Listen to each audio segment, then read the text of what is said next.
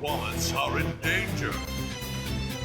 To save them and our finances, we must find the 4 ATMs before our loved ones see how much we've spent. It is our mission.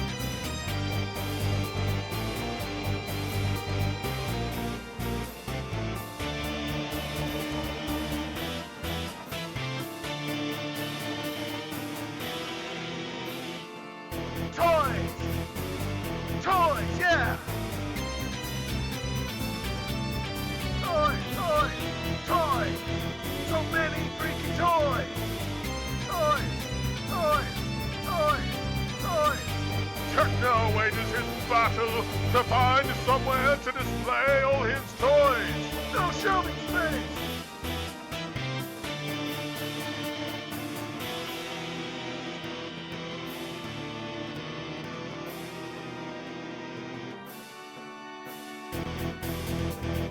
Our wallets are in danger. To save them and our finances, we must find the 4 ATMs before our loved ones see how much we've spent. It is our mission.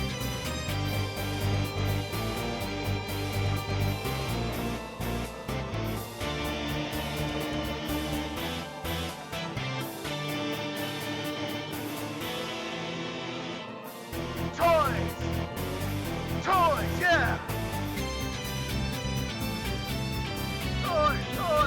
Toys! So many freaking toys! Toys! Techno wages his battle to find somewhere to display all his toys! No shelving space!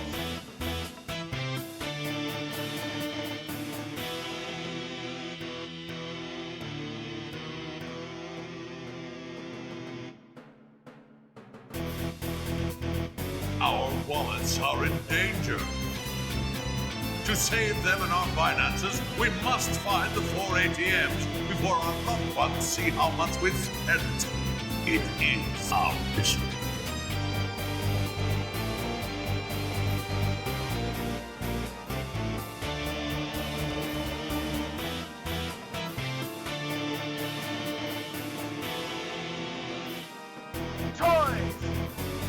Toys, yeah! Toys! So many freaking toys!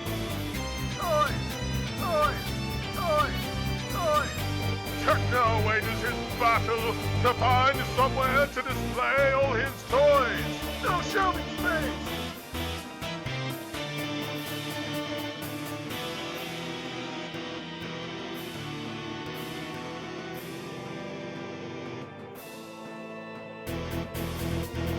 Our wallets are in danger. To save them and our finances, we must find the 4 ATMs before our loved ones see how much we've spent. It is our mission.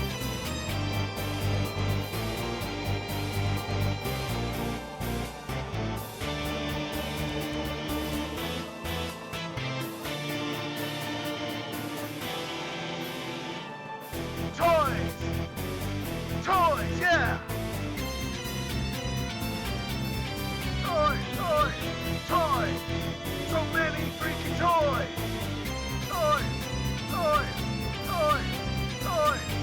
Techno wages his battle to find somewhere to display all his toys! No shelving space!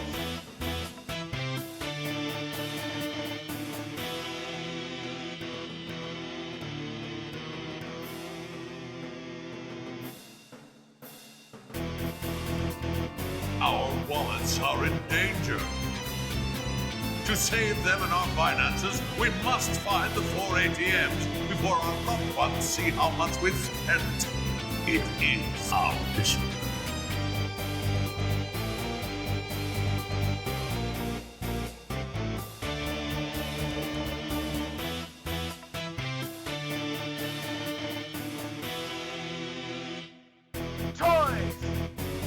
Toys, yeah!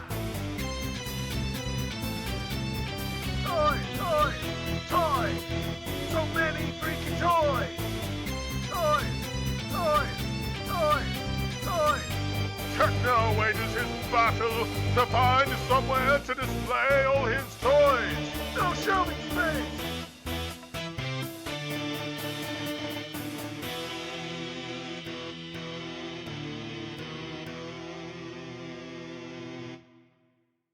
Hello, everyone. Hello. It's me. It's Techno. We are live.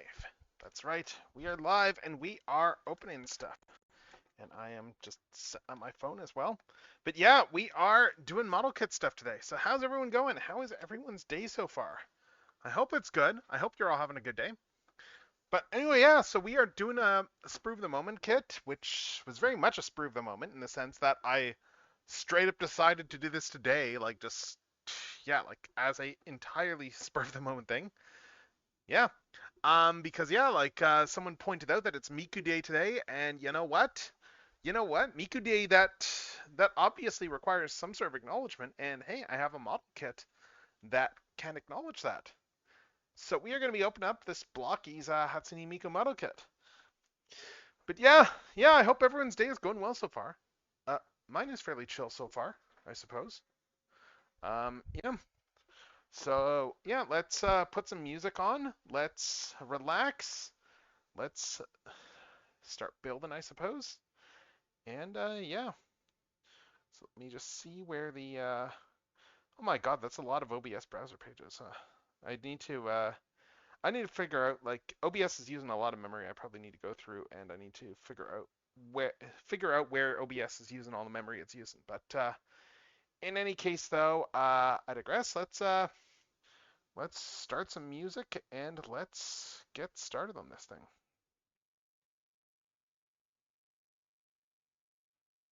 So yeah. Oh, hold up, is my music thing not working? I'm just noticing that the music overlay isn't working here. It should be showing.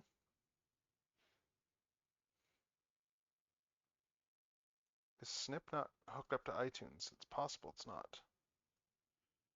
Let me fix this.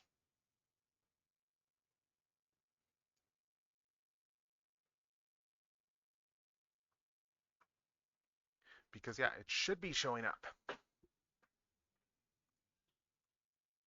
There we go. There, now it's working.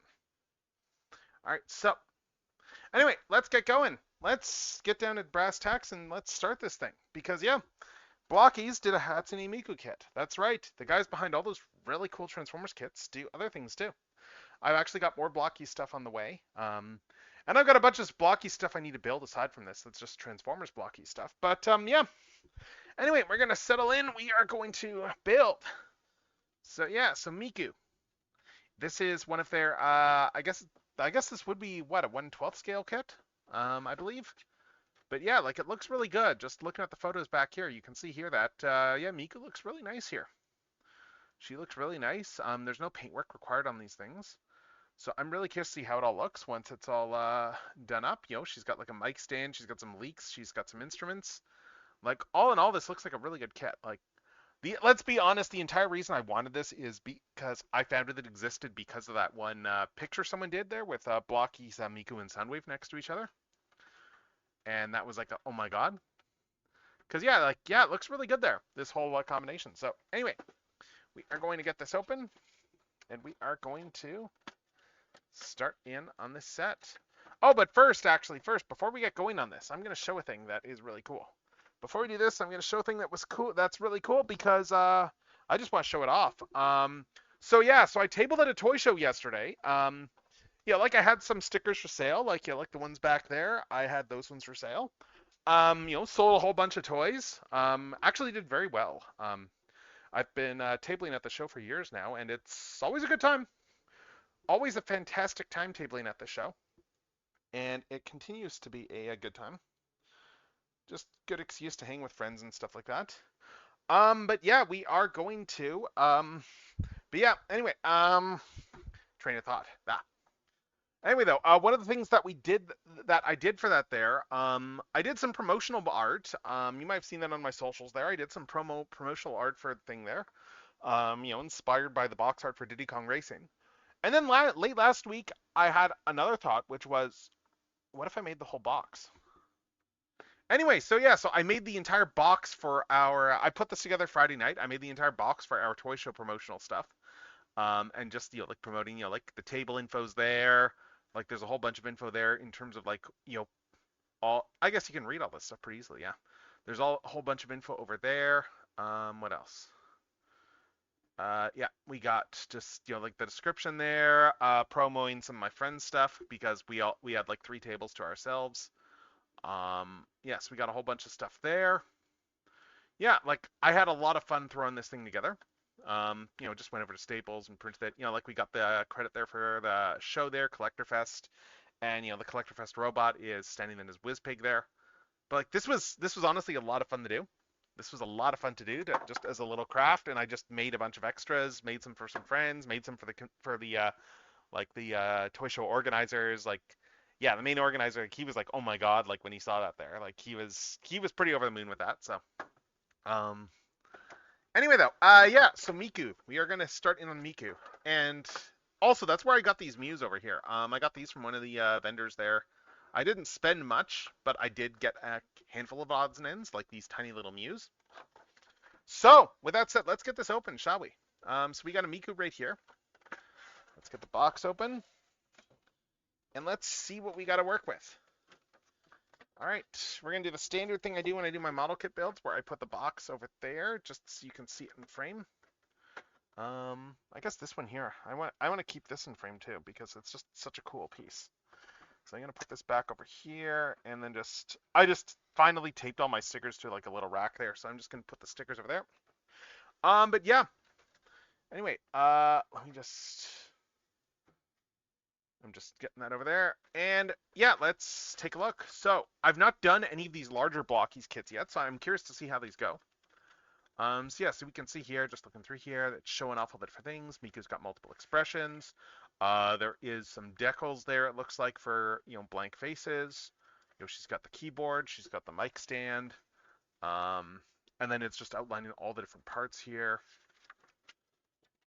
Yeah, just giving some. Oh, nice! They do have translations on the stickers stuff too.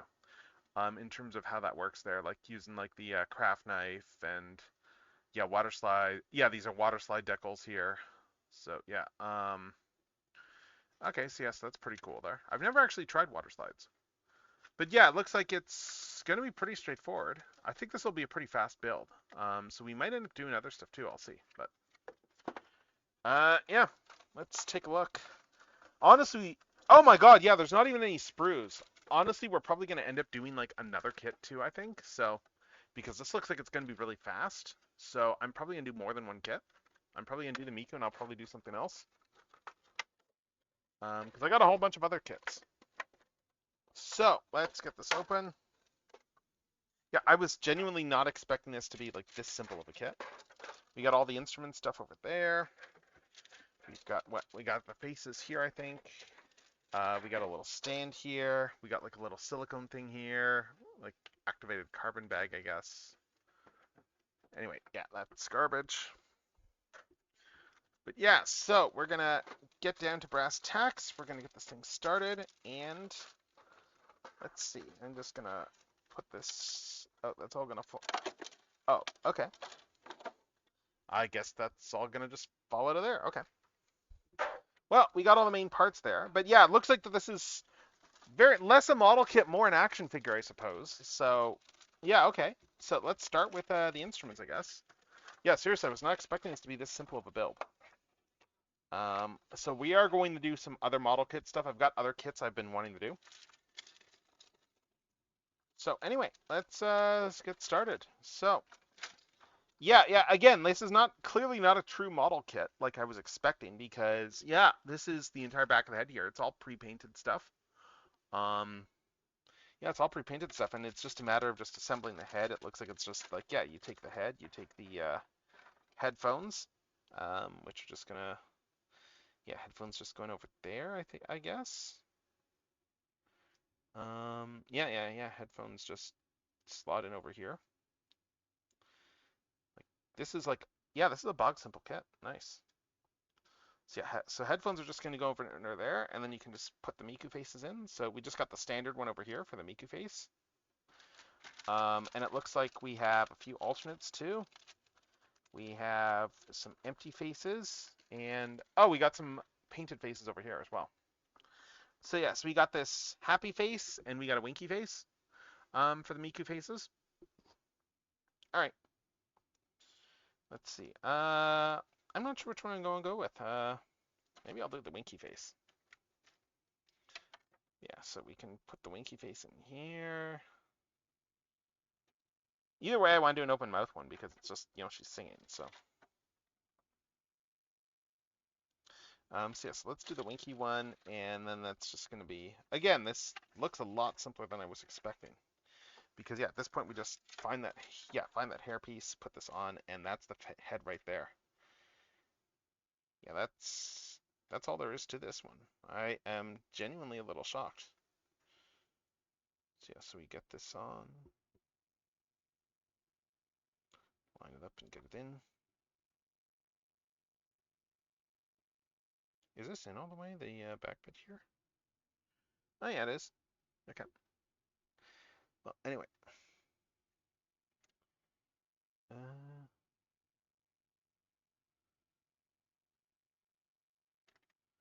Yeah, this stuff is all in back here. So why is this head not going on? It should just be a matter of it just slides on there. But it's softer plastic, the bangs. They don't seem to be quite sliding in. Am I doing something wrong? Let me see. No, these are supposed to just slide on. I'm just not quite going in all the way, so. Something's not in all the way. Hold up. Yeah. I think it's just the headset's not in all the way. So let's pull that out. Let's bring this down.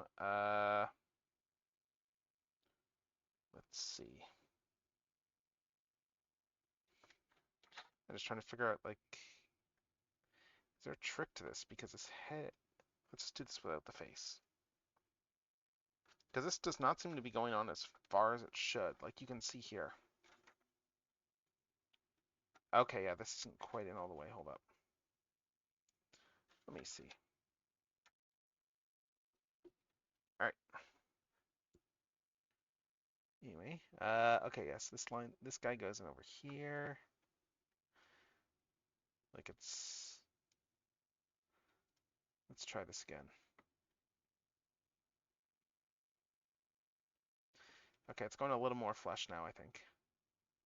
Maybe I just didn't have this lined up right, because, yeah, that's looking a little bit more flush. But I think ultimately this, maybe this piece isn't all the way in on top. Weird. Okay, so let's try this again. So we got the Miku face there, and we got, again, this doesn't seem to be quite going in all the way. Let's see. Because, yeah, we got all this exposed top of the head up here.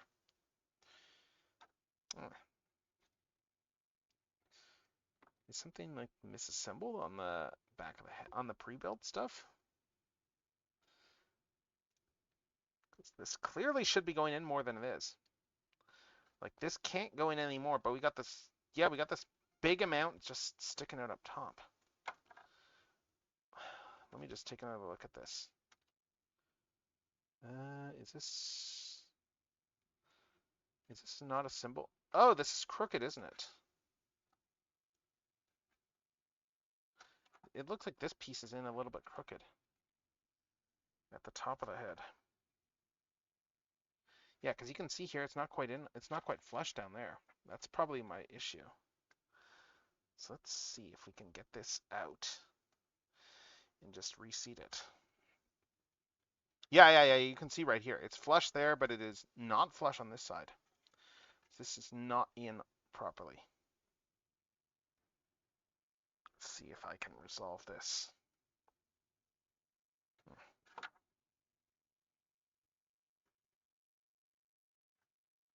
I don't know what's going on here. Okay, do I have a spudger? Hooray! An easy to assemble kit is off to a rocky start. Yeah, this is how you know it's a stream. This is how you know it's a stream because, yeah, you got to do things that... Where are all my spudgers? Here's a spudger. All right, so let's give this another go. Let's give this another go. Let's see if this is probably all glued down back here, but I want to see if I can pry this out a bit because it is clearly not seated properly, and that is why this is not going in all the way.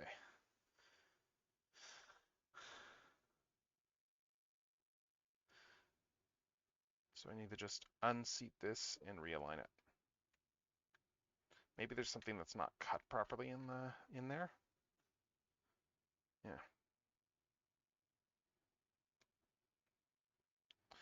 There's probably a DIY way to DIY fix this. And I'm trying to avoid taking a knife to it for obvious reasons, but let's see if I can figure this out.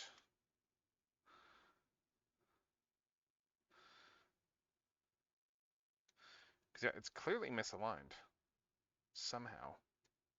I don't quite know how, but it is. Like, yeah, it looks like it's a little bit off center. Just because it's not seated in over there. Maybe if I try, let's just see.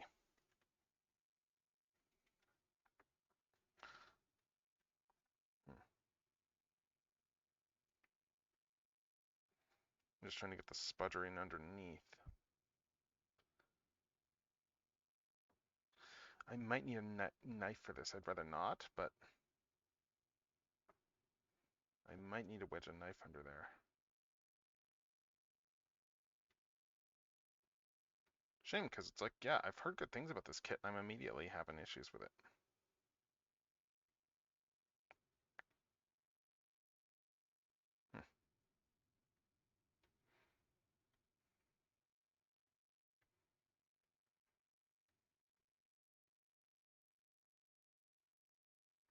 Like, it's very clearly misaligned, and that kind of wrecks the entire top of the head. So, yeah, I'm gonna need a knife. See if that can pry this out. So watch me do stuff watch me screw up this kit. Watch me just utterly screw up this kit. God. You know it's a stream win.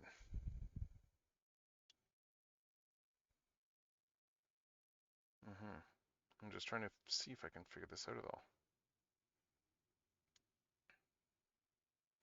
Because this is all probably glued.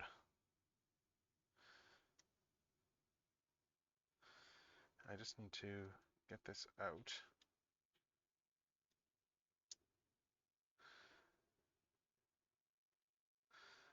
Unfortunately, the amount of force that's taking is like the same amount of force that takes to just retract my knife. Yeah, this is in here pretty good. I hope I don't have to mark this thing down just because of the fact that they misassembled the back of the head. Because they totally misassembled the back of the head here. Like, yeah, you can just see here, like, look how crooked this is. Like, seriously, oh my god. This is just in here completely crooked. Something is there's probably something inside here, like some mold flash or something that is just completely misaligned. And I just need to get something in here just to wedge this piece out so I can reseat it.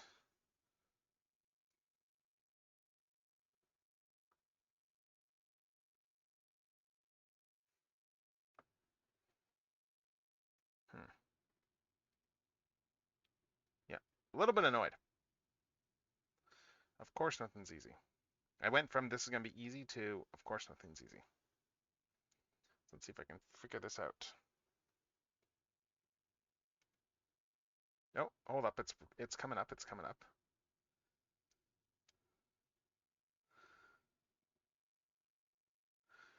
It is coming up back here.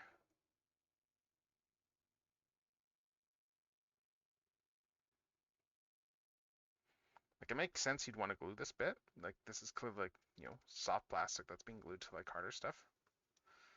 But yeah,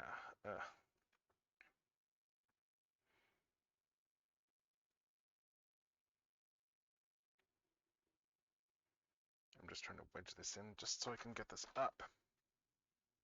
Maybe the knife will go in now.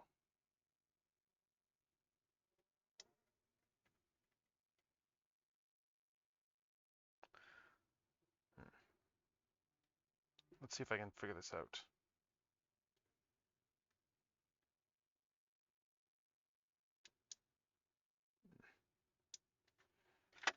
Let's see. I wanted to. Let's see. Why will this not come out? Seriously. I'm very disappointed that this whole piece is like in wrong. Like immediately, right? Seriously, out of the gate. Like I've never had issues with blocky stuff before. Like, but out of the gate, I'm having a problem, and that sucks. Yeah, I might have to. Am I gonna end up having to ask like just other friends who are familiar with model kits for help? I might. But let's see.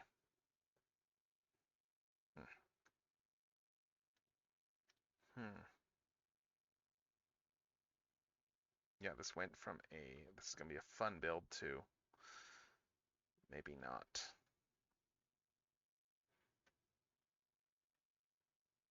Cause yeah, it's probably glued at the base too. That's the thing. It's probably glued on the inside.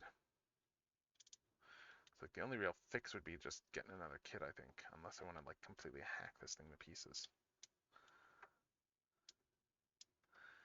I'm hoping that I can wedge this out, but let's see.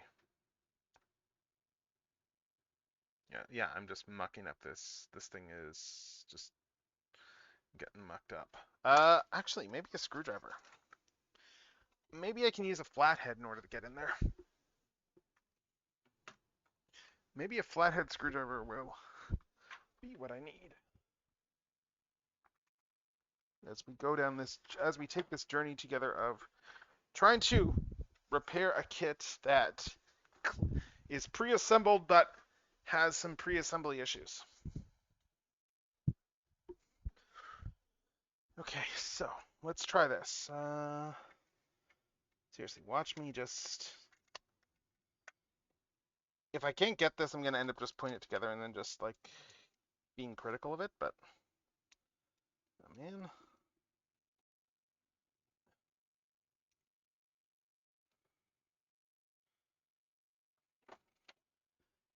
I could always just try getting in from over here.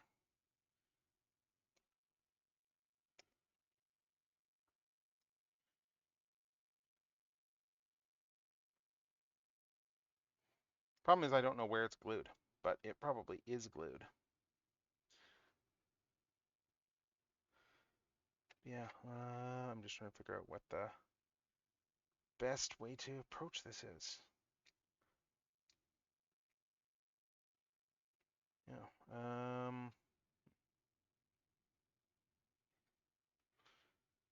let's see. Like seriously, how did they misassemble this? Like it has to be just something's got to be glued wrong.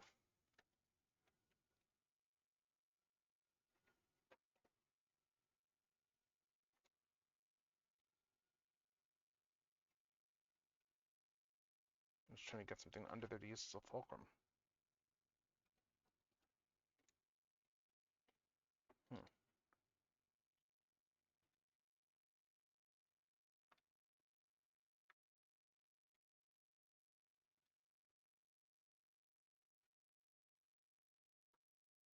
If I can get this, I will be very happy, but I'm increasingly suspecting that it is just unfortunately a case of I got a misaligned lemon. Like, yeah, I'm like tearing up the plastic there right now. Huh. Is there a way to actually fix this? That is. I guess there's probably like some sort of solvent I could put in there just to try and like loosen glue, but.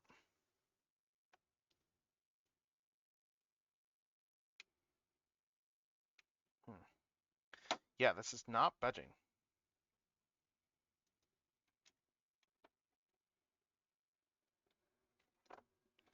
This really is not budging at all. And I mean, that's a testament to the construction, except that, yeah, again, it's a misaligned part. It's a terribly misaligned part.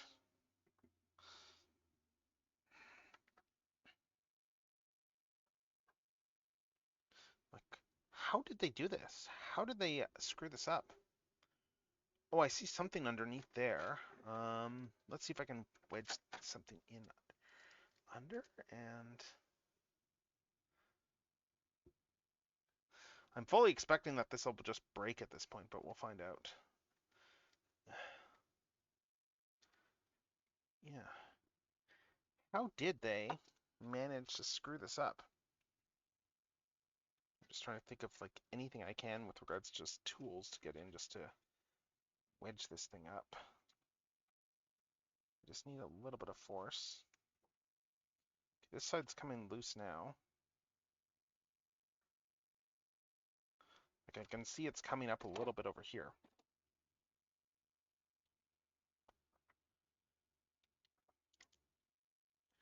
Still not enough, but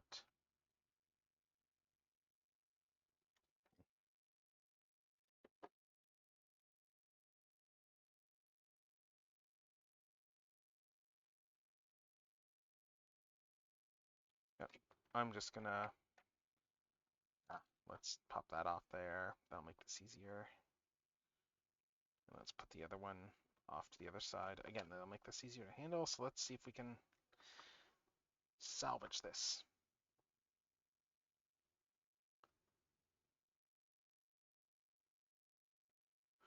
Like, yeah, how did they misassemble this? What the heck is there like mold flash or something in here? I'm trying to figure.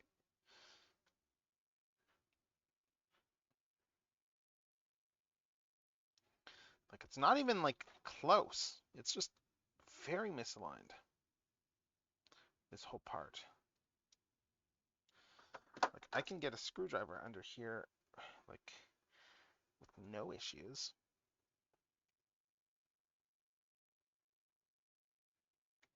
And where's the spudger again?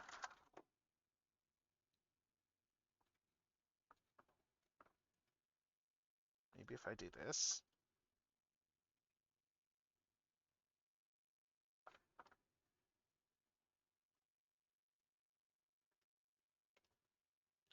Yeah, it's in there really good. I don't want to have to get another kit, but I don't know if there's a way to salvage this.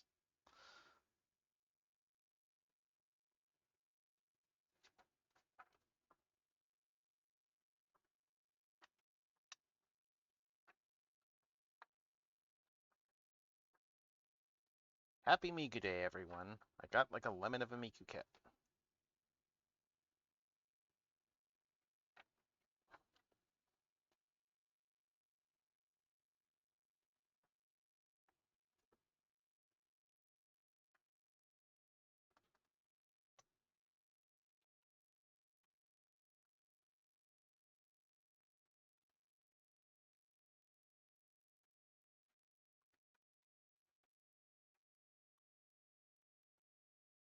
I think we're getting closer to getting this out, but yeah, I don't know where it's glued. That's the problem. I don't know where the glue is applied. Could be a whole bunch of glue in here.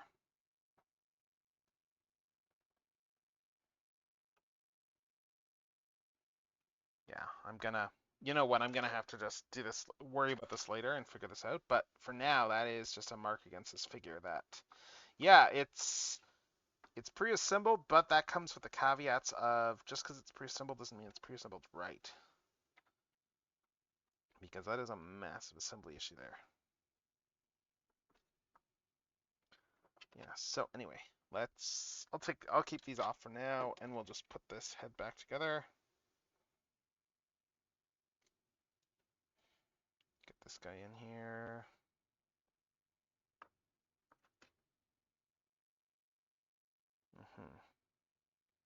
Like it's not even close.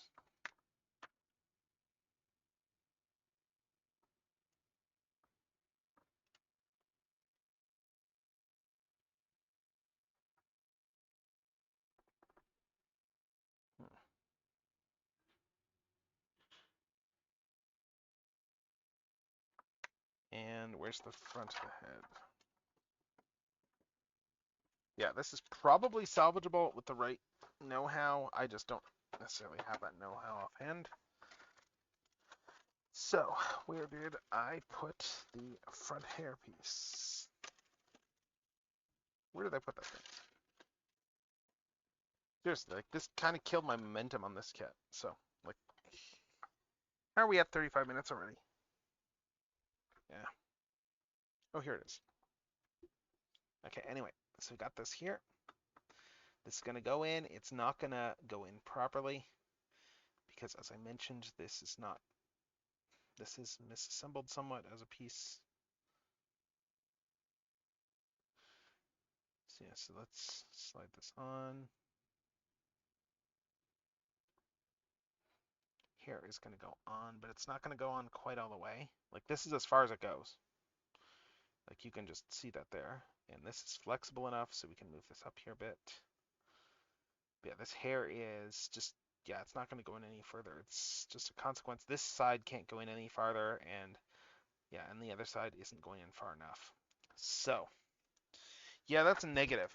That's a negative. We're going to have this big unsightly gap. Like, it'll look fine from most angles, but yeah, I'm going to have to talk to someone and get some advice on how to fix this. Because I think it is fixable. So, we got that there. All right, upper limbs. Upper limbs. This is going to be pretty quick, it looks like, because it's just we take this here and then we plug in the arms and the neck and the hands. Like, yeah, this is less of a model kit than I was expecting it to be, honestly. And where's the other arm? Our arm is here. It's a good model kit, mind you. Like, it looks like a really nice Miku kit. And again, look at all like the paintwork and stuff too. Like, well, I guess those are probably tampagraphs, but like that's all on there already. It looks nice. So we do that there. Hands, and it looks like some of the joints are in this baggie.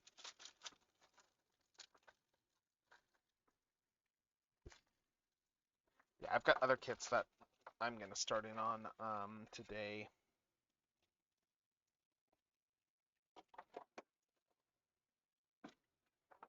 Let's see. Anyway, so let's do, I'm going to want her to hold something, so let's put this hand in for holding stuff. There's one. Oh, that's not quite in all the way.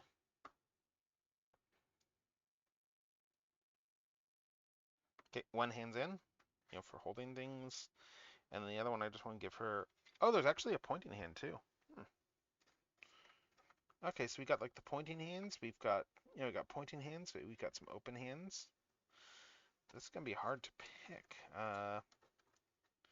Yes, we got this hand here. We got this hand here.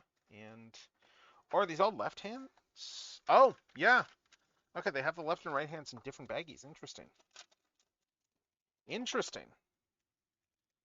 Okay, so that actually is, okay. Let's see. Yeah, so okay, so we got all that there. We got these other bits here. So yes, we got other hands here. We got this one here for stuff. We've got, I think that's for one of the leaks. We got a pointing hand. We got this open hand. We got a bunch of open hands. So let's put this one on here. And yeah, okay, it shows like there's like 5 different hands for each hand. So yes, we got a lot of options. So I'm probably going to end up swapping hands at some point, but it's just got the same fingers for each one. So anyway, let's see. Let's put everything there. Let's keep going. All right, next up. Next up, I guess, okay, we take this here. We got this guy over here. Oh, wait, there's the ball joints too. Yeah, I need to make sure I use the right ball joints. Because yeah, there's the neck one. One of these is the neck. One of these is, let's see. Oh, okay, yeah, it's just saying orientation parts. Okay, so, so these don't quite go in yet. I need to put the shoulder bits in. Okay, let's pop these out here. Nope. This is coming up. All right, let's pop this arm out, back out of the socket. Okay.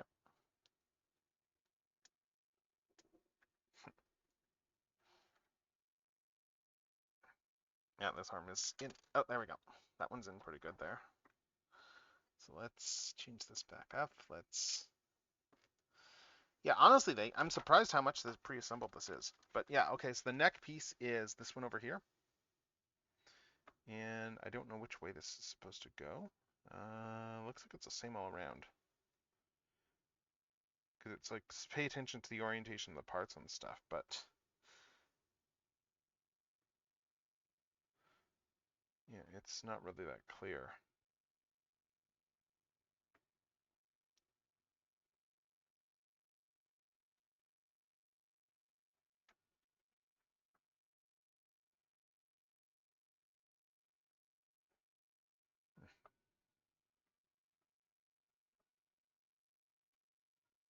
Hmm. This one's not really wanting to go in very well. For this neck. Let's see if I put some vertical force on it, if that helps. Like, once this one's in, this is clearly not going to be coming out anytime soon. Also, fun note here, the actual top is like a softer plastic as opposed to like the harder plastic of the actual torso. It's like, I guess in theory, you could probably, like, if you wanted, you could probably get this off. Like, I assume it's, oh, maybe it's not glued. Yeah, it's not glued. Okay, interesting. So, yeah, so the whole torso, upper torso here is like its own piece inside here. Interesting. All right. Anyway, let's see. Well, let's try the arms first here. Because we got these guys here too. We got these ones here, and orientation does matter on this. So these ones, it's going to be like this. This one goes here. This one goes here. And then we put the arms in.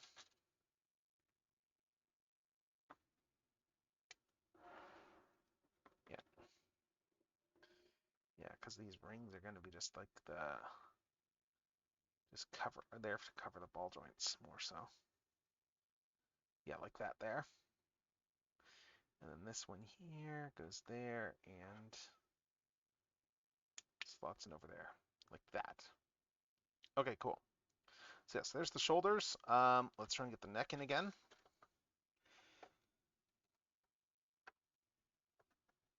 Actually, no, that's not gonna work. Yeah. Unless this is, oh no, that's how we do it. Okay, cool. Yes, you can just use these pieces here, I guess, and press N to get the neck in. So the neck's in now. Good. So we got the neck. We got the upper body there. And lower body is just going to be simple as well. We got one of these here. I don't know if these are the same size. It looks like they are. So yeah, that's going to be just like we put this one in here. I guess again, we can use the same thing here to core this. Let's do that. Yeah, that's in now. Okay, that was easy. Yes, that's there. Then we just take the outfit over here. Again, softer plastic. Yeah, we got the back over there. So that's going to go in like this. So, yes, we got this here. Then this just goes over top like that, I guess, and just clips on. Yep. All right, and then we do the lower torso. All right. Let's see. And we got more parts in here. These are all instrument bits, though. So let's see. So we got the assembly over here. This guy over here. And then it looks like we wrap these around it. What's the orientation? Like this? Yes, this goes here. If I'm reading this right.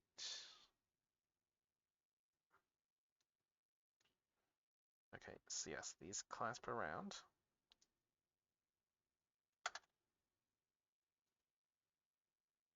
I've got this on the wrong way. Hold up. Yes, this goes there. This guy goes in front like this, in there. And this guy comes around over here. And these just clip together like that. So yeah, you can see here that we're gonna have a pretty good range of motion actually. Pretty good range of motion here. And then yeah, we just put the panties together. So yes, this one goes on over here. And then this one goes on back over here. And there, we got the bottom of the figure.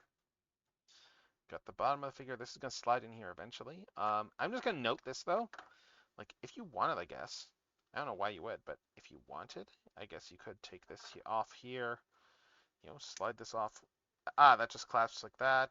And, okay, you would just have this unseemly look over here. Yes, like, you could, say, give her, like, if you want to give Miku, like, a halter top, you can. You have that option to give Miku a halter top. I mean, it kind of works, actually. Yeah.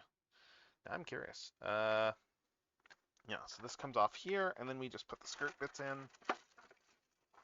And it looks like there's a couple of parts to the skirt. We got the front, we got this back skirt bit here, and we got this front skirt back here. All right, so that goes on over there. And this skirt bit goes on over here. And yeah, that just slides in over here. Okay, cool. And it's soft plastic. It's just soft rubbery plastic. It's all painted. So this just comes down. So this is like more so an action figure that we're building than a kit, really. And yeah, like look at all the detailing on this one too. Again, we got all this detail. You can see here that like it's designed here, so the skirt is clearly going to be able to have some fold for being able to go up. It'll come flush like this. It comes flush down like that, and then yeah. So I guess if you wanted to put it like this here, actually, this actually does kind of work well. If you did that there, you could do like Miku with like a halter top there, so and you know it's just with a bare chest. And it actually does kind of work visually, but we're not going to do that. It does fit a summer vibe, though. If you, say, wanted to do a summer Miku with this. And again, it wouldn't surprise me if you can get this top off as well. That would not surprise me at all, frankly, because I don't think this is actually glued on. Yeah, this probably would just come up over top, so you could actually do that.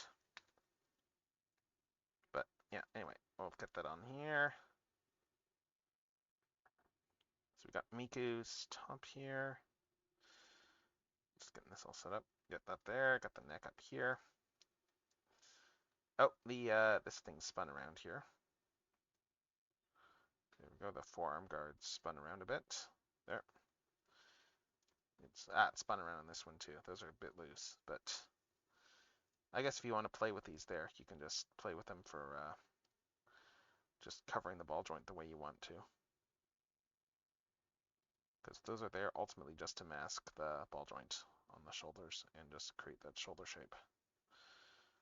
Yeah, they're very loose, so anyway. So we got that there, then we would just plug all this together like this here. And then we got the legs.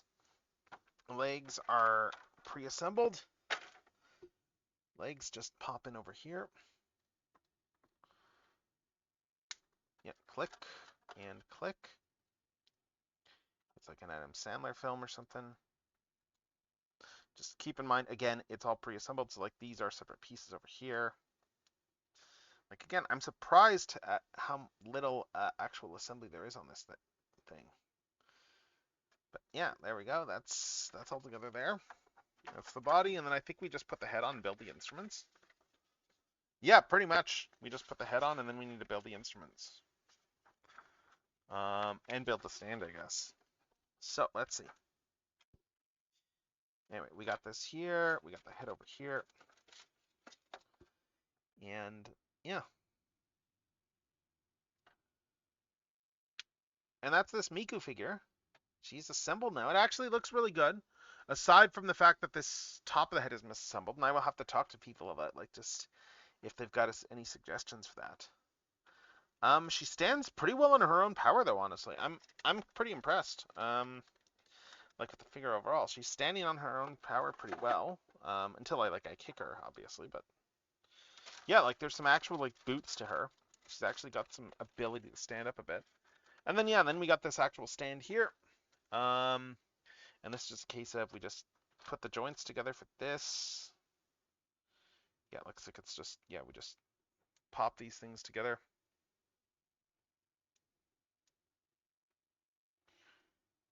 Like this.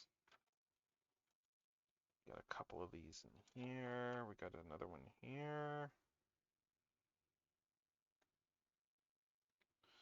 Yeah, so we got that there, got that there. There should be another one somewhere.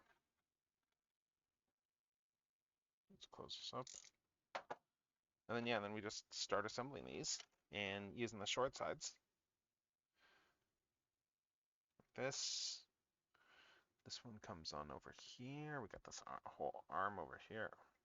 It's nice and clicky too. A nice clicky stand. Okay, this guy goes on the top here. Ah, and that's why, okay, there's only one for this, because this one goes into the base of the stand. Okay. It's a well-engineered stand, really. So yeah, so this goes here. This is, make sure this is on all the way. There we go. Now it is. Yeah, it's got some good clickiness to it. Once I get this on, it'll probably... Oh yeah, there we go. It's got some good clickiness. This is going to hold pretty well. So we take this here, and then that is going to go onto the base that is back in this bag over here. So we got this base right here. And the water slides are all in this bag too.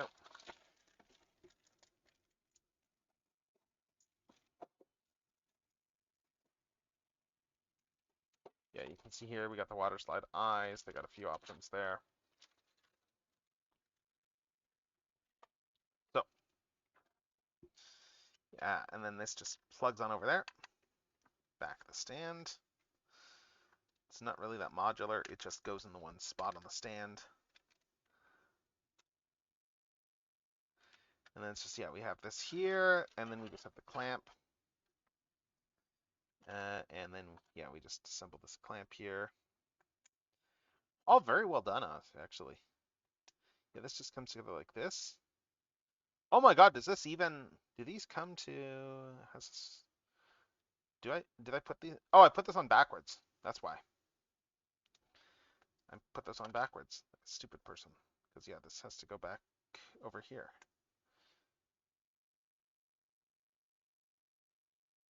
Oh, interesting. Oh, so this is cool here. So these go on over here. These are soft plastic, so this clamp is actually like a spring-loaded one. So like this plastic will flex a little bit when you open the clamp. Like it's not really meant to, like it's fairly rigid it looks like. So yeah, so you would take this here, you would take it, you would just press those open, wrap it around there, and it's just gonna stay closed up like that. And yeah, and then you take that and put it in the back. Yep.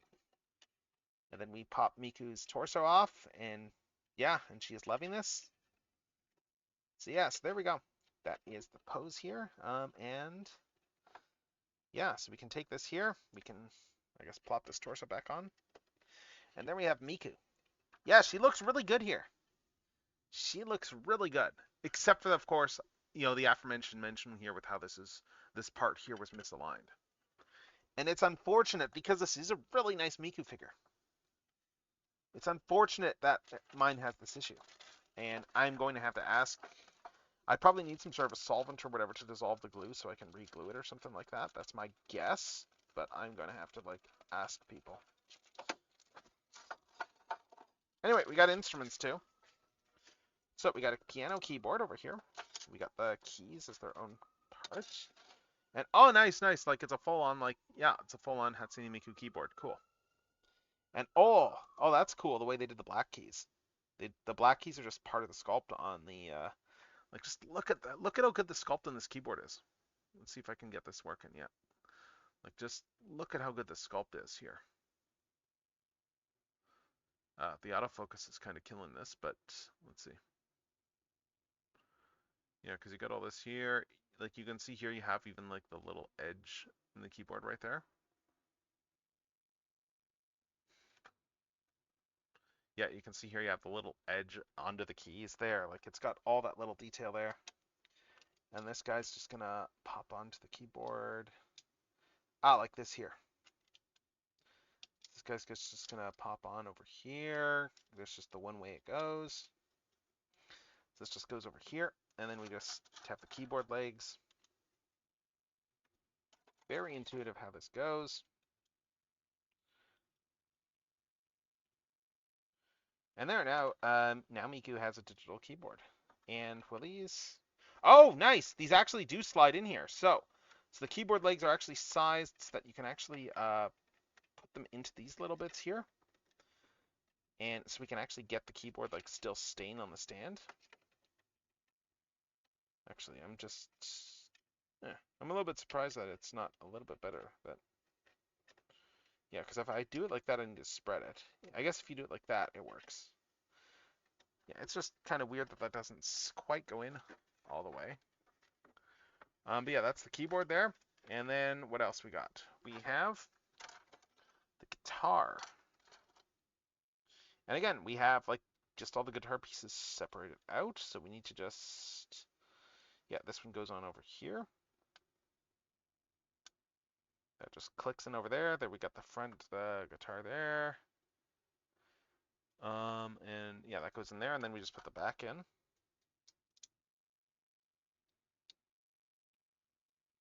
Put the back into the guitar. There we go. Nice. And then there's a guitar strap as well. So that goes on this way, I guess. Let's see. No, it goes on like this. And that's just, yeah, looks like we just pop it on. One goes in there, yeah, and then the other side comes back and wraps around the guitar and goes over. Oh no, it goes like this. Yeah, so this one just comes on over here. Like that. So there's a guitar strap there. So, and then of course we got the mic stand. Mic stand is down here. There's one bit, part of the mic stand is there. We got the top here. And the microphone is just back here. So Miku, let me just show this off here. So with Miku here, this hand can hold the mic. So we can have her holding a mic like this. And this is actually really cool from a reference standpoint. I've got a reference for a microphone for holding a mic now. That's kind of great. But we also have this mic stand. So if you don't want Miku to actually be holding the mic, we can just use the mic stand, put it in like that. And yeah, and then she can sing and stuff without needing a, that's actually really cool. Yeah, and I can just take the keyboard up here. I guess, yeah, like it's, yeah, that's a little bit of limitation there. The spacing on these is not the most conducive for the keyboard. Like if you want to clip the keyboard in, you kind of have to bring it back there. Or I guess I could just put it in back here. Just put it off to the side like that. And then yeah, then we got the guitar over here. So let's see, guitar strap should just work if I pop the head off like that. And let's see, yeah, we can just, yeah, guitar will just come around like that. So we can bring Miku out and have her playing the guitar. And I probably want a different hand for the guitar playing, but probably different hands. Oh, and we have a spammer. Let's kill the spam bot. Let's see. I need to just full-on blanket ban this chat message at some point. Anyway, let's see. We got Miku playing the guitar over here. We need to change out the hands probably. Oh yeah, we got the proper hands for the guitar. This one's got the one for holding it here. So if I take this hand out, over here, put this one in over here. We can get her full on, like just holding the guitar. Oh, this hand's not in all the way. There it is. Yeah. So we have guitar reference too, if you want to do that. So you can put her holding the guitar like that. And I'm just looking to see if there's a strumming hand. This one's closed. I think this is for the leak. We got wrong hand. What do we got here? We got that open one here. We got this one here. Let's see if I can find the other guitar hand. Let's see. So we got these ones here. What's the difference between these two hands? Because these look like the same hand, pretty much. And then this side, yeah, let's see. Oh, she's got two of those. We got the pointing hands. We've got this. Yeah, we got that holding hand. We got this holding hand. Oh, there's another hand here. Yeah, I'm just checking to see what hands she has.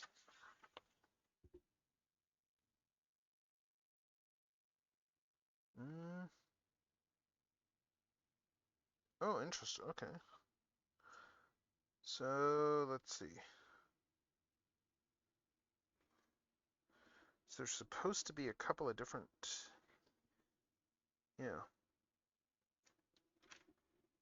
Hold up. Let me just check this here.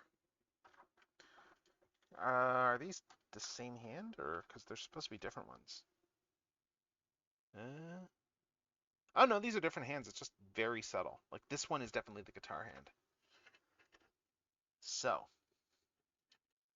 pop this hand out. Let's put this guitar hand in. Yeah, it's very subtle, but you can tell like that it's just slightly.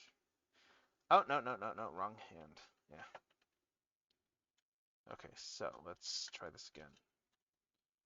Yeah, so you got these two hands here, and yeah, you can see here that it's very subtle. This one's open. This one is like, playing something. So let's put the right hand in here, and then let's put the guitar back on. And then we can just, have her holding it there and have her down here just strumming it. There's no strings, but hey, we can still get a pretty good just playing thing like that. And I'm just adjusting the collar bits there on the hand, but let's see. Let's get her into a guitar holding pose. She should have this up here probably for the guitar. And then, yeah, then this one. Let's adjust this down there. Yeah, like that, something like that. And then we can just put her neck joint back on. There we go. Pop that back on. Adjust the legs, and then we'll put the mic stand back on here. Yeah, it's a nice looking Miku, and I'll look at the pose. I'll show off the posability in a sec, I guess. So yeah, so you could just have her like playing the guitar like that there, and then like this for the little mic stand over here. So I mean, she looks pretty good here. She looks pretty good. As I said, the biggest detraction is that top of the head issue there, where she's got like that bald spot because it's misassembled. But yeah, no, that's pretty cool. Let's move these things out of the way. Let me toss this. Let's see. So yeah, let's just show off posability here on this Miku. Let's open this thing here, and let's just take a look here. So Miku, we have that double ball joint there in the neck. Double ball joint, good range of motion, just looking up and down. These are all ball jointed too. It's like very good range of motion on the pigtails. You can pretty much get them in whatever pose you want. Yeah, they're nice hard plastic too. Oh no, they are a little bit soft actually. I take that back. Yeah, so over here we have these arm guards here, which like to spin around, I guess, but yeah, so we have ball joints. We have very good range of motion here. We do have butterfly joints in the arm, as you can see. Again, it's this whole double ball joint setup, so we can do that there. Then like just bend the elbow over here, bring her around, get her like just up like this. We got a swivel over there. We got ball joint there. Very good range of motion. Very good range of motion there. As we put her in some unnatural poses. And then then we got this ball joint inside here for where the hand's attached. Yeah. What else? Yeah, we got ball jointed waist, good range of motion. She can bend back pretty far. She can bend forward pretty well too, actually. She can bend forward about like that. And then we can just bend her forward like this too. Down here. So good range of motion. Good range of motion on this Miku. What else? Legs. Legs can come out to about here. Again, that's where you have this back stretchiness. She can do the splits without the skirt really being that impacted from a visual standpoint. Like you can tell obviously, but like, yeah, it works pretty well. And then just for things like, running or walking and stuff like that, she can high kick really well too. Like, that's a pretty good high kick, honestly. And I mean, like, yeah, like it looks pretty good overall, just how it all goes together. Let's see what else. Swivel here. Yeah, we got a ball joint up there, as you can see. Ball joint. We got swivel. Knee bend. Pretty good. Pretty good. She can get down on her knees, I guess. And then, yeah, then we have what? We got some toes. Toes can bend up and down. And, oh, crap. I didn't plug in. Yeah. I forgot to plug my camera back in. What the heck? I just looked up and saw that. I forgot to plug it in. That's fixed. That was awkward, but that's fixed now. All right. Good thing I got a high-speed charger cable for this thing. But anyway, and then we got like just ankle tilts up, down. Yep, up, down, and then like side to side. So like, some decent ankle rockers. So she can do some good poses. And it is a ball joint up here, so you can get a little side to side on the knees as well too. But yeah, so we can get Miku in some good poses. I mean, like, just look at her here. She's just rocking out. This is actually pretty cool. So I can just put her like this here. And the tie as well is soft plastic, so you can bend it a little bit.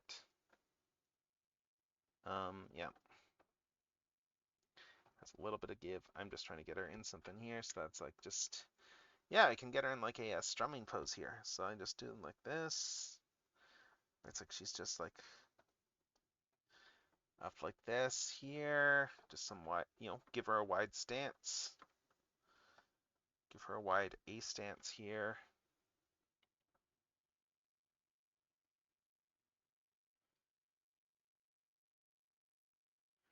Let's just adjust this ankle so that I can get her in a tilted A stance here. Yeah, so something like this. Yeah, she looks awesome with this pose here.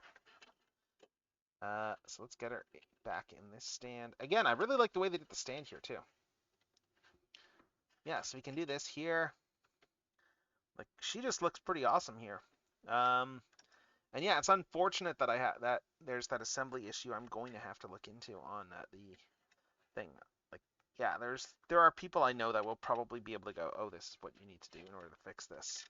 But yeah, she looks really nice. Again, she looks really nice, and because the stream went so fast, we're only like an hour in. I am probably gonna do something else for a kit, because I done all my gaming for today. I've done all my gacha dailies. That's all done. And we're probably not doing much of that stuff until next week. Until next week anyway, when we get the Nod Cry stuff. Like, I'm probably going to focus on like art and toys this coming week. But yeah, let's shift our angle down. Let's shift our angle downward a bit, I guess. And just get Miku in over here. Get her into the hot zone here for the box. Hustle this stuff. Oh, right, there's the leaks. Right. We have leaks as well, too. I forgot to point those out. That, yes, Miku has these two leaks. And we have this hand here that is... Is there a hand for the leaks and a hand for the mic? Okay, this hand here doesn't really... I don't think this one will hold the mic. Or will it? Yeah, I think this is more of a closed hand. But this one here, this mic hand, will hold the leaks. So you can just put them in like that. But yeah, no, she looks really... It's a really nice Miku kit here. And you get all the instruments too. I mean, I guess you could even, like, for the that strumming hand, I guess like this one here, you could even just use this, say, for playing the piano as well. Like, just give her, like, some of these alternate hands. Like this one here, you could use the... Actually, yeah, this is more of a piano hand, I suppose, than it is a strumming hand. But yeah, you can. Yes, we can get her in some good poses here. I'm sure that's like playing the piano and stuff. Yeah, she is really nice. I'm just gonna put her over here. Put Miku over there, and just get her accessories in. Again, we got a couple blank faces. You got 3 blank faces if you want different expressions. We got this smiling face here, and there is another face that was just the open mouth one. As soon as I can find where oh, there it is. Yeah, and then we got this open mouth face over there. But yeah, she looks really, really nice here. She looks very nice. I'm just going to capture the screen here. But yeah, yeah, I think we're probably gonna do another model kit. So I'm just gonna make a quick post, and then we are going to shift gears slightly. Yeah, let's see.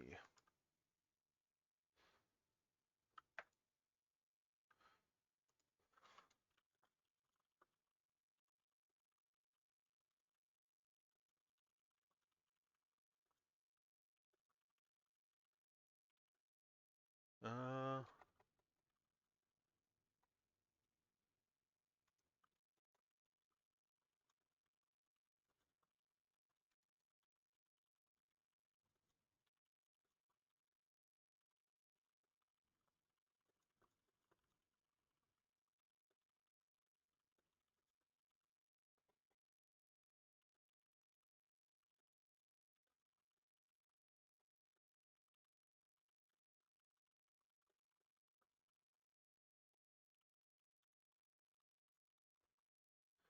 let's see.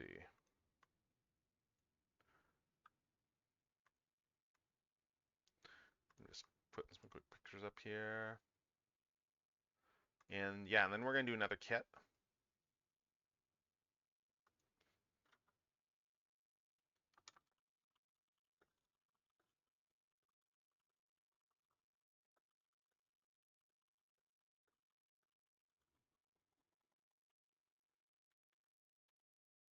Let's see.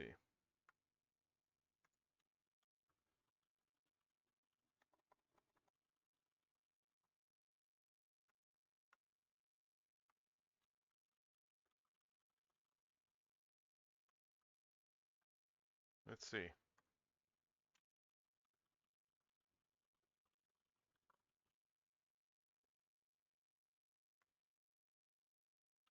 All right. So let's see. That's the blue sky post done.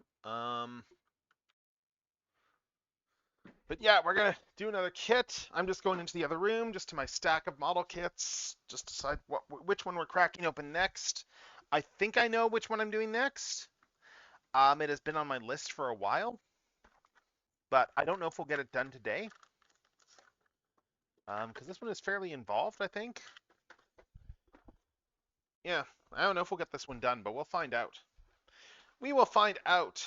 Anyway, I am going to grab this kit. We are going to put it in here, and let's put Miku off to the side. Oh, wait, actually, I need to get a little bag for Miku's accessories. Let's grab a bag for Miku's parts. And then I can put her off to the side, and we can start on the next stuff. So, let's see.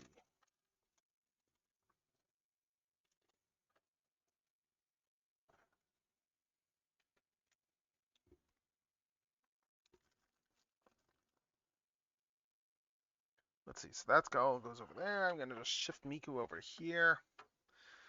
Yeah, this box is getting tossed, obviously. But yeah, and oh, actually, let's put Miku over here for now. And then we are going to move on to the next stuff here, because I think the next kit I'm going to do as well. Summer is just about over, so we're going to keep up with the theming here, I guess, and we're going to do the Katakawa Megaman kit here. The the Plastic Model Series DX Megaman kit. So I'm just going to take a quick picture of this here, and we are going to, and then I'm just going to show off like, okay, this is what we're doing next. All right.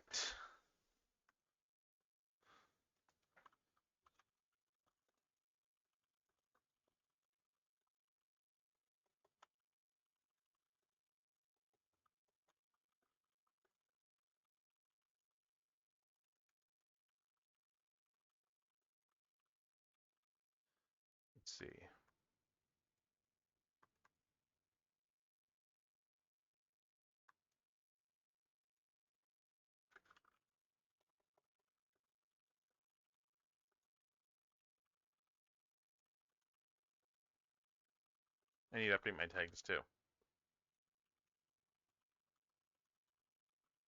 Alright, anyway, let's see.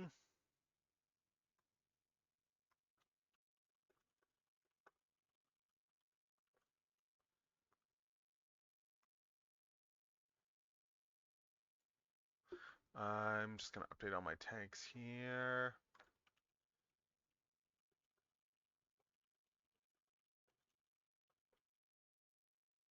There we go. Stream info updated. Anyway, yeah, so next up we're going to do this Mega Man kit. And this should be good.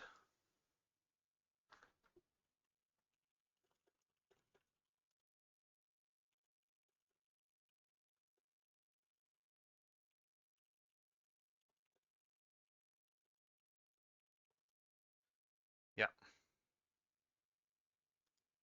So let's get this started.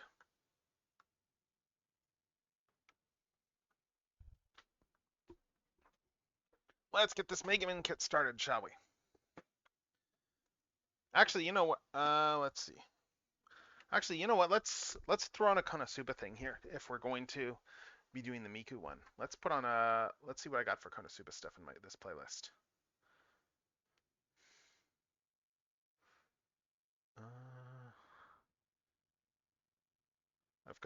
I've got everything sorted by like opening probably. So let me just see, because I added everything more or less alphabetically to this playlist. So all the Konosuba stuff should be around here. Was this the one I want? Okay.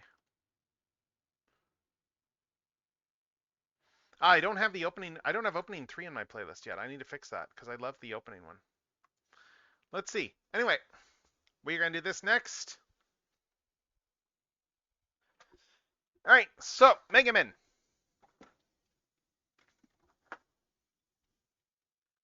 Yeah, let's just show off the kit here before we get into this. So you can see here, it is a DX kit. The DX ones all come with like the swimsuit body as well there too. And you can see here we got a bunch of different expressions for her. We got a whole bunch of part layouts. We can change the jewel and the staff. We got Chomsuke there as well too. So yeah, let's get this open and let's start in on it. I do have the Figma Mega Man incidentally, so this isn't like my first Mega Man figure, but yeah, I figured this would be a fun build. So let's get this open. It's a big box, so as I said, I will be shocked if we get this done today.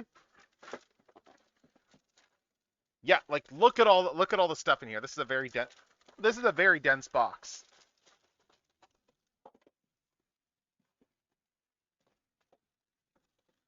We got all this. Oh my god, all this stuff in here. All this stuff in here. All that stuff in over here, and then we got like just the instruction booklet, which is pretty thick. So, and yeah, we got a little insert here about DX version stuff, whatever. So let's see. Yeah, you can see here, this is a thick pile. So let's shift the camera. Let's shift our camera turn it into a workspace area. And let's start. Yeah, we got a couple of stands here because we're essentially building 2 figures in this set, I guess. So that's why it's so big. That makes sense. Oh, I need to change the title on this here. Hold up. I need to change the actual title for the stream because we're not doing the Miku. I need to change that text as well.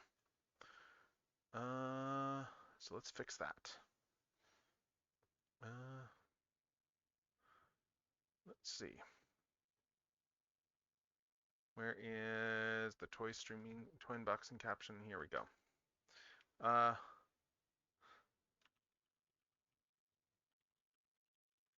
There we go. Anyway, so we're doing the Mega Man DX next. So let's get in on this and let's start in on this kit. Let's take a look at the manual first before we get going. So you can see here, a lot of parts. Oh, interesting. They actually did they put some guides in here in terms of like for cutting? Yeah, they did. Yeah, they actually put some notes here and like cutting up there and then like cutting away at the very bottom there. Yeah, that's actually pretty cool. So yes, we got a lot of stuff in here and it looks like we start with the head. Yeah, we got, I'm just flipping through this before we get going. Got all the stuff there.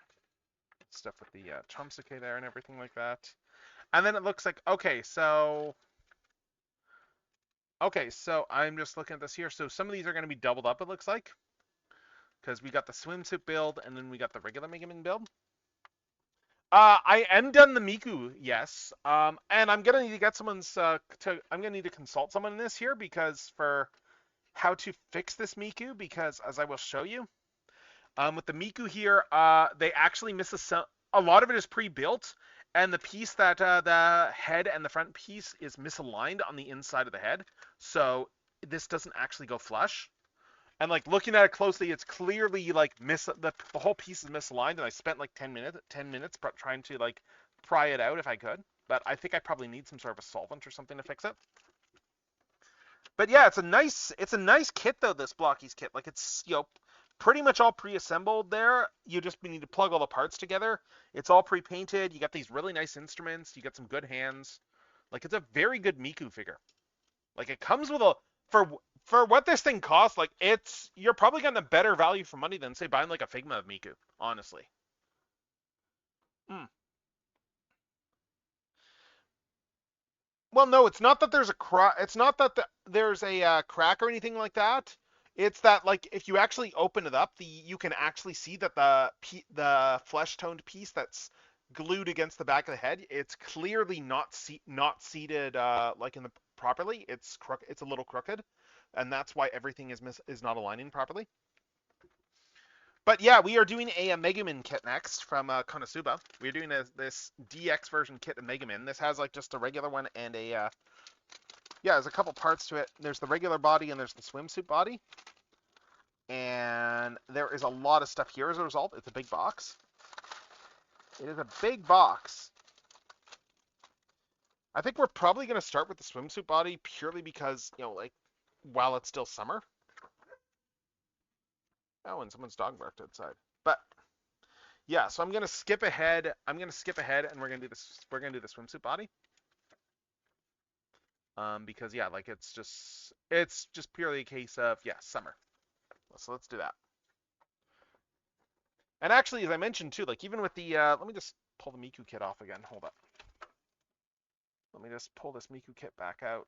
Like again, it's a very well done kit. Like I even like here like the way that they did this. It's actually a pinch assembly there for the actual stand that you have to build. So yeah, just to show this off here with Miku, if we take her apart, like yeah, the entire outfit is like a soft rubbery plastic that's over the hard shell. So say we could pop that off there. If we wanted if we wanted like a Miku with like a halter top or something, yeah, it kind of does work. Like it's doesn't quite work, but it works close enough that you can kind of do that, I guess. So yeah, I'm gonna just do that for the hell of it. I'm just gonna do that for the hell of it and just put Miku back on her stand.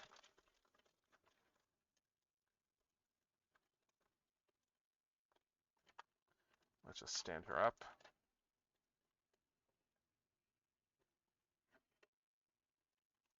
Of course, you know, like this isn't going to hold as well now because you don't have that extra thickness of the bottom of her dress, but yeah, I mean that way you can have like a summer Miku, I guess. Anyway though, and let's see what else. So we got all these parts over here. I need to go through and I need to figure out how is this all sorted. Yeah, some of these are going to be duplicate things, so yeah, there's going to be a lot of stuff here.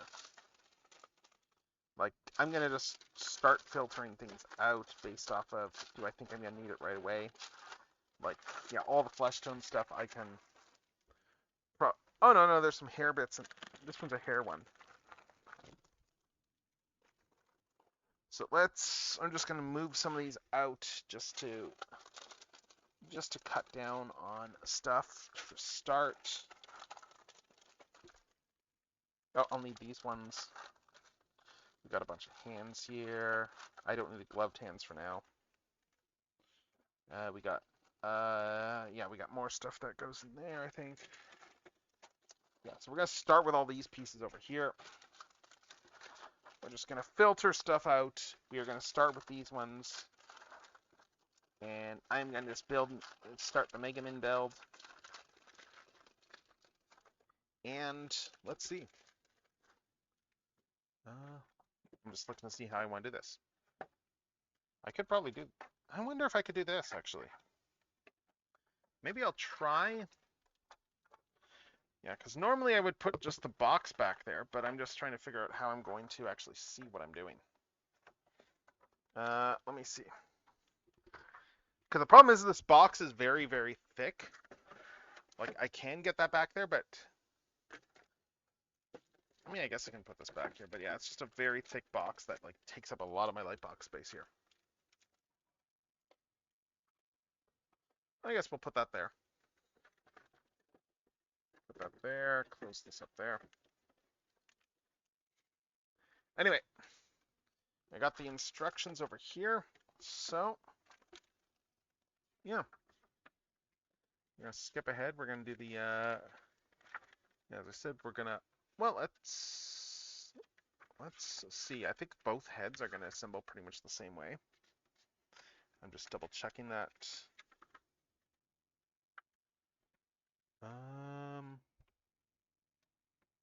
Oh, these are full on different sprue numbers. Interesting. Okay. There's some common bits, but it's not all quite the same. Okay. Interesting. So, anyway, we're going to start with this one here.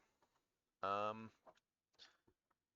this is really, yeah, this is really stressing, like, the amount of space that I normally have for the model kits, because, like, it's, yeah, and it's, all this stuff is taking up a lot of space.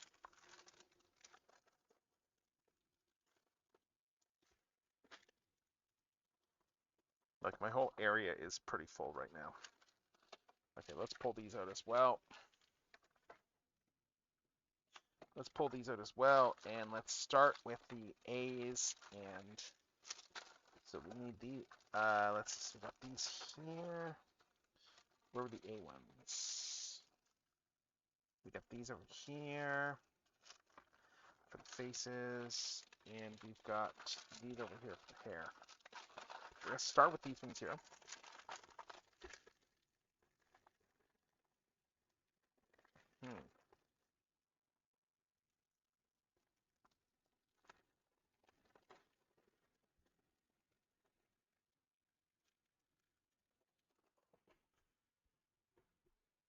All right. Yeah, and we got just the dark brown hair here from Mega Man. And yeah, you can see these are different. Okay. All right, so let's see. So it looks like these are pretty similar.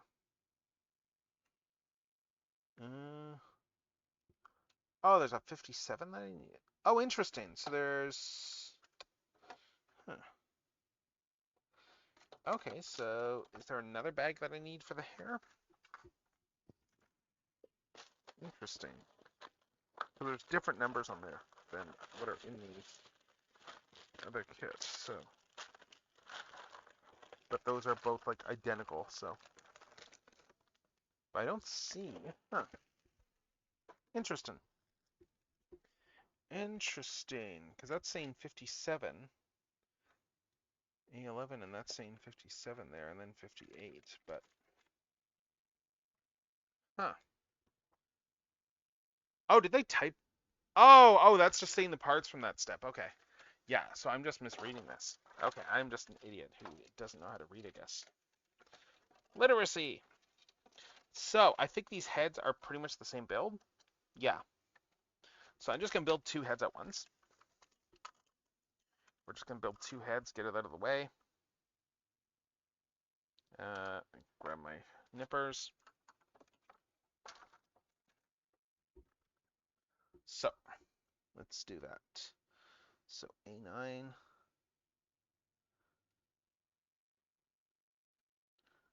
Let's see.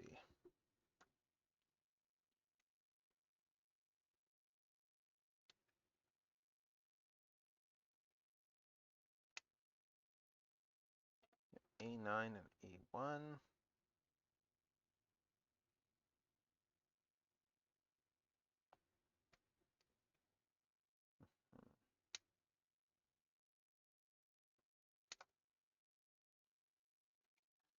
As I said, I'm just going to do 2 head builds at once, just get this done.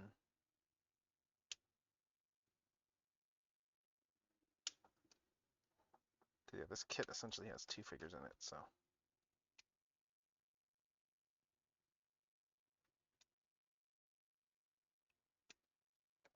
Alright. So we got that there. Alright.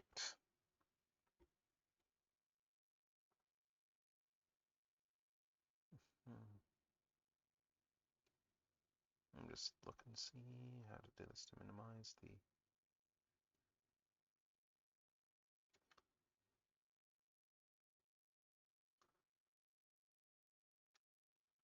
Let's see.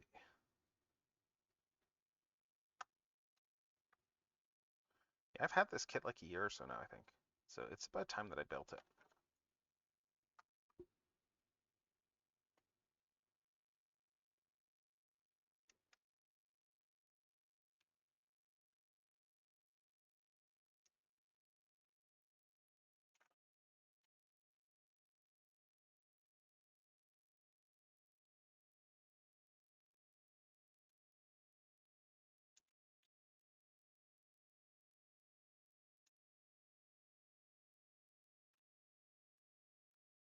Right, there we go.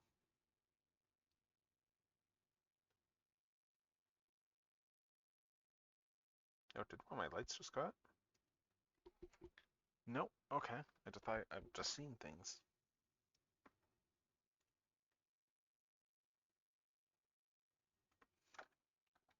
Right.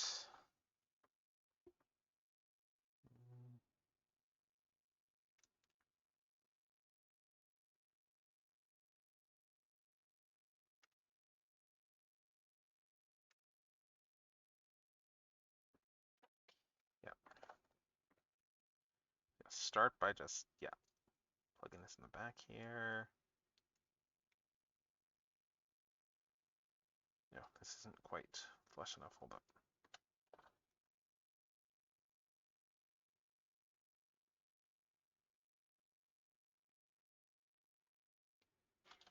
Well, no, I think it's as flush as I can get it. Yeah, that's just, these just go back here.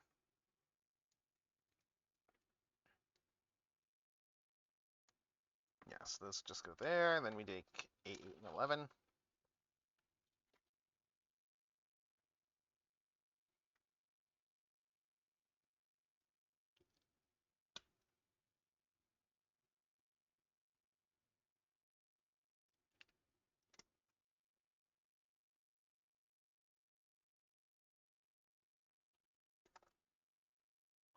Let's see.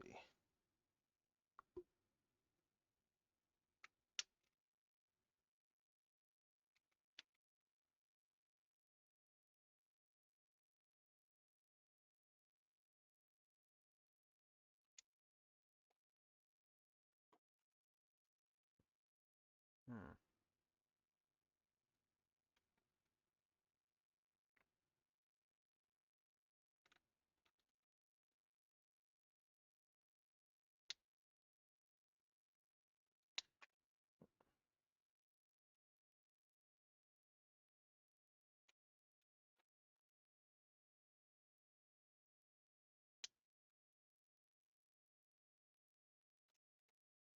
Okay, let's see.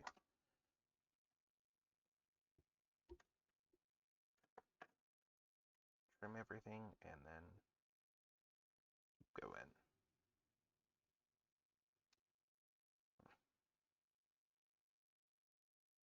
A little bit of a mark there.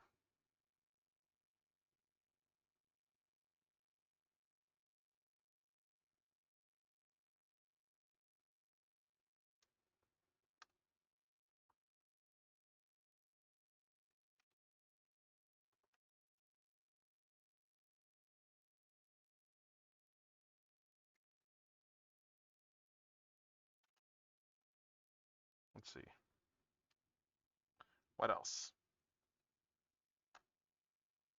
Uh,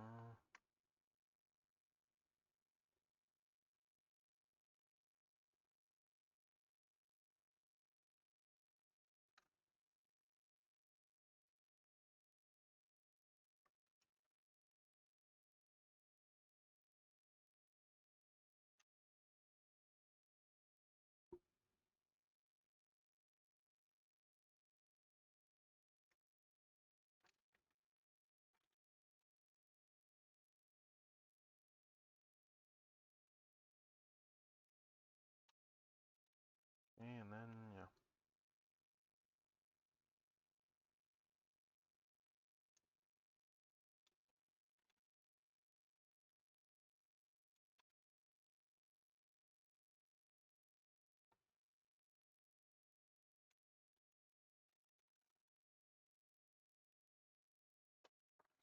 Okay. All right, so now we, plug these in here. 8 and 11. Pretty self-explanatory which one goes where. He says as he clearly doesn't put them in the right way.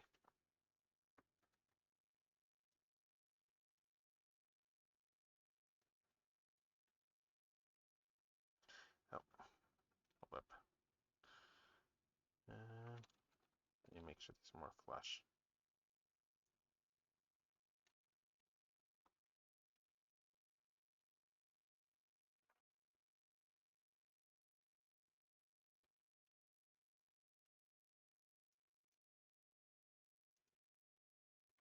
Let's see what's better.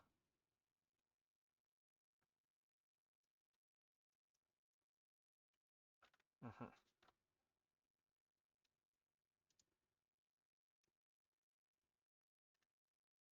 Oh, that's all going the other there. Goes in here. This one goes in over there. All right, so there we go. We got the 2 Mega Man back of the heads there. And then we just... Oh, 11. It's that. This is S. Let's put this down for a sec. Where's O? T, U, G.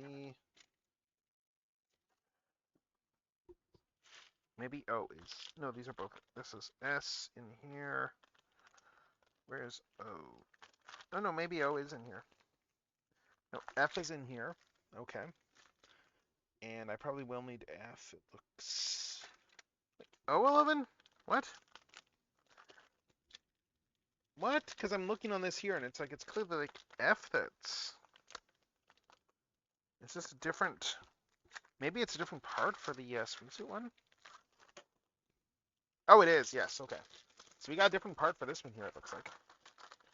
We got O here, but then I think F is the one that goes on the other one. So let's do both of these. If we're doing both these at once, let's grab F and let's grab O. And I'm guessing it's probably just a case of like exposing a little bit more of the neck joint. I don't know, but let's see. Yeah, so we got these F and O parts here, and these look pretty much identical. I think it's just that there's a different sprue for the swimsuit one. So yeah, so we got this one here. We got F over here. Respects. Let's see. It's O there, and O is going to go with that one, and F I will put with the other one off to the side.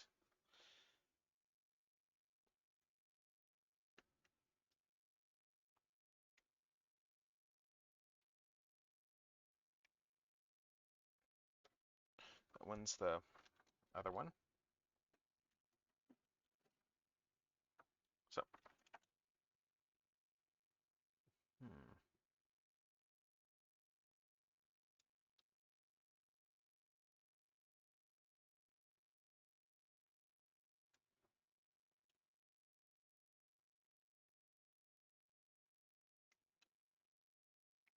nothing like a good old God hand in terms of how clean these can get. I really need to replace these nippers though. Now that I actually know what I'm doing, I should just replace these. I guess I got enough like convention spending cash. I probably could just go to a hobby store and buy new God hands, just from toy show stuff. That'd be a good treat myself. But anyway, this guy goes in over here, like that. This one goes in over here. And what else? So we got those there, and then we go into 60, and it's... Oh, okay, so... Oh, interesting. So the way this is built here. So we got to... Looks like we have to, like, assemble the ball joints inside there. And It's just giving a warning, I think, in terms of like making sure you do it the right way. So let's get these off.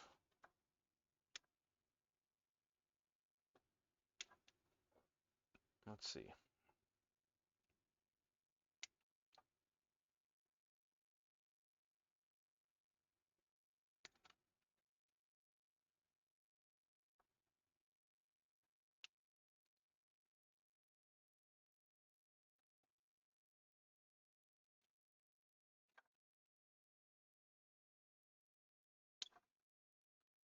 So got those 2 bits there, and then these guys here.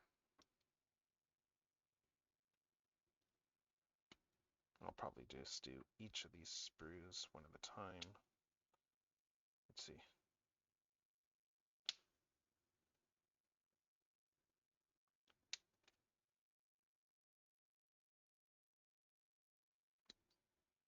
All right, so let's see.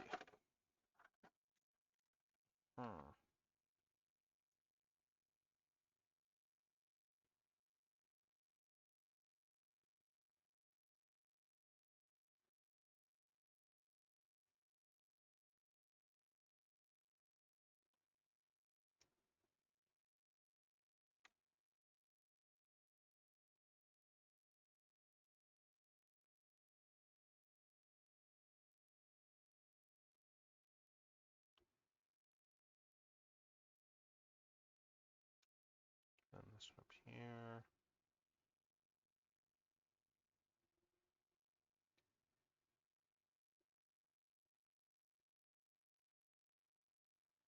Do a couple of cuts on this one.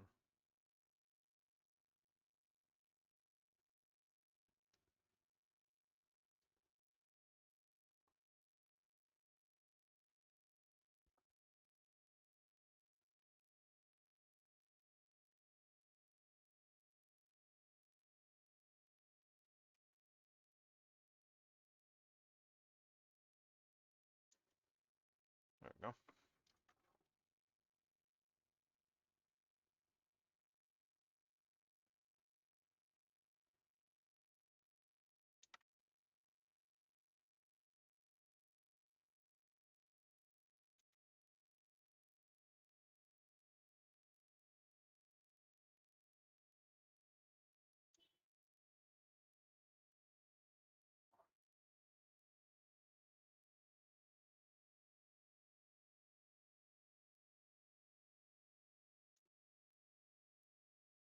Okay. Hmm.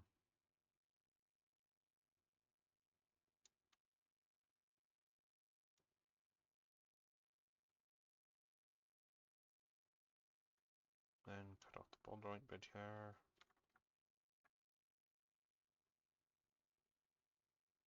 Ball joint bit, and then side of the hair.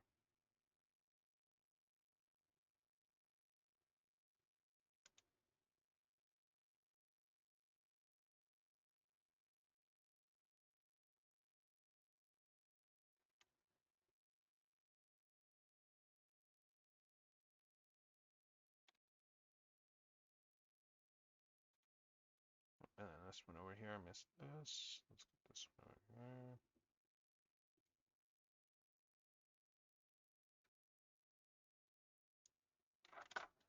Alright, so let's see.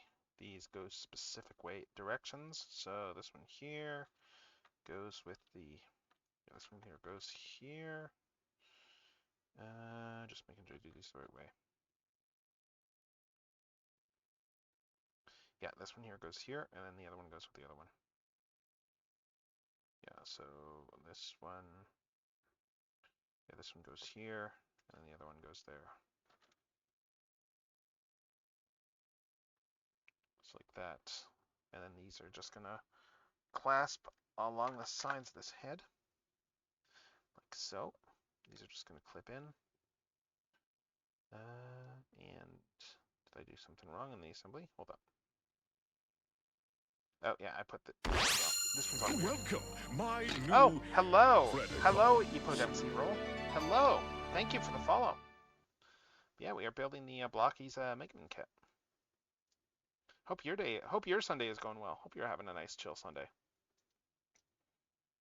Hope you're having a nice chill Sunday of just relaxing and I guess watching streams and maybe doing something while you're watching the stream too. I don't know. And, like I'll often like put on streams where I'm looking to like do some arting or something like that. So, but this one is this. I'm not aligning this ball joint right.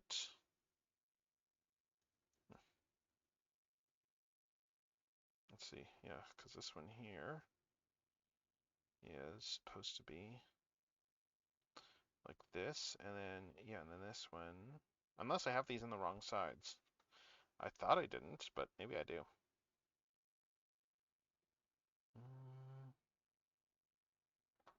I'm just checking the image here. No, this looks right. Okay. All right, let's see.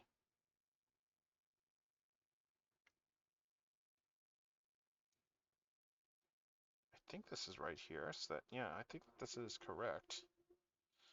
So yeah, it just goes in like this. Except this one is not quite going in. Again, probably because the hair is not quite aligned right.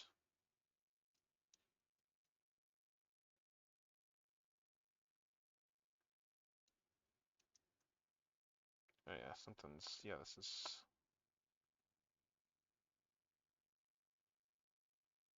Yeah, because it's showing it. Okay, this one needs to be positioned back there, it looks like, looking at the instructions. So, let's see.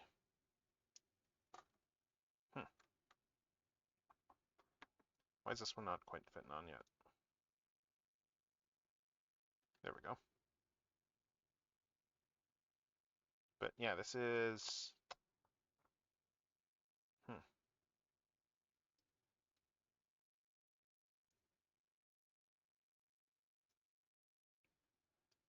Damn it, Mega Man, why does your hair have to be so tricky?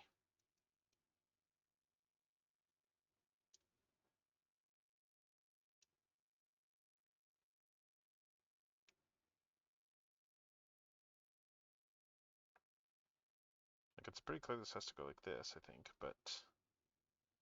Unless I do have these on the wrong sides, let me just check this again. Maybe I did put these in wrong. So yeah, so this one goes here, and then this one... Maybe that one goes in over here, and then this one... But then go in over like... Oh yeah, I think this is the right way now. Yeah, I think I had those on wrong. Okay, yeah, now these are going straight away. There we go. Yeah, that's right. That's absolutely right. Yeah, there. That's correct.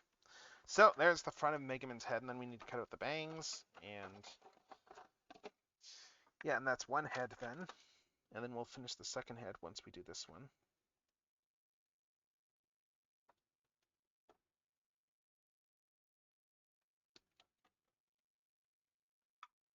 Oh, and that's one sprue done. Sweet. That's a sprue done with.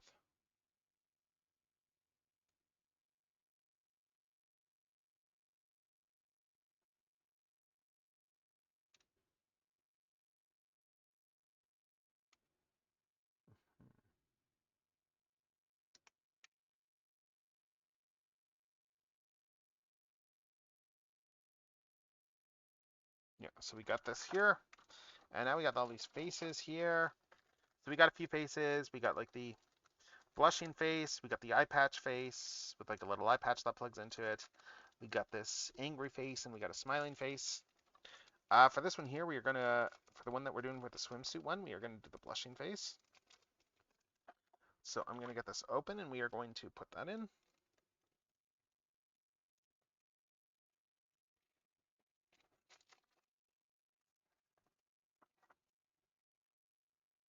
So let's put this in over here. All right, so that goes in there. This goes in over here. And that is the Mega Man blushing face over here. So that's the first head done.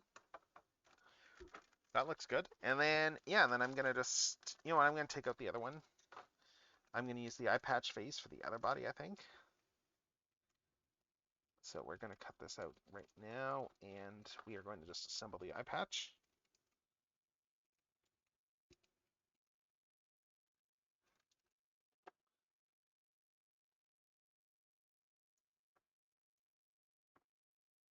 So eye patch just comes in over there.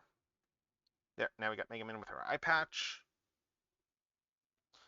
And yeah, I'm gonna move this down over here, and we are going to assemble the other head. And then we'll know which one is going with which, because just by virtue of... Oh, no, we're not done with that black. Is there some stuff I missed here? Hold up. Hold up, there's these guys over here. Where's that sprue again?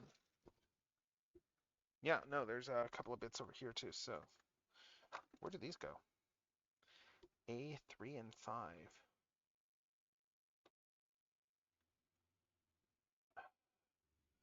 Oh, those come in now. Okay. Okay, I see. Those come in now.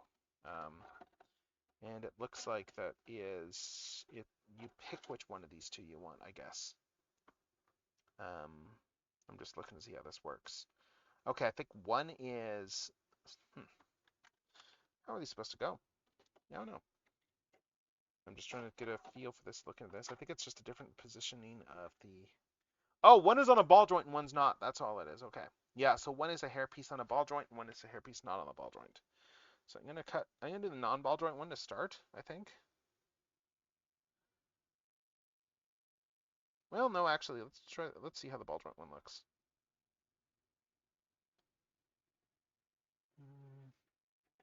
Oh, unless the ball joint's meant for the hat.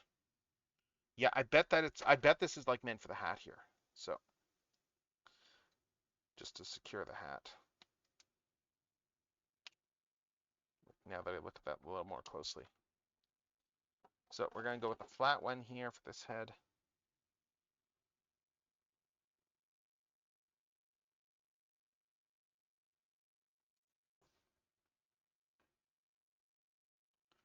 Let's see.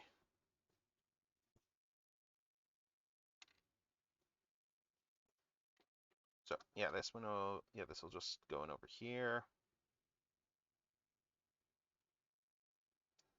Yeah, yes, this one just slots in over there, sticks up like the other ones, and yeah, this one's the same shape, but it's got a ball joint to it. So yeah, so that's just for doing a head with the hat. Okay, so yeah, so I'm gonna cut this out, but we're probably not gonna use it quite yet. I'm probably not gonna use the ball joint piece here. I might actually, yeah. But that sprue's done now. Let's do the other head.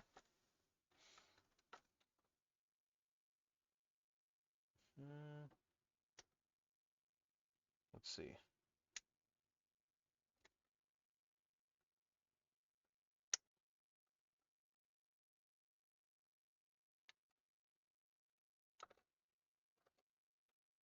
And then this one here, let's see.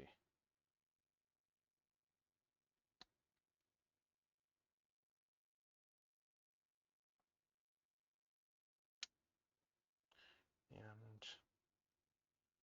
there.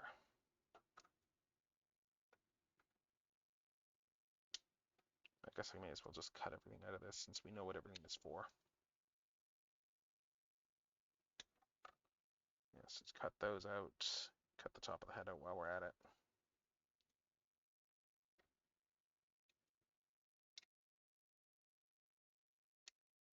Cut that out, and we got... I'm gonna do the ball joint. You know what, I don't need to go too far. I can always just use the ball joint one from the other piece, too. So let's just cut these out just for the sake of having them out. But I don't think we're going to... That way I can just toss the sprue. But I'm probably not going to bother using those ones, because we've already got the same piece over here that we can just trim up. I'll just trim this up right now, actually. Yeah, so this one here. Yeah, that one's there. It's just like a little ball joint there. Yeah, let's see. Take that off there.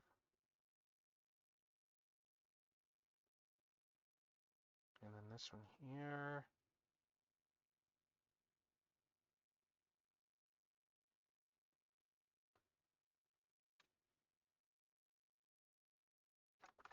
Alright, so yes, this one here. Where's the other face? Yeah, this one here, if we plug this into the back here, yeah, that's just going to be a piece there for the hat to stay on. So, let's do the sides, and then we'll keep going.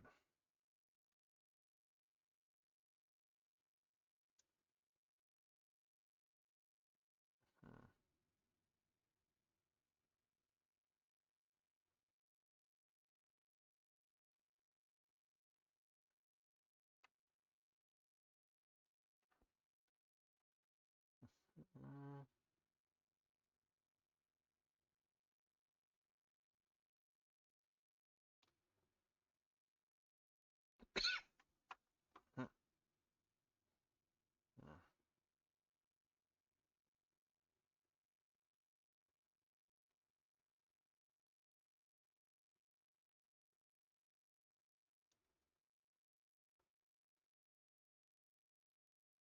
Okay, this guy just comes up the side.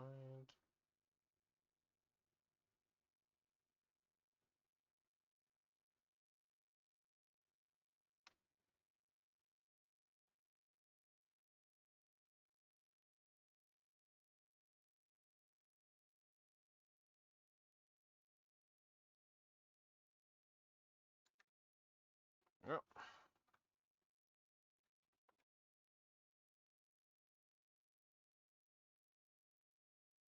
Oh, right, I don't need to clip this one.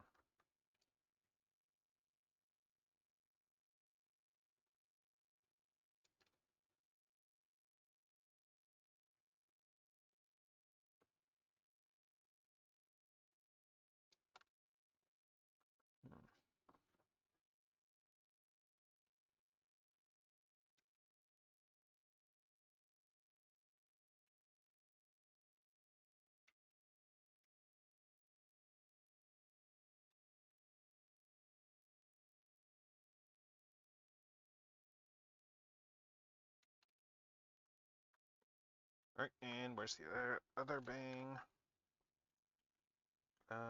Nope. Where did the other bang go off to?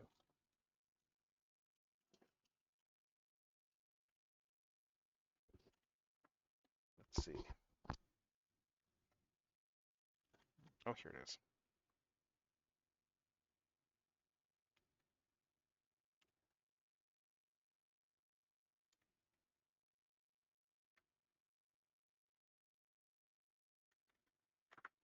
Alright, so let's assemble these ones. Again, we'll just make sure we do it the right way this time. So this one here is going over here. This one here is going to, yeah, this one here is going to go over here. And then, yeah, then we just slot these on.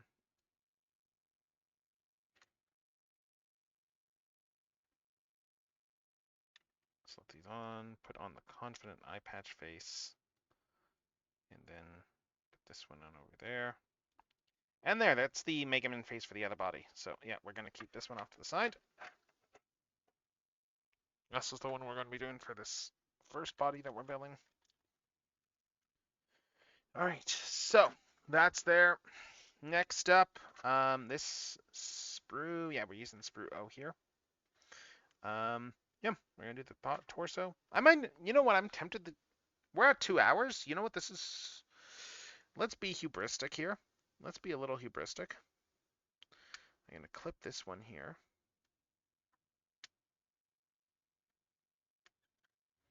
Let's clip off this torso.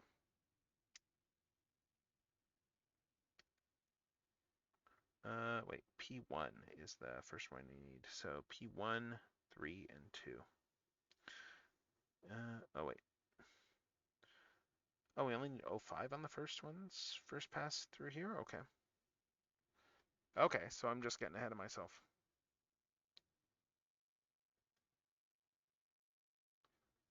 Let's do this, 05, and then what else? 05, and where is P1 and P3? Was that, this is T and U. Which one is P? Let's check this here. Unless P is over here. No, that's E, Q,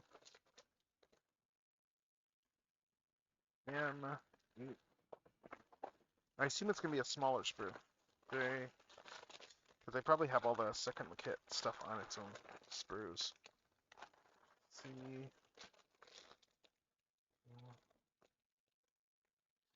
L, K, yeah, P1 and P3. Yeah, which one is P? In which shapes am I looking for? Oh, yeah, P might be the... Yeah, P is the bikini top. So, oh, here it is. Here it is. All right, so we are going to open this up here. All right.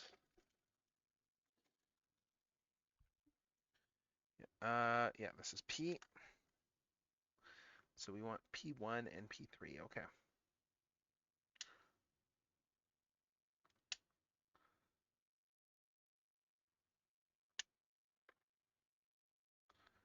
P1, P3. And oh, this looks like an interesting way to construct this, honestly, so far. And I will illustrate that as I assemble it. This looks interesting. All right, sweet. Anyway, let's trim these up.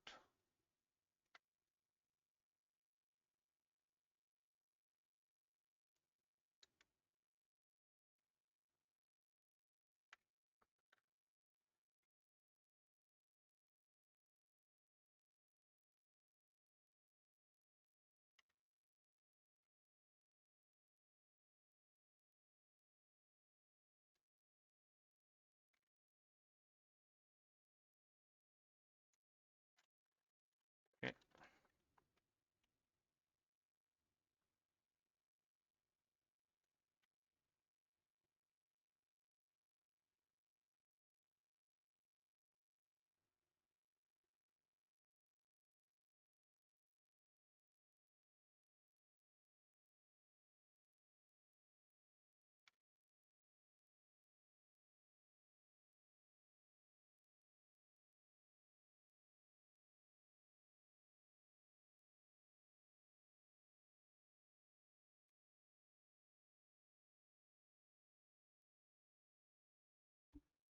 Okay, let's see. So we got that one there. So we got P1, we got P3, and this is an interesting way to assemble this. So, yes, this goes in here. P1 goes in there, P3 goes in there, and yeah, this way. They're just tiny little pegs.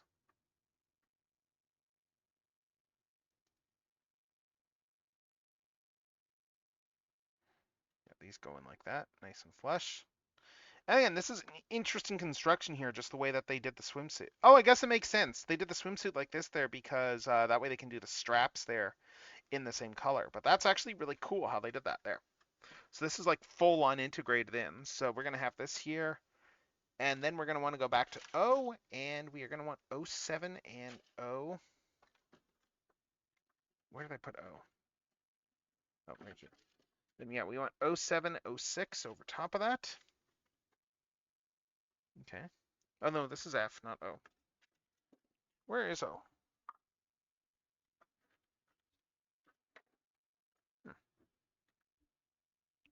Where did I put Sprue O?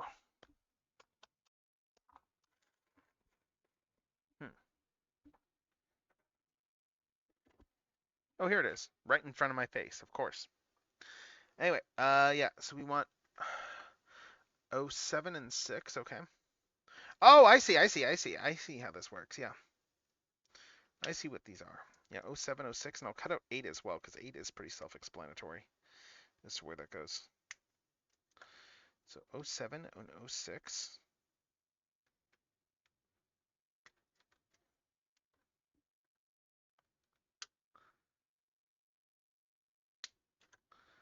And we'll cut out 08 as well, because it's pretty clear where this is supposed to go.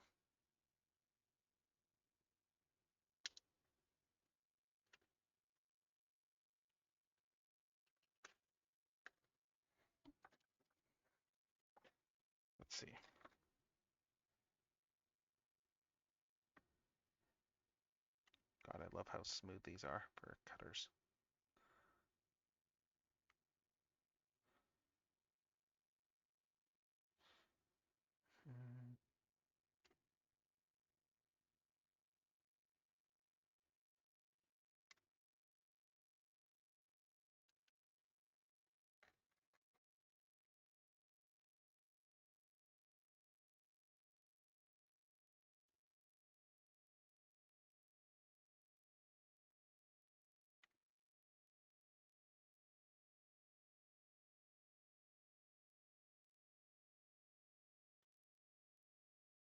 This one didn't cut off quite as well. It's better.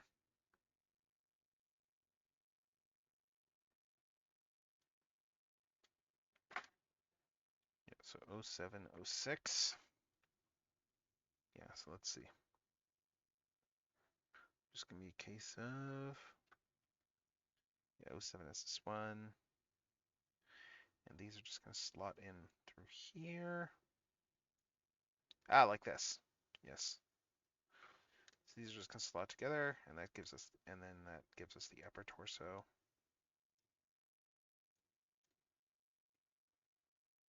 Just gonna put 07 in there first, then 06. And carefully line everything up and slide it together. Like that.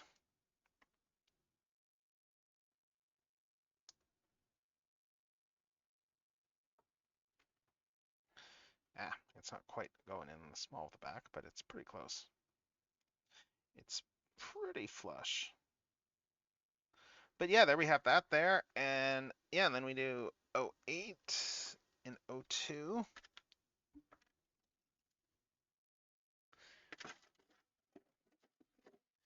All right, 02 is over here.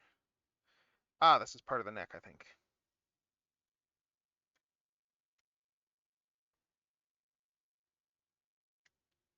Yeah, so we have 08, 02, and then, yep. Let's see.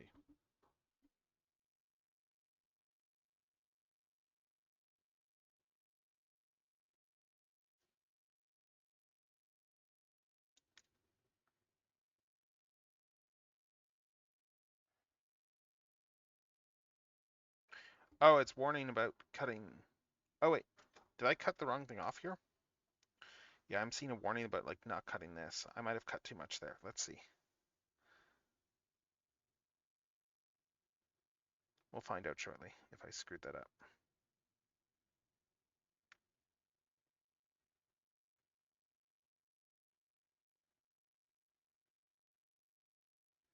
I mean, these nubs here on the neck I need to cut, but I might have cut this nub too much.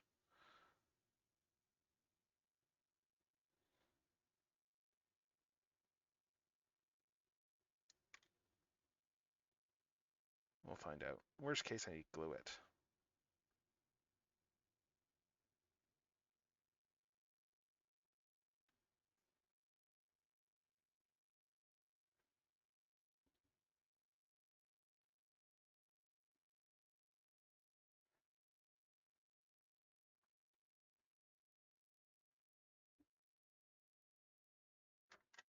So let's find out if I screwed this up beyond repair.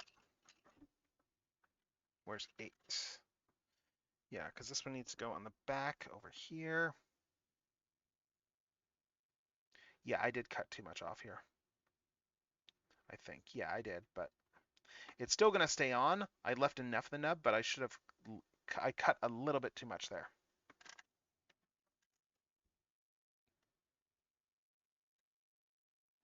It's not really going to matter on this build, but because that's going to be covered by like the back of the neck and stuff, but yeah. This is why you read.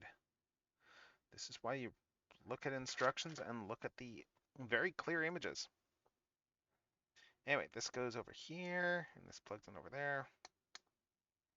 And there we have the, yeah, that'll be probably covered by the actual back of the head, but there we have the whole upper body over here. And then we need to put the Q1. We need to put the bottom of the swimsuit in. And it's doing some sort of a warning here. Let's... Oh, I think it's just telling you how to align this. Because there's one way that this goes in. Let's see. Yeah, so Q1.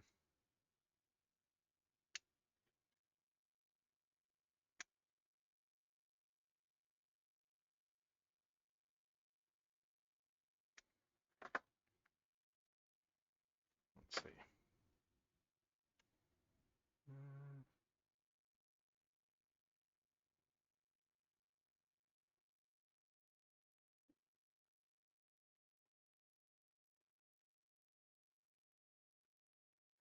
Yeah, some of these sprue cuts are making me go, God, I really need to replace my God hands already. Because I need the fine points.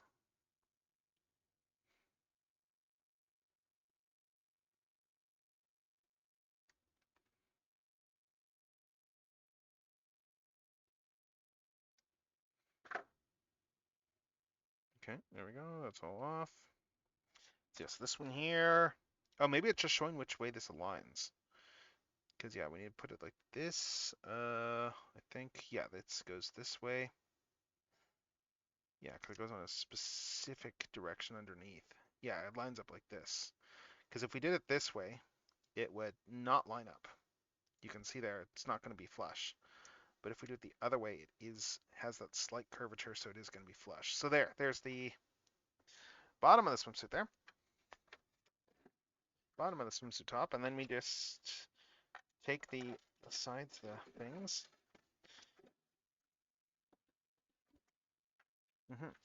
Now we take this here. We take O1 and this guy here, and I need to watch where I cut on this one. It looks like there's some sort of like cautionary stuff here.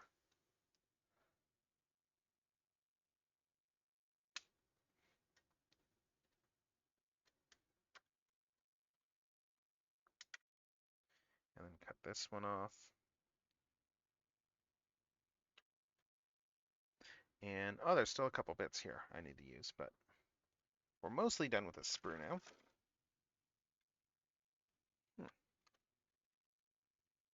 Anyway.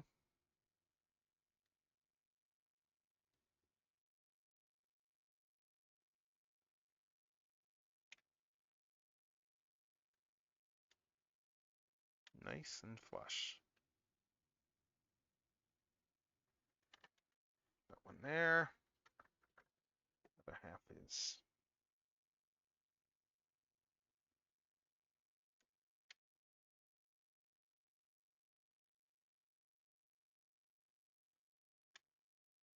yeah, this one's not quite as flush. And then up here, we want to get this up here flush. There we go. And then O1, let's see.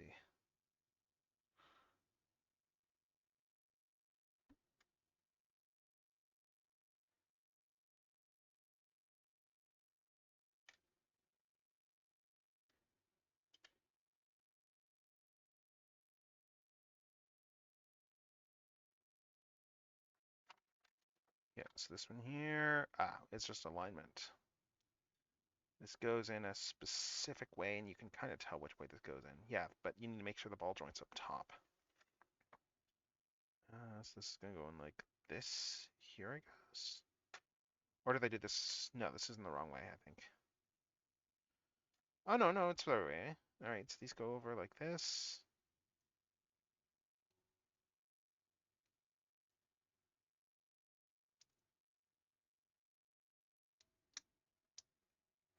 Yes, this whole thing goes solid like that, and then we just slap the bit that we assembled over here on this. This all goes on here, and then we grab P2, and that goes in over there. And that's going to just form the strings. Yeah, some attention to detail in this one. Hey, Ramses, how's it going? How is it going? I might have to ask your advice on some model kit stuff, that said, with regards to the Miku, because they are, yeah, the Miku is mostly pre-assembled, but it had some issues with how stuff was pre-assembled. So I'm probably gonna need a hand figuring out like how to fix it, because one of the pre-assembly things was done wrong, and I can show you in a sec. Yeah.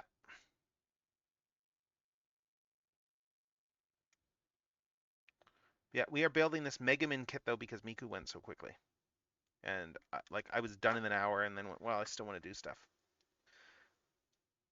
So I'm building this Mega Man kit that I've been wanting to do for like a year.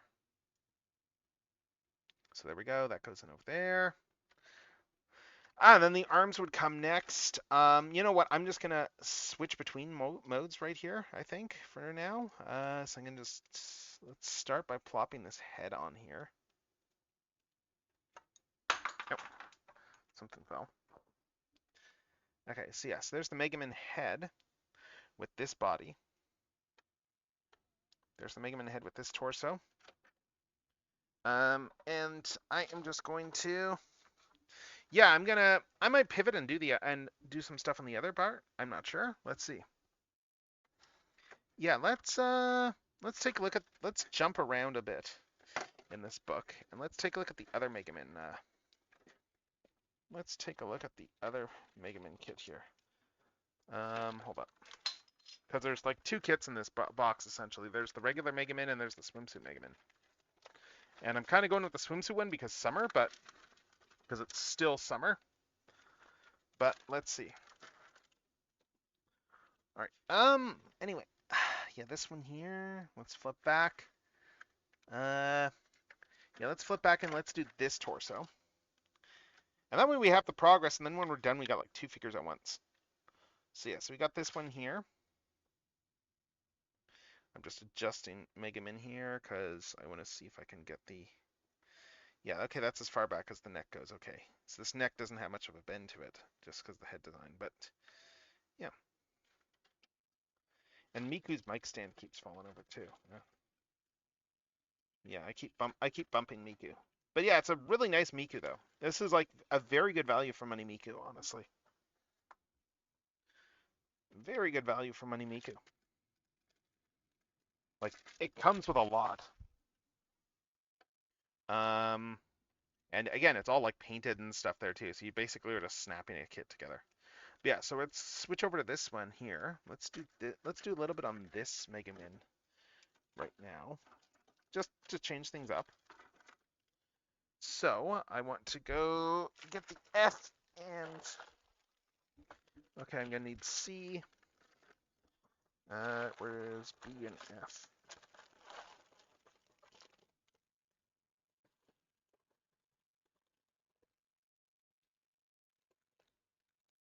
That's K, H, B.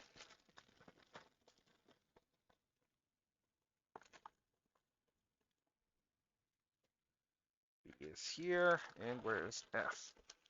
Oh, F was that other one. Right, F is this one we have it already.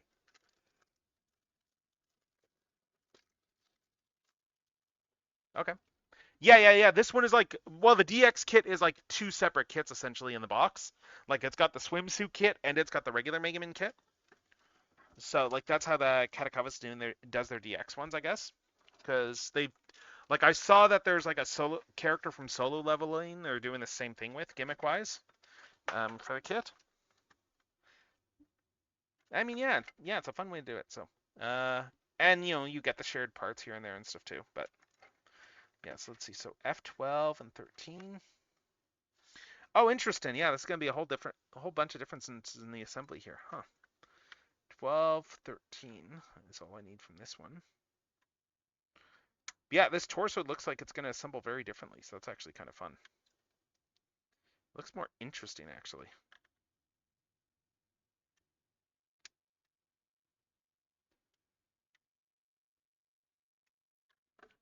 Yeah, so we got 12 and 13. Then B11 and C6. C6.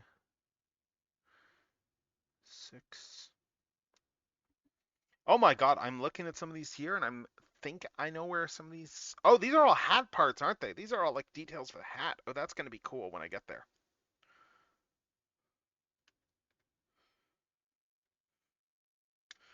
Yeah, that's going to be really cool. I might have to jump around at some point and build the hat. Yes, we got C6 here, and then B11. Yeah, right here.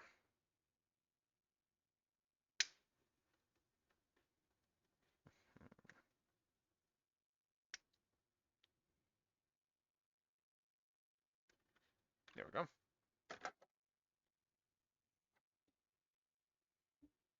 How's your day going? I know you were doing like the stuff with Comey last night. I was catching a bit of that. Like, yeah, it looks like a lot of people are playing like doing the open beta there for that Sonic game. Good time for them to run it, honestly. Like, run it during the long weekend when people are gonna have time off. That's a good idea.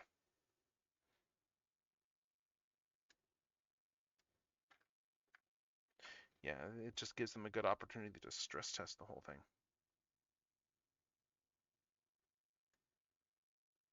For like just the Sonic, the new Sonic racing game.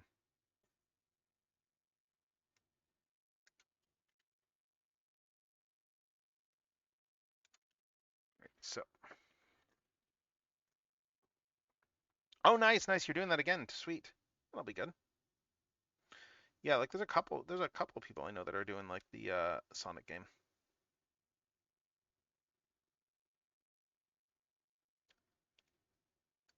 Well, actually, I guess more specifically a few because like you and Comey are a couple of people, so a few is three. So yeah, so I know at least a few people that doing it.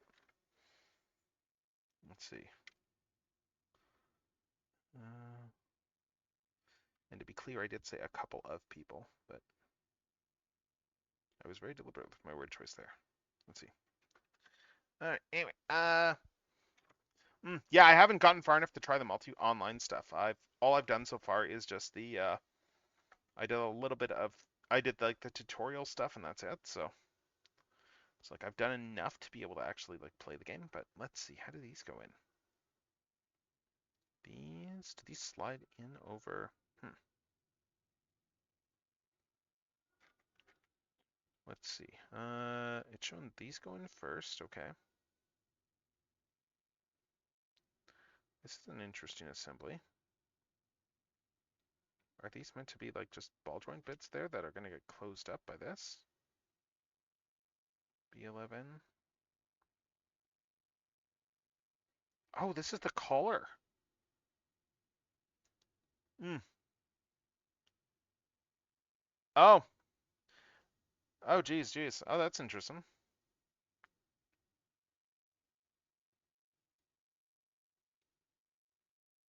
Seriously, they should add a game character to the Persona games who's named Cyclone just for the joke. Just for the joke that Western audiences will not get.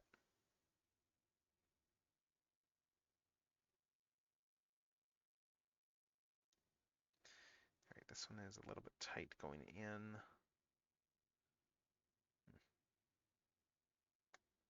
There we go. All right, so let's see if I can figure this out. So yes, these go here, and then this guy. Oh, I see. This guy goes in over here, I think. Okay. Yeah, yeah. Oh, no. There we go. Which way do these go in? Yeah, I see. These ball joint things, I think, go in. I'm just trying to understand how this works. Oh, there's a picture from above there. Okay, I see. Oh, I get it. Okay, so yes, these slide in over here. Okay, this makes sense now.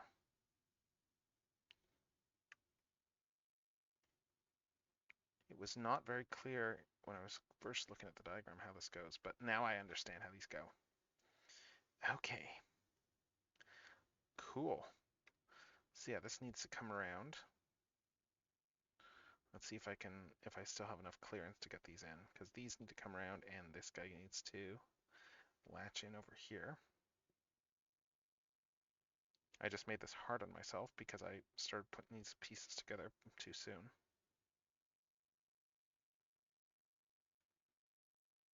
Yeah, if I can get these back apart. I'm just nervous because that tiny. There we go. All right, so now let's do this properly. Yeah, so this goes in over. Mhm. Yes, this guy goes in here. This guy also goes in here, and these are going to be where the arms plug into.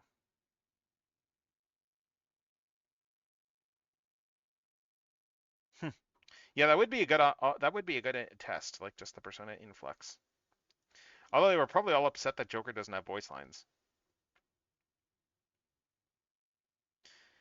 And then of course you get, and I'm sure that at this point you still have the point online where like you have all the Batman fans who are confused about why everyone's talking about Joker because they have no culture.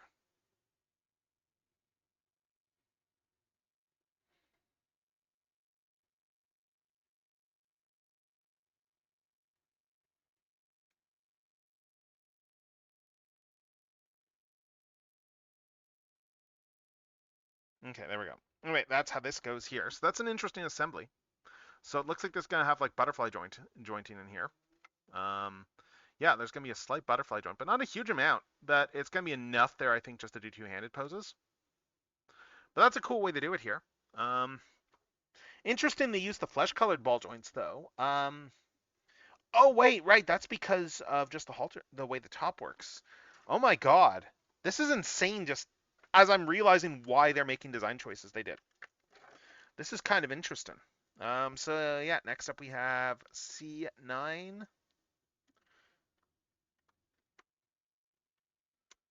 C9.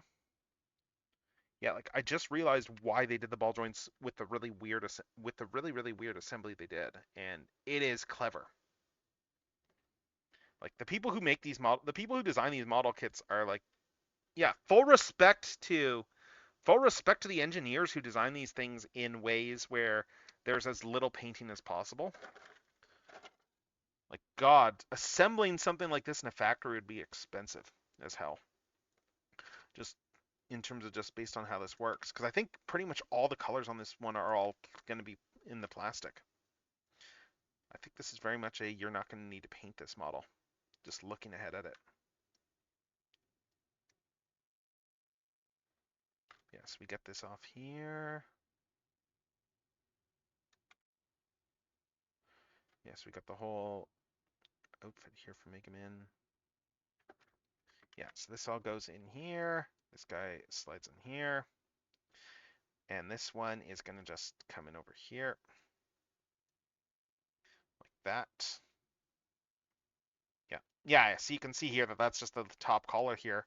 And that's why they had this whole really weird assembly with how the butterfly joints went in, because you actually do see, like, she is showing some skin up here, like at the very top. So that's why they did this whole really weird assembly. So they had to make the ball joints a different color. Yeah, like normally someone would just like paint all that stuff. They would like either paint the outfit or they would paint the ball joints. Like they would not go as far as this kit is going. It's legitimately impressive.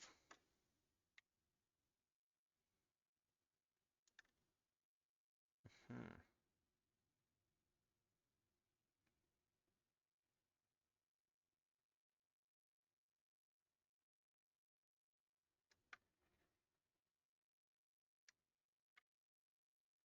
Yeah, so this goes in here.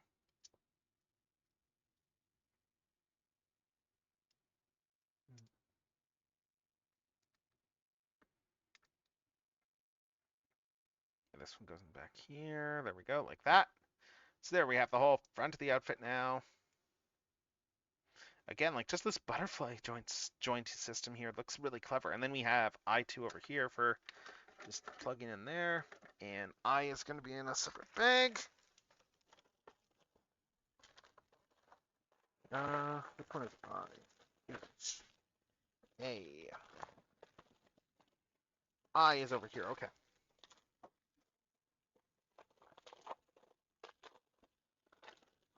There we go. I mean, seriously though, yeah, like my God, the just looking at this here, like this little detail here, they did not want to paint. They just sculpted it, and now I have to put it in manually.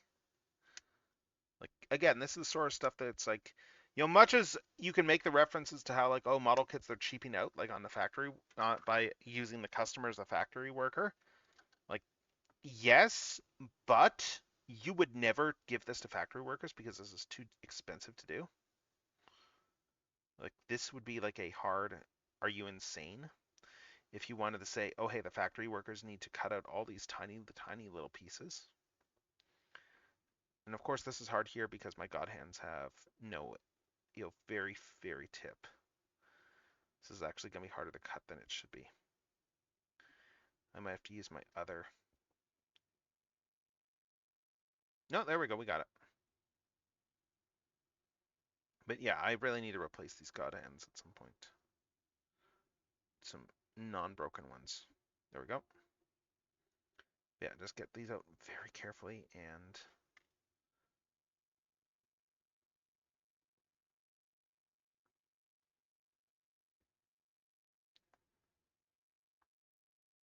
yeah, because some of these bits are just too close. Like, because these are broken, they will not work for some of these really fine cuts where I just can't get in there. I can't get the one side of the blade lined up.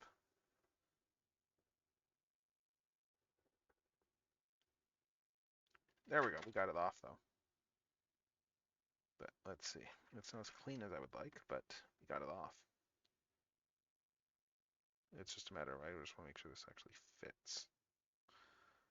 I should have been able to get it cleaner, but I do not have the tools for that. So we got this bit here, and now this should go all the way in here. We should just slide in like this. There. Yeah, like just the level of detail on this. Like we just got like the, yeah. Yeah, that's very cool. It is very cool there that they did that. Hmm. I guess technically, let's see. Yeah, I guess technically it is the wrong, you would need a little bit of paint in here because that is technically the wrong color inside. That should be white. But anyway, back to F. Yeah, we kept this one off. We got F5 and F18.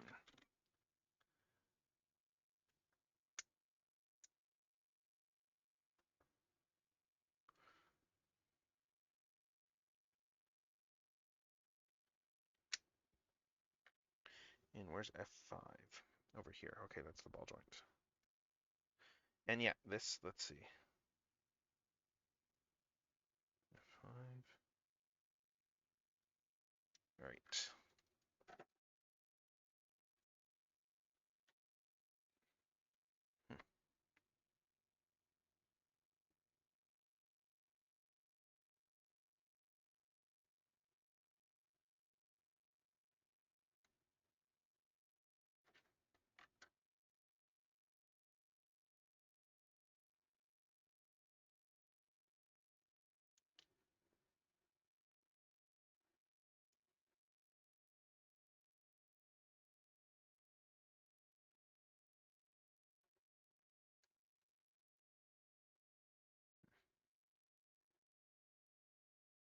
Yeah, it didn't come off quite as well as I would have liked.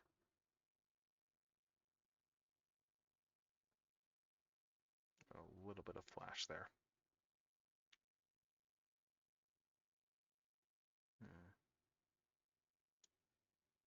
Yeah, let's see.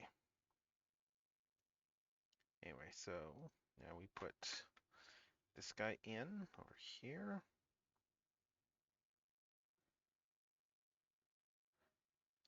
Is this going in the right way? I think so. Oh, there's only one way this goes in. Yes, this one goes on down there. Hooray for my clunker hands. Making this slightly more difficult.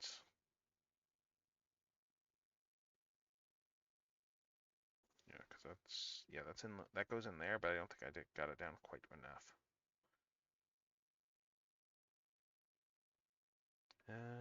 Yeah, it's still not quite in far enough. This ball joint here.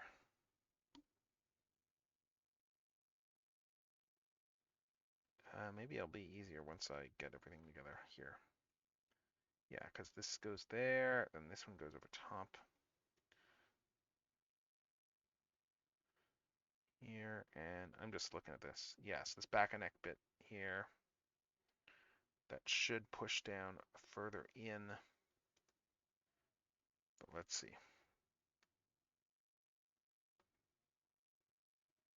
Yeah, that's going to go in there, and then this guy is going to... Yeah, hold up. I'm just looking at this and going, wait, what? Oh, does it go to... Oh, this guy goes into those two holes over there. Okay, okay. I was pushing these into the wrong holes. I think. Wait, no, no, no, no. Okay, I'm just making sure I understand this. Is it... Yeah, because there's that little hole over there, but then I think this goes... Okay, I think this guy goes down inside here.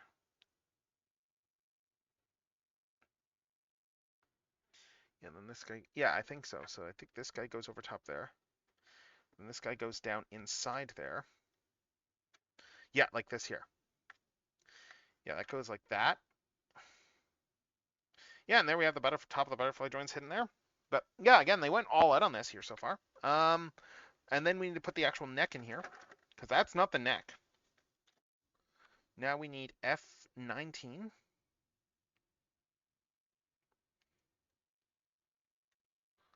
Let's see. F19 and I7. And I was over here. I7. Oh, it's got her collar. Okay, and they did paint the collar.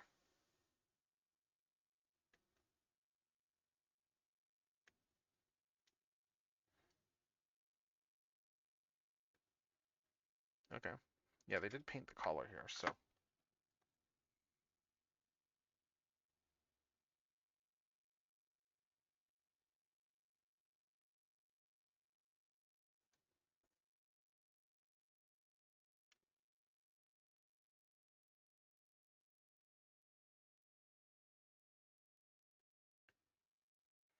I don't know if it matters which way it goes.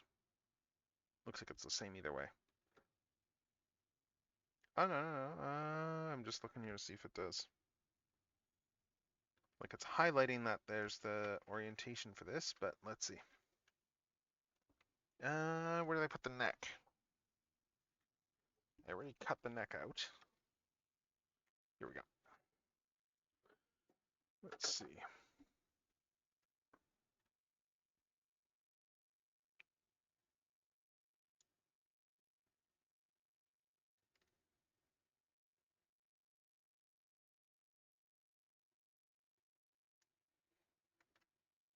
Yeah, honestly, comparing these torso assemblies is pretty cool. Yeah, and oh, and there's an F6 as well. I missed one. Let's see. F6 is where? Here. Okay.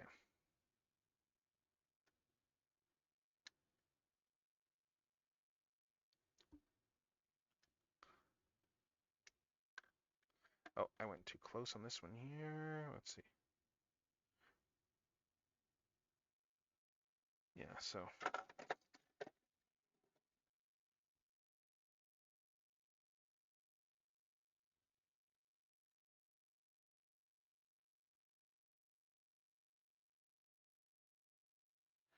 Yes, this guy goes here. Then we slap the collar over top. Make sure it's in the front. Yeah, because it doesn't look like it matters like which direction. But just that goes there, and then F19 goes on top. And there's just the one way this goes on. Okay, so then there's all that. Can adjust the collar a little bit. I think it's a little crooked.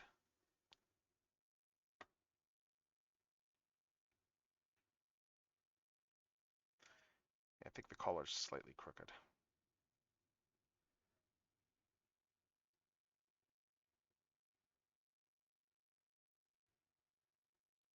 But yeah, let's see.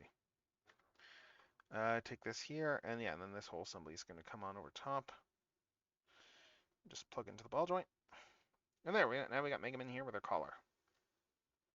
There we go. That's a little bit better aligned. There. Yeah, that's better. Yes, there's the top for Mega Man here. So we got about the same amount of not quite the same amount of torso belt, but close. Close. I'm just going to take this here. I'm going to put her neck on here. And then we can see how these two Megamans look so far in terms of their visuals. It's like, so we got the one with the swimsuit and we got the one without the swimsuit there. You can see here that it's similar amount that we've done so far. Like they look good. Like, yeah, we got the blushing face and we got just the confident one. But yeah, it's a fun build so far. And next up we have arms. Yeah. Next up is the arms, and I think they're going to be simple, fairly simple for both of these because there's, yeah, I think it's just similar assembly. It's just different parts. So, actually, I might skip ahead here and see. What about the Mega Man's skirt there, just to be able to get that piece to stand up a little bit. I'm just checking to see. Oh, right, yeah. So like the next thing is going to be like the yeah, you got the pants built next, and I'm just looking at how this works here for the legs. Okay, yeah, it looks like it's just a case of, yeah, the skirt would go in the ball joint, but maybe I'll do this. Maybe I'll skip ahead to the skirt just so that I can have her kind of standing up a bit here. The skirt looks like a cool construction. So, we need E3, and then a bunch of Ds, and I probably have all those parts out already. Let's see. Yeah, we got some D's here. We got E over here. Yeah, let's just skip around. Yeah, because we got E3. I think this is E3. Oh, yeah, it is.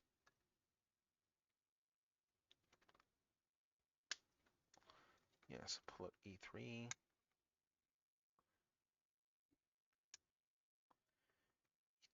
And then we want D7 for the other side of this.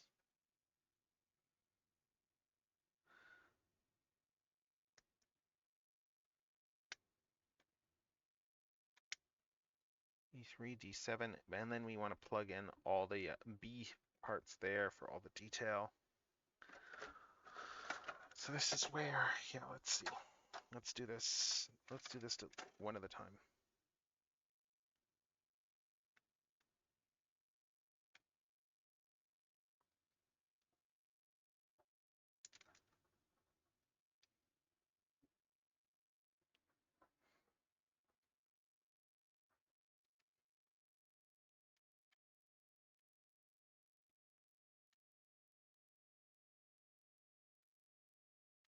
Okay, so you got E3.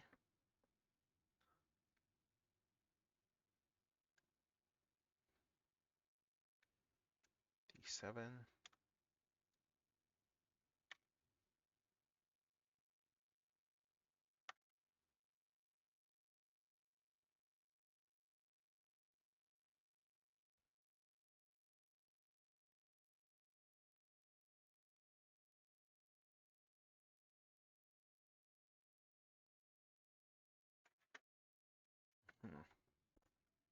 Yeah, so let's see. So let's do these one at a time. We get B17, B10.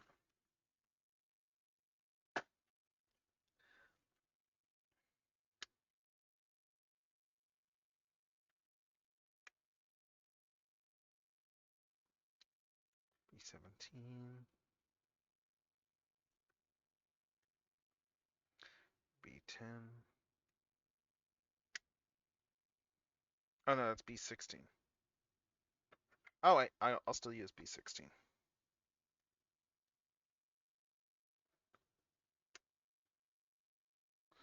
Okay, so let's take this one here.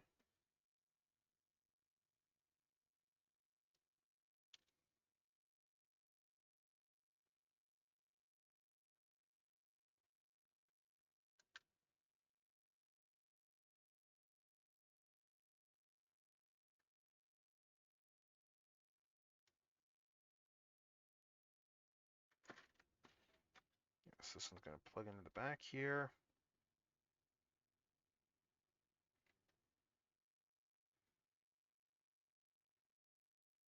Assuming it, well, it should anyway. This should go flush. Yeah, there we go. Now it's going flush. Yeah, so there. That looks good there. Oh, that looks really good. That looks really good back there. And then over here we have, what, B17. Let's cut this one.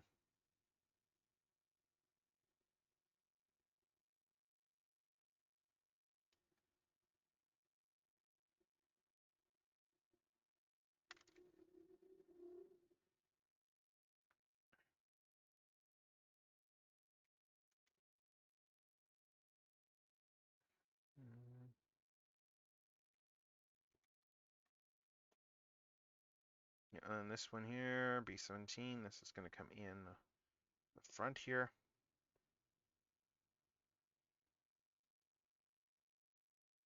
Like that.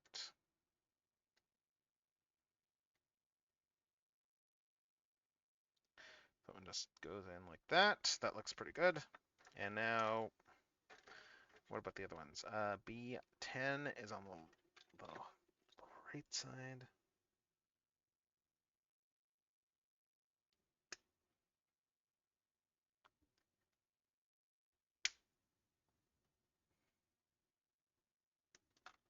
Let's see.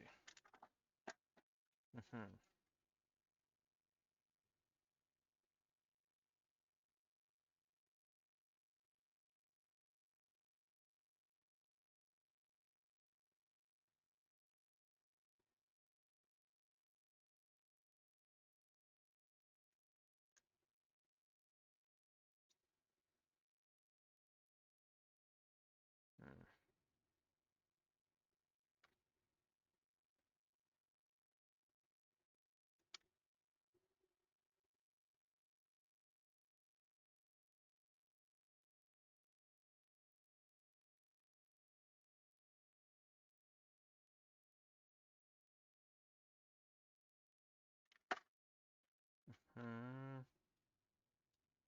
Get this one in here.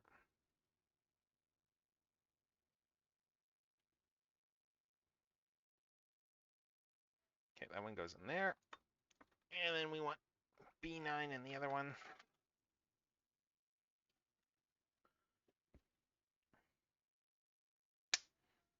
Yeah, we're skipping ahead a little on this, yes, but I just wanted to build the skirt just so I could like stick the torso on it. And then just go, okay, now I can just put stuff to the side. I could always do the hat too at the same time because the hat's going to be a fun build. Like the hat looks like more of the same in terms of like the build style because it's also going to be a press all the detail in build. And the press all the detail in builds are honestly some of the more fun parts of these model kits. Yeah, so this guy's going to go in over here.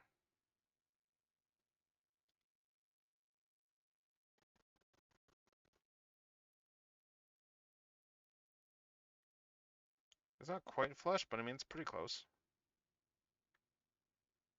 Like you can see there's some slight gaps there, but like there's some kits that would have just made that as a whole piece, but this one did not. Yeah, so we take those there. Then this is going to plug into the back. Like this here. There. That's the skirt. And then we, what else? And then we do the belt. And that's H10. And I don't know what piece that is. Huh. Let's see.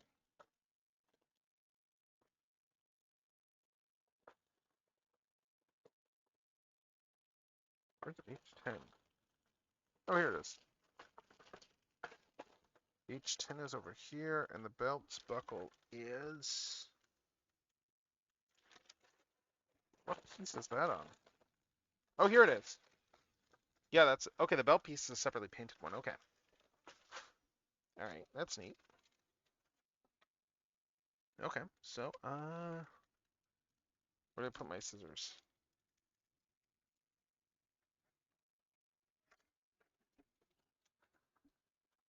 Scissors are where? Unless I dropped them. Oh, there they are. I did drop them. Okay, so scissors.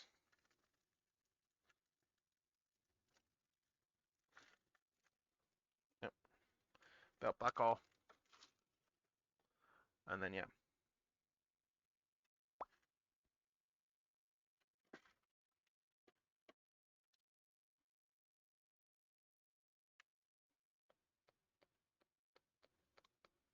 There we go.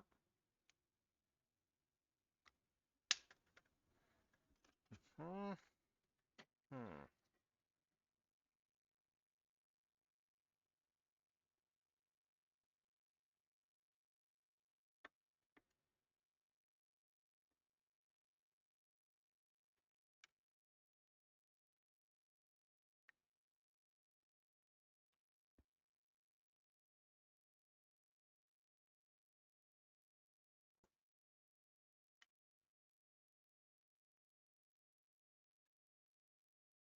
Okay, there's the belt.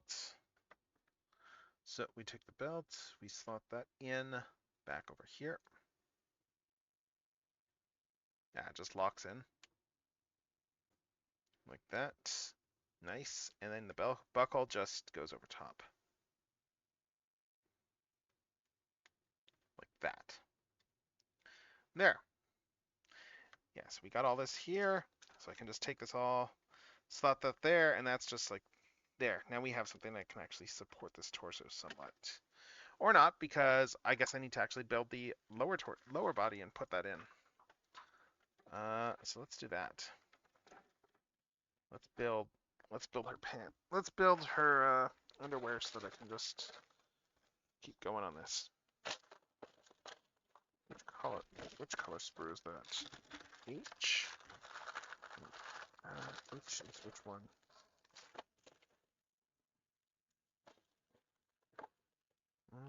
A. That's M. Watch is like H is one that I already have out. Because that's how this goes. It's totally going to turn out that H is one that I've already taken out here.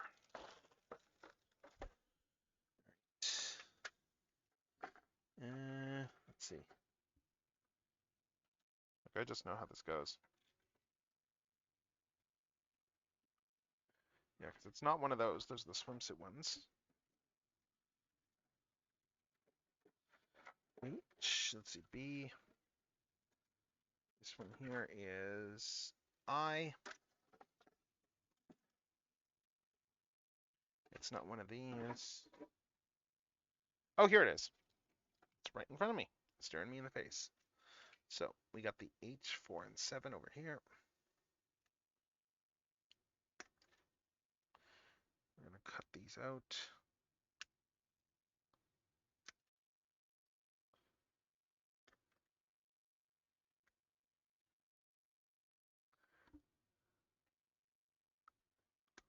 Cut this out here. And then, yeah, and then we want F7 and 14. Right here.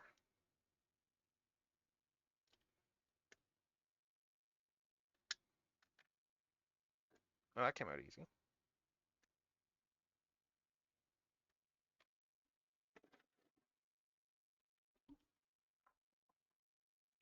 All right, so let's see.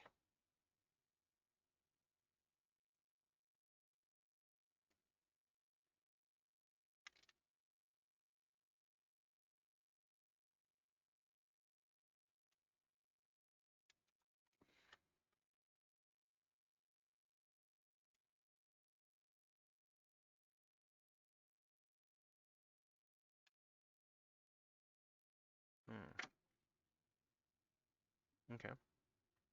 Oh, are these different orientations or?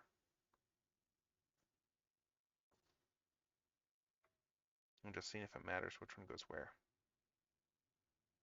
Don't think it does. So long as I just have them in the right thing.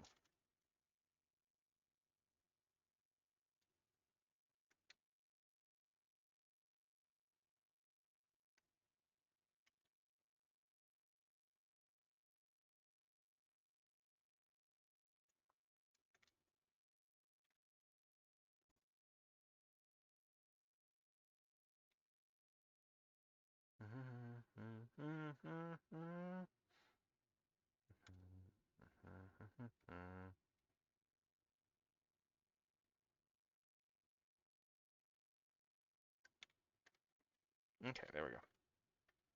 So yeah, so let's see. So F7.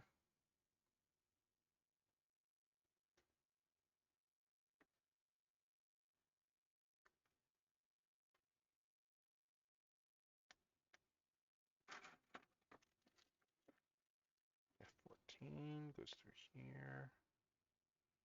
And yeah, it doesn't look like these makes a difference as to which one goes where. I think it just, all that matters is that we just have them sticking out.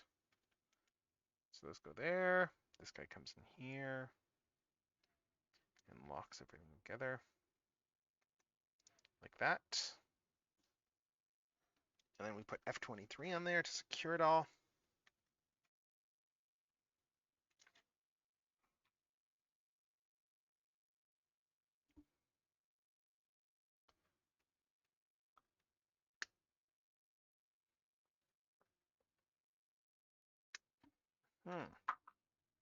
All right, let's see.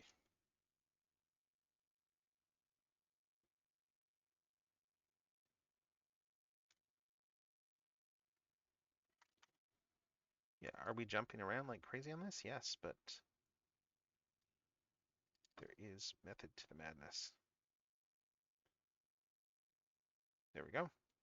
And there we have this whole bit in here now, so I can, yeah, so now I can take this and slap this over top and then just ball joint this in. Like, have we built the legs yet? No, but I just really want to do this just for the sake of being able to secure everything in place.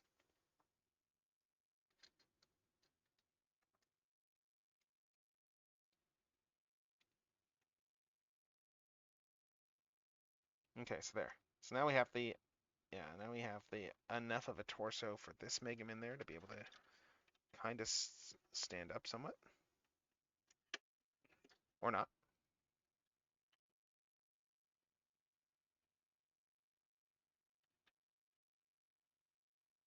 There we go. Okay. Yeah, I wanted to be able to get Megaman to that point there so I can swap back to the other one and work more on the other model. But first I'm going to dump some sprues in my bag.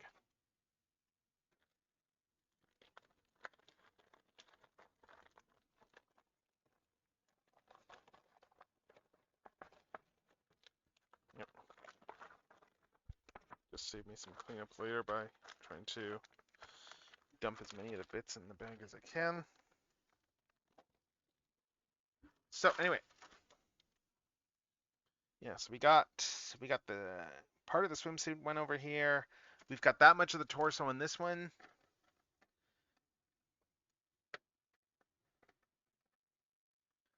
But let's see. Let's go back to this one over here, and now let's start doing things like the arms. Yeah, let's start on the arms on this one here, because it looks like these should be a pretty simple assembly. Just looking at the reading this here. So we want S for this one. That's a new one, isn't it, for sprues? I think S is new, and that's over here. Yeah, S and T. Well, oh wait, no, this is T and U. Okay, no, this is for the legs. These are like the legs, like the thighs and the legs. So S is where?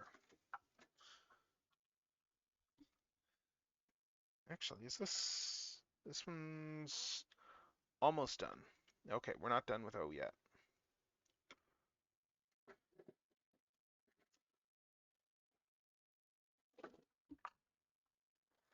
Is that still in the bag? Nope. No, because it's a flesh tone one. Yeah, S is going to be flesh tone, so let me just check. Let's look around in here. Let's put the Mew there, put that there. And let's see. F. Let's just put the stuff underneath for a second here as I find that. As I look for that other sprue that I need to find. Unless it still is in the box. I don't think it is. No, it's not. Let's see. It's probably staring me in the face, because that's how this always goes. I'm just going to take another look, because yeah, we got legs here. We got some, I think these are like some thigh area stuff there. This is for the main one, so we don't need this one quite yet. G, these are all like ball joints. Let's just start putting this stuff off to the side here.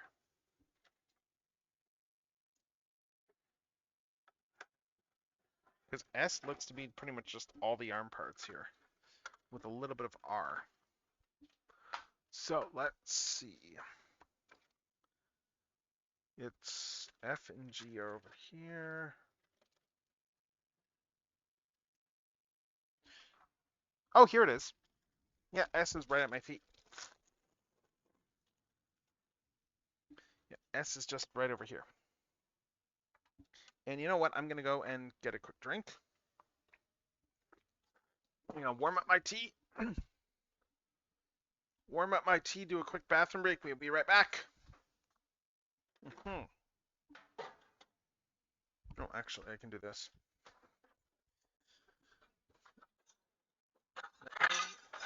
I just washed, like, ran the dishwasher, so I'm just putting the tray back in the shower. Sorry, not in the shower. Putting the tray back in the microwave. Anyway, I will be right back in a sec.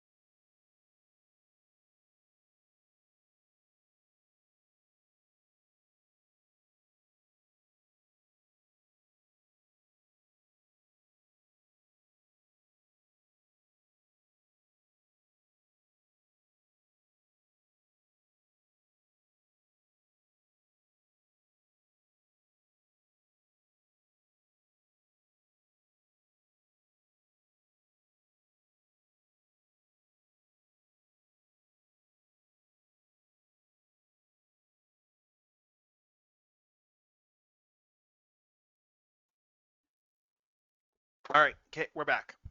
Let's just walk back over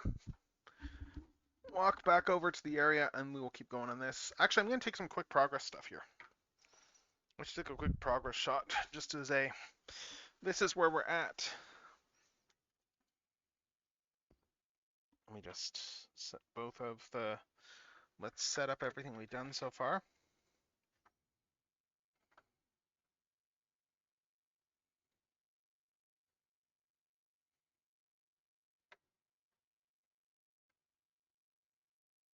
And just balancing this a bit.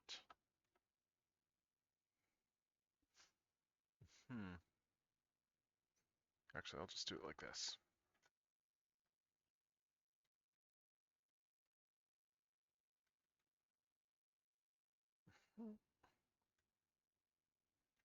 There we go.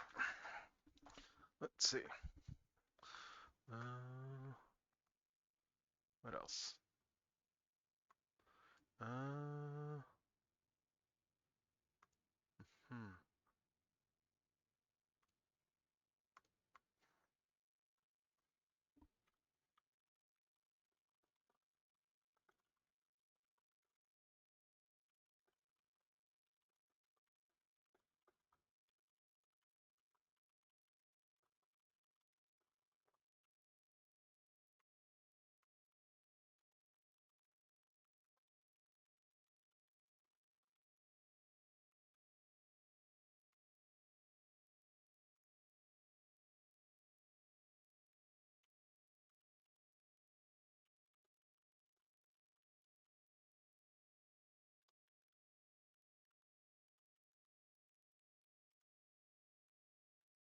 All right, let's see.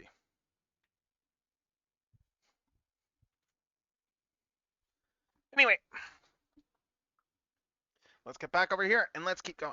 So we are going to put this one off to the side here. And we're going to keep going on this one. Just give her some arms. Oh, and I left my tea over there. Okay, well, I'll grab it in a sec. So let's see. We're gonna do the standard thing I do, where I do like both limbs at once. So 17, 7, and 16. Okay. I'm just looking here. So 17, 16, and 7. Okay.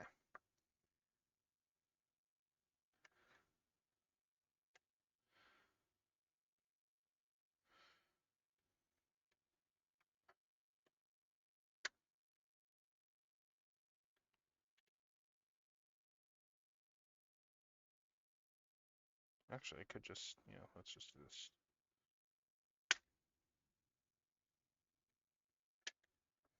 "17, 16, and 7.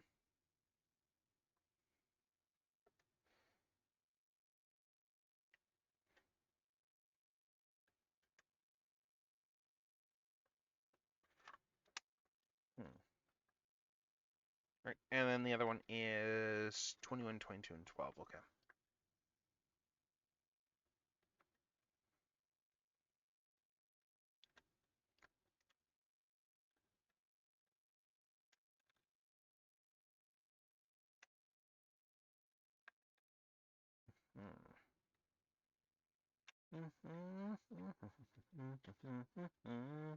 God, a Keeper Ranger was so good. It really was. All right, so we got both upper arms there. Let's just slowly start building these out.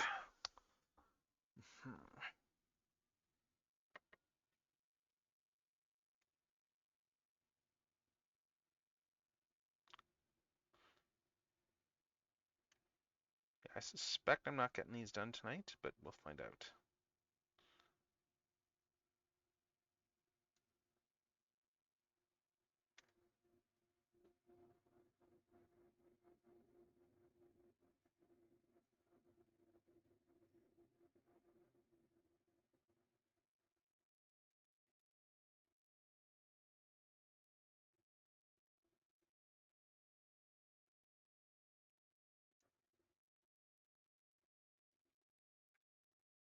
That one I did a really bad job of cutting.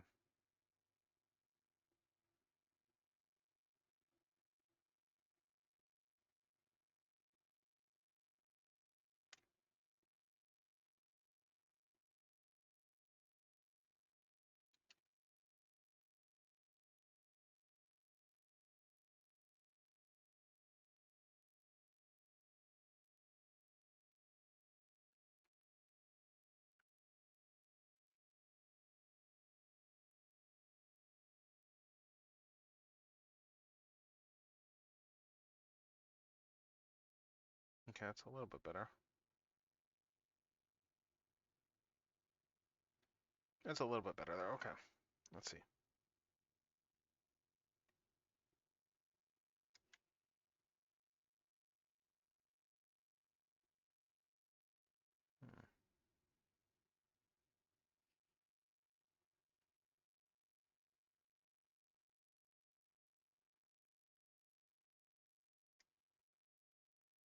Let's see.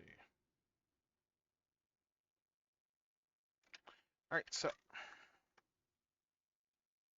And there is a specific orientation to this one. Yeah, we need to put it like this, which makes sense. Yeah, so we want the shoulders to come together like this. Is it this way or is it the other way? Let's see.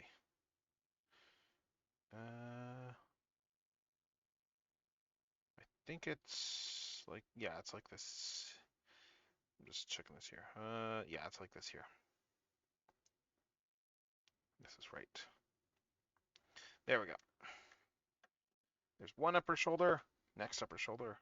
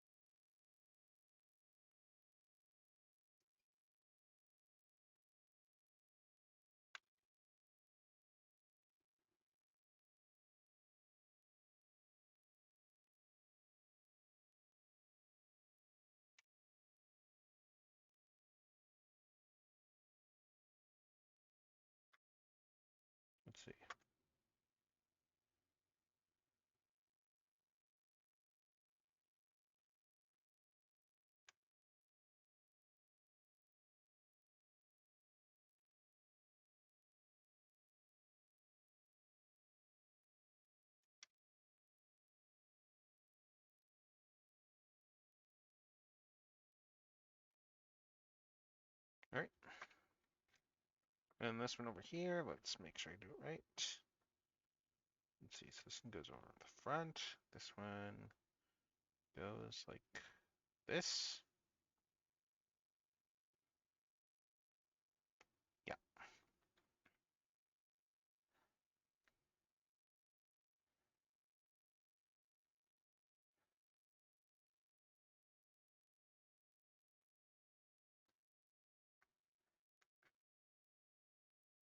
Yep, there's those ones.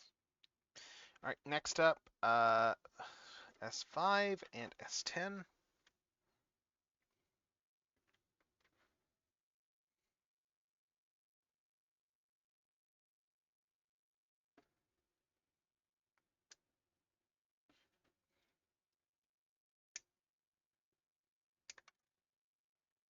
Then S10.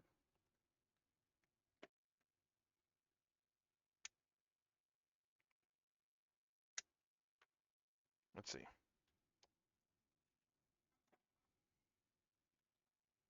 Hmm.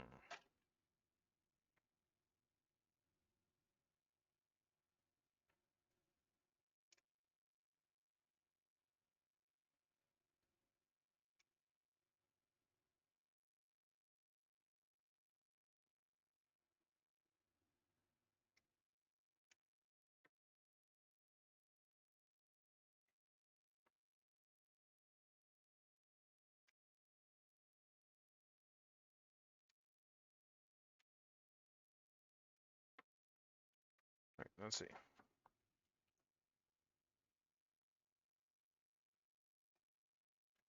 Go. Simple enough. That's the upper arms done. I'm just looking at these and going, do these get any more? I guess it doesn't make a difference if I get them flush or not, the way this is constructed. So anyway, there we got those. This one is, yeah, this one is this arm here. So let's put this one in over here. Yep. I may as well just start putting these together. Why not? So we got those arms in here.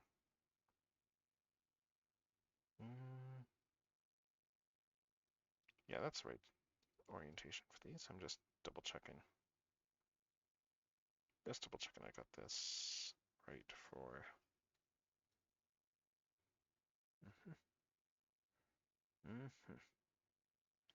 Okay, so we got two of the arms there, upper arms there. And let's do the lower arms. All right, so 71, S11 and 15.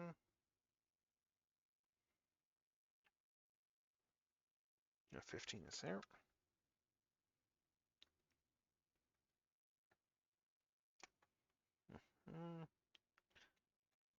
And then the other one is going to be something in 20.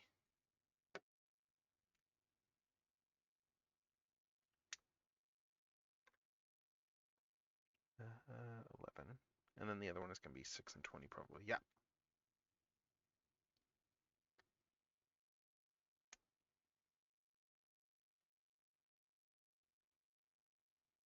And let's see.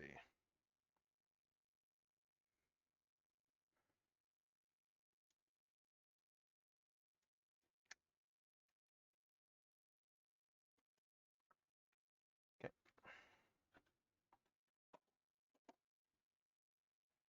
Let's see.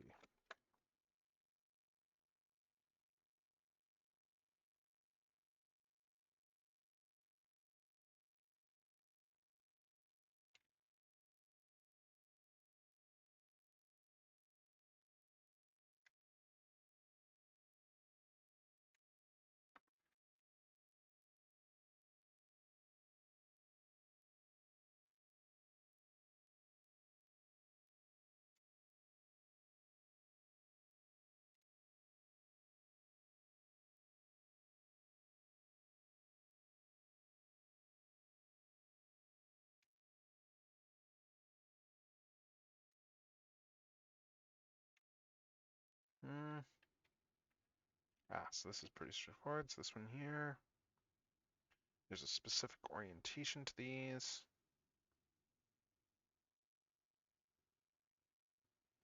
I just need to make sure I get it right. Yeah, because this guy slides in like this. No, it goes in like this here. And then this one is...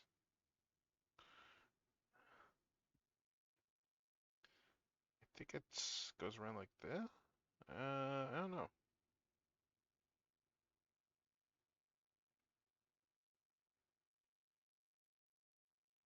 It's a very subtle.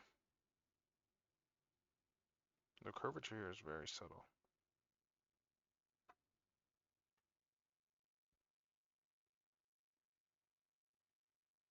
Oh wait, I can tell this way. Okay, let's see. Yes, I think it goes like this.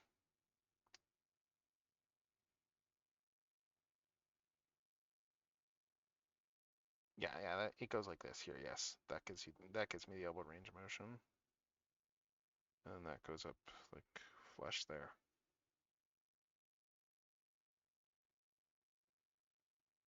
I'm just double checking that, but I think this is right.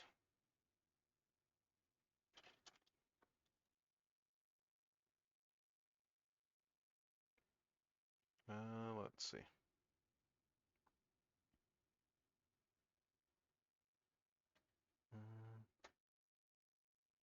Oh no, maybe I got this backwards.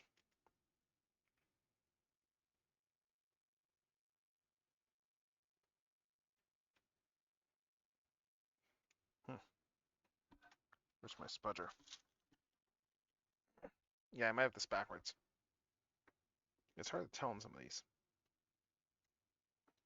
Let's see. So yeah, so let's try this again. Let's see if it's this way. Yeah, because I see that it's referring to the... there's a slight cut there. That's supposed to be at the back, I think. So...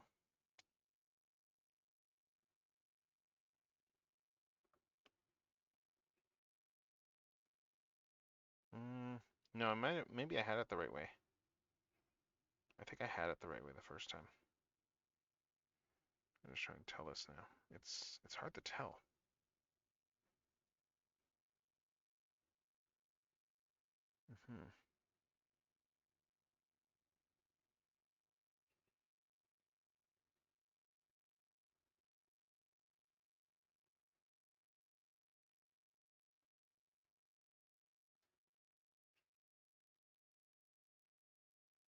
Well, no, I think this might be actually... Yeah, no, this is right. Yeah, I think this is right here.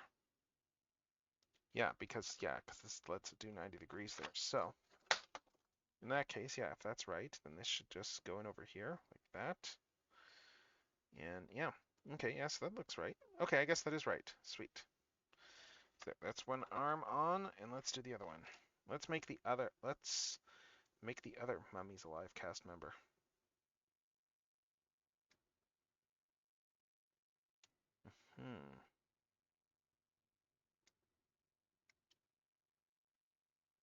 Let's see.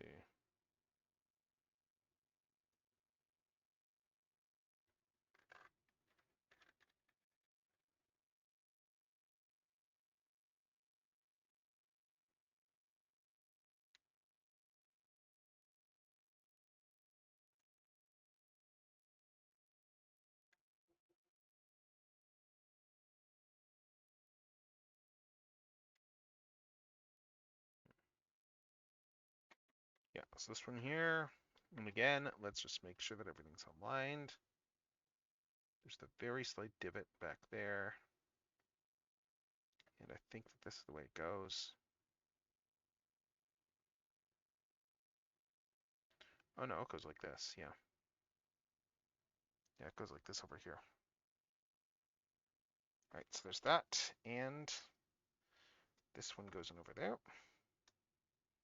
And there, and then we just need to do the wrists, and yeah, we need to do the wrists, and those will be on that R piece there. Okay, where is R? That is G and R.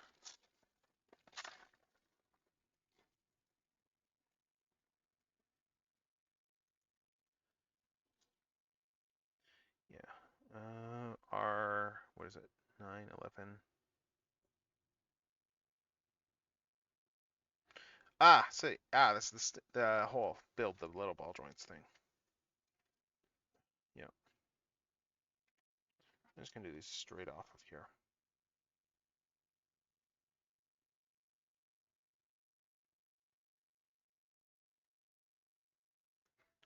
Nine, 11, and then 5 and 7.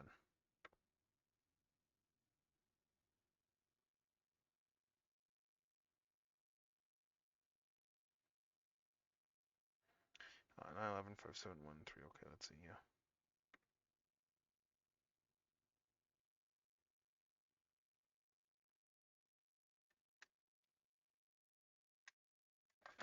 Let's see.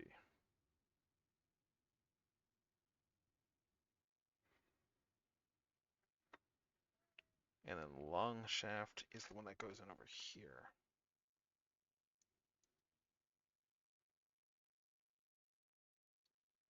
I'm just gonna do the one right now.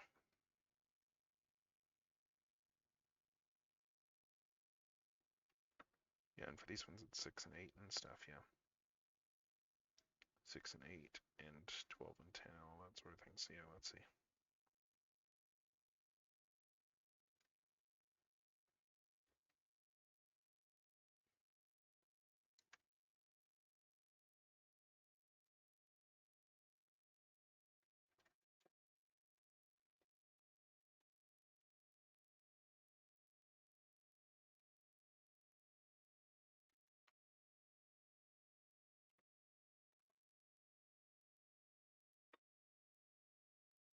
Okay, there we go.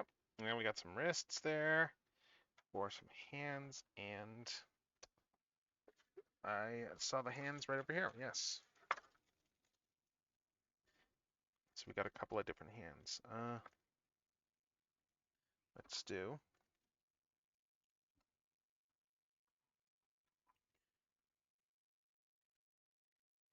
Let's do these ones for now.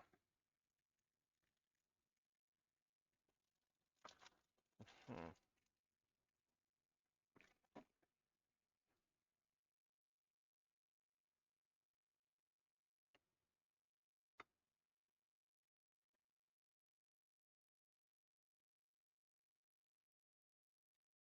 There we go.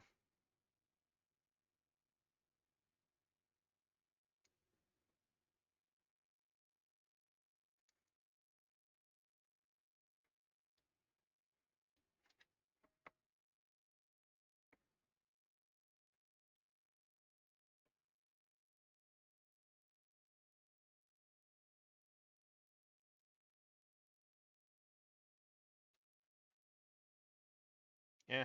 Shame she doesn't do like more than 90 degrees here. Like I can think of poses that would work better with like, more like 135.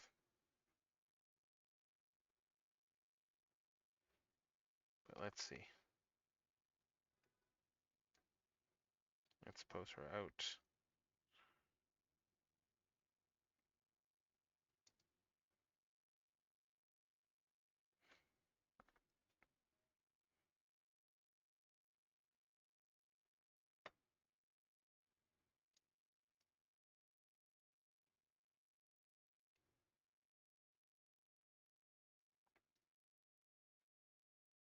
Yeah, shame it's only 90 degrees for the articulation in these wrists. Yeah, so we got that there for Mega Man for that one. And I guess we got all the other hands too. I may as well assemble their ball joints. Because it's separate ball joints for all the hands. May as well. That way I have all the options ready to go. Yeah, I don't think it's gonna make much of a difference. I guess I will group the hands up, but let's see. So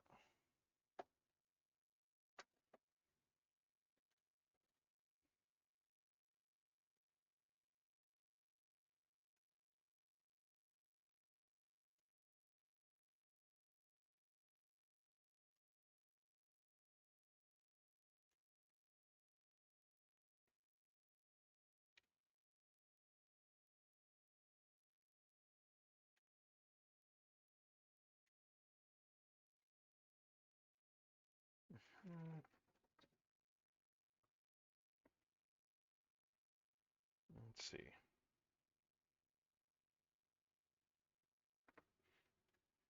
And where's the other one? There we go.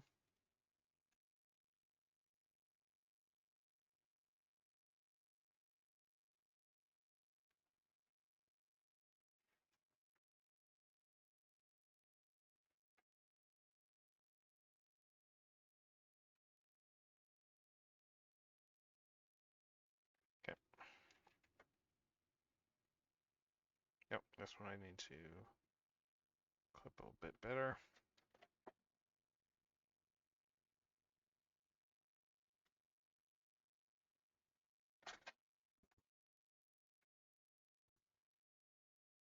There we go. There's one set of hands here and other set of hands.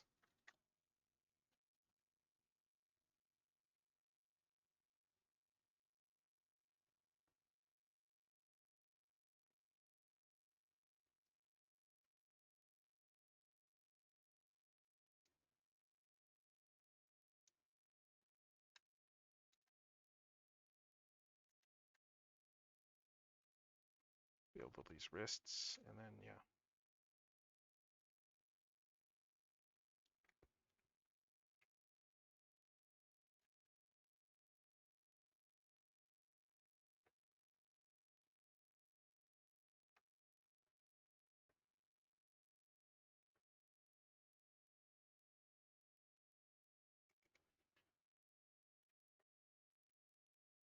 There we go.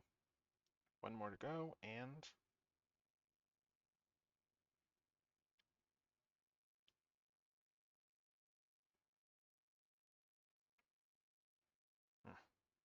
assemble them and assemble. Hmm.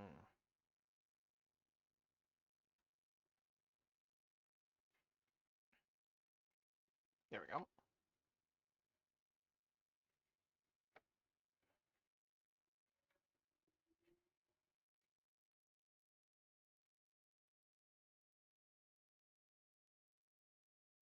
Mm.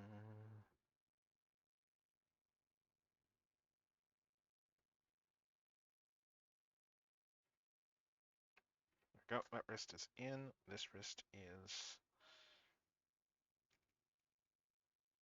also in. Good. Okay, so all these wrists are assembled now. Oh, and the hands. Okay, I'm done with that piece then.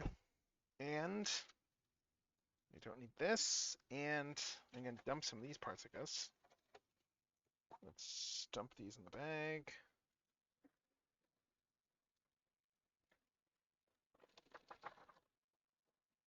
Yeah, so that's the arms on the swimsuit one done.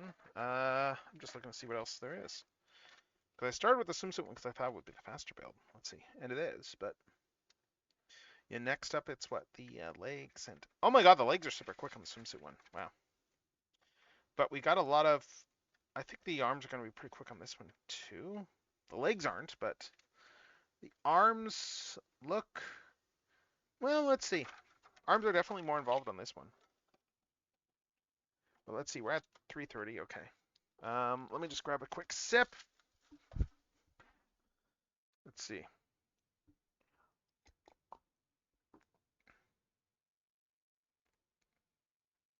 Hmm.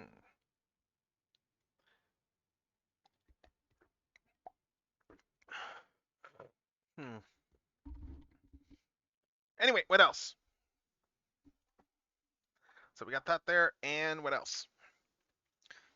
If we jump back over here and work on these arms, let's see.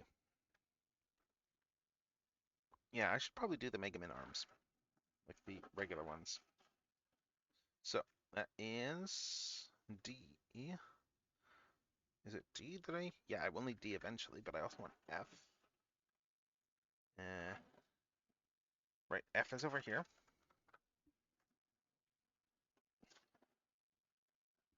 F is here, and then we want, what's the other one there? I see B, E.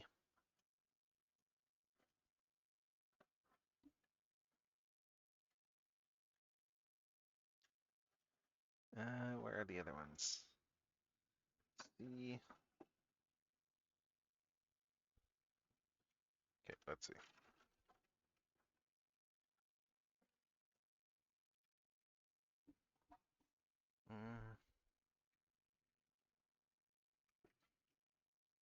Here we go. E.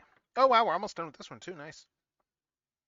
Okay, well let's build those joints here off F. F8, 3, and 10. 3, 10, and yeah. And then we'll just do both arms at once again, as we usually do with these sorts of things.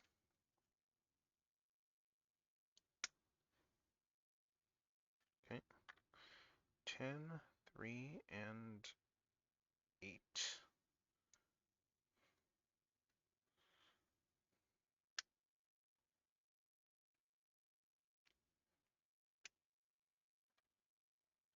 And then we probably want, what, like, is it 10, 3, and 8? Yeah, okay. Oh, that popped off already, okay. I'll have to trim this one up. 10, 3, and 8. And then I guess the other ones would be, what, 9, 11, and 4. So let's...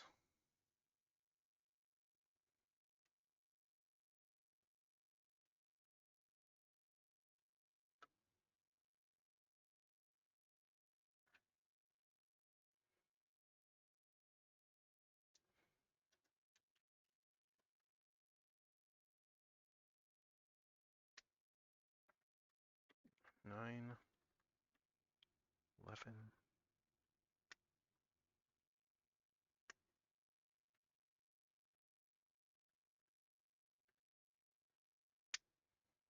and 4.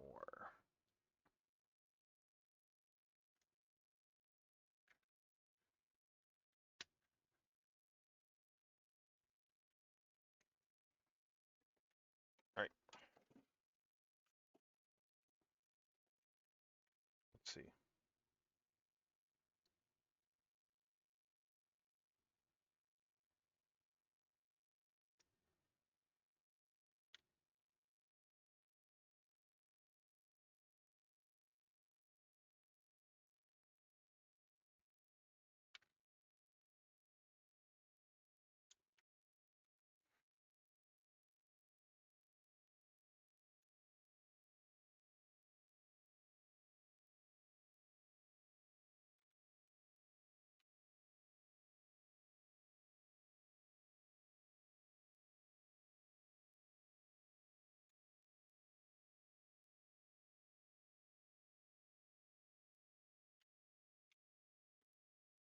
And again, it's the same thing as I guess on the one before there, where we have the specific orientation.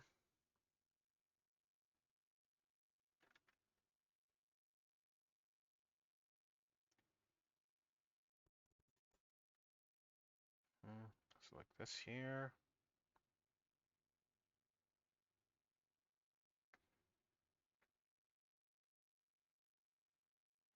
Okay.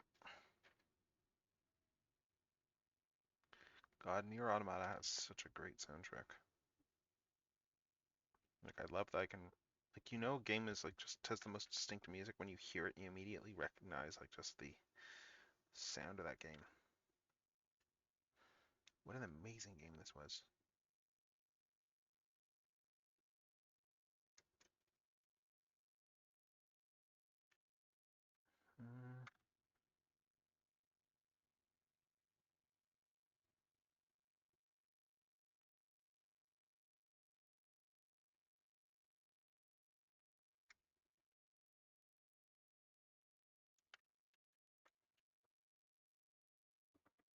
And the one that goes in front there.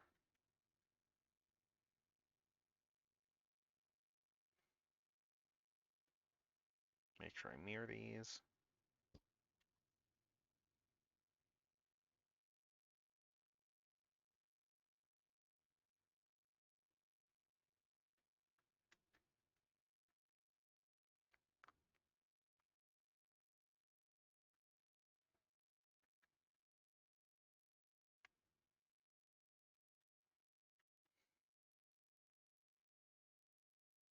And then 4. Got this one going on the back. Oh, looks like I put it in wrong.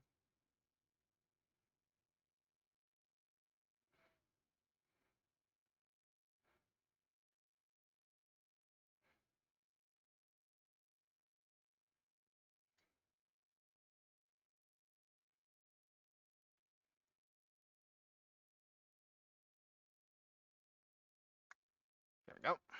That's in. Right now, right, because the sleeves. That's why it's the way it is. So now we have these ones here. We have the B2 and then the E1. And E2 on the other side, I guess.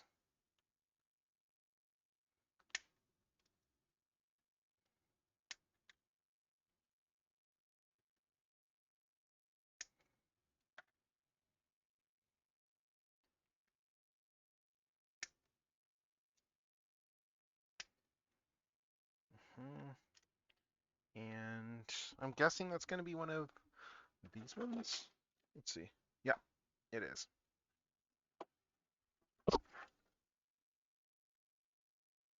And B2, so which means B3 is going to be the other side.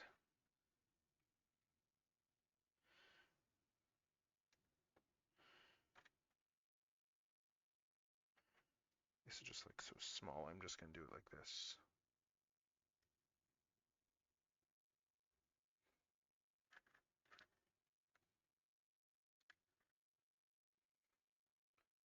This one here.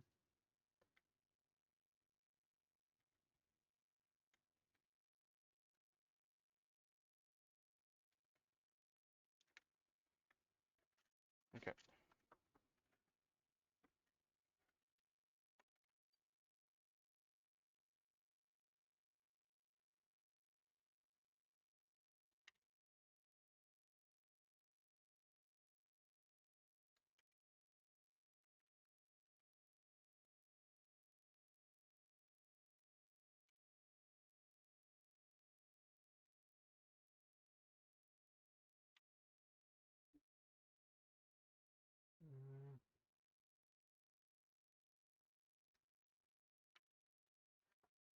Okay.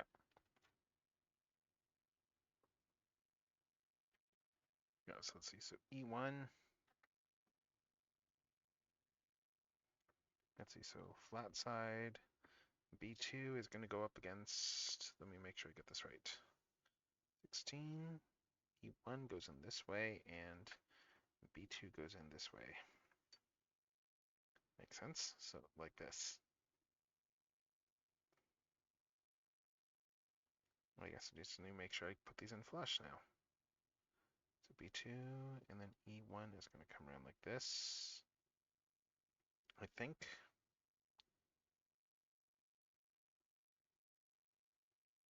Huh.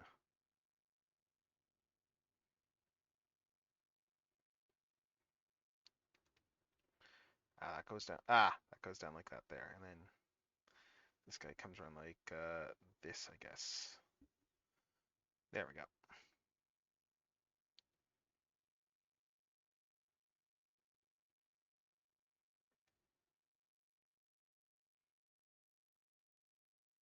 Okay.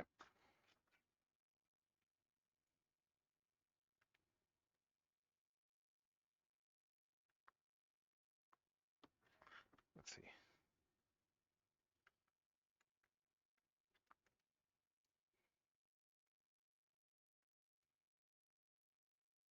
All right, so this one here is the one that goes on this side, like this. And again, okay, that's actually pretty well done here. How they, I mean, like it doesn't quite connect here, like with the dress when you bring it out, but I mean, they do a pretty good job overall, though. Just like that's why they're, yeah, they do a decent job of faking it, though, I think. Like, considering Mega Man's design, it's kind of all they could really do. But it's a cool effect, though. It looks pretty good overall. Oh, hey. I have tried, I very briefly in Hey Ragnar. But yeah, the dress, separate arm pieces. Yeah, like the dress is just completely different sculpt. Like yeah, you can see here that it's just that it does kind of go out like that. And then like there's a separate build for the swimsuit build, which is just like a completely different body build. Like you're getting 2 figures in this set essentially. But yeah, let's see. I'm just doing both these at once. And next up we have, okay, I'm done with this one. And then we did this Miku over here earlier, this Hatsune Miku, which is the Blokees. It's the Blokees Hatsune Miku, and honestly, it's weird because I can recommend. I had an issue with mine from a design standpoint, but the actual figure is really, really good. The main issue I have is that they misaligned the piece that goes inside the head here, so this does not go entirely flush. But like the actual in theory, if you get one that doesn't have that issue, like it is a very good Miku. Like it's especially for the price. Like it's maybe less so now because de minimis is gone in the U.S. So maybe less so for the Americans now, but it's a very good Miku. Very good Hatsune Miku. Anyway, let's see sleeves. We want D1 and 3. Okay, we want 3 and 5 for this arm. Let's see.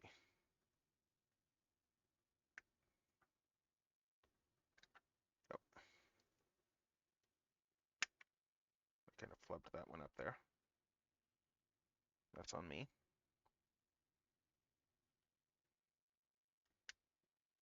3 and 5 for this arm. Oh, and over here.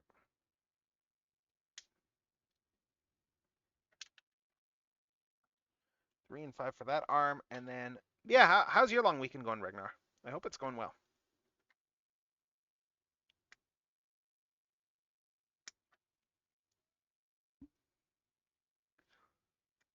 But yeah, this Megumin kit is a very good example of the lengths to which you can go with some of these sprue builds to get all the different colors in plastic. Because there's a lot of stuff on this like on the base Megumin here, like yeah, like this is all separate plastic here for the pattern. The belt buckle's a separate piece. Like even the little X's here, like this is all its own piece in here. Like the only real and like the collar's its own piece. Like they really go all out on these builds just to try and get as little paint usage as possible. Anyway, D1 and then F1.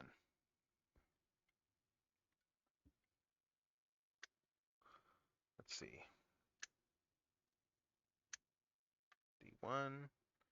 This one's going to be D2 for the other arm. And, oh, that's done. Nice.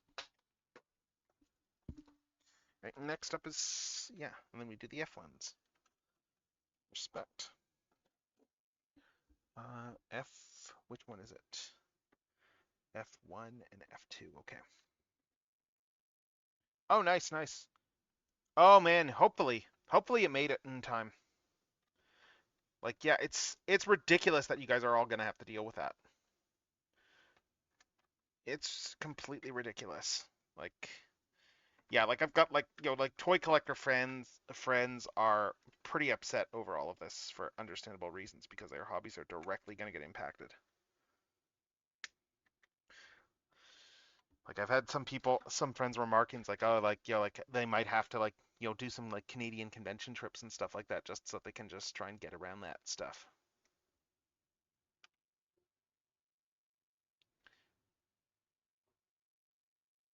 Because yeah, like we do not have those restrictions.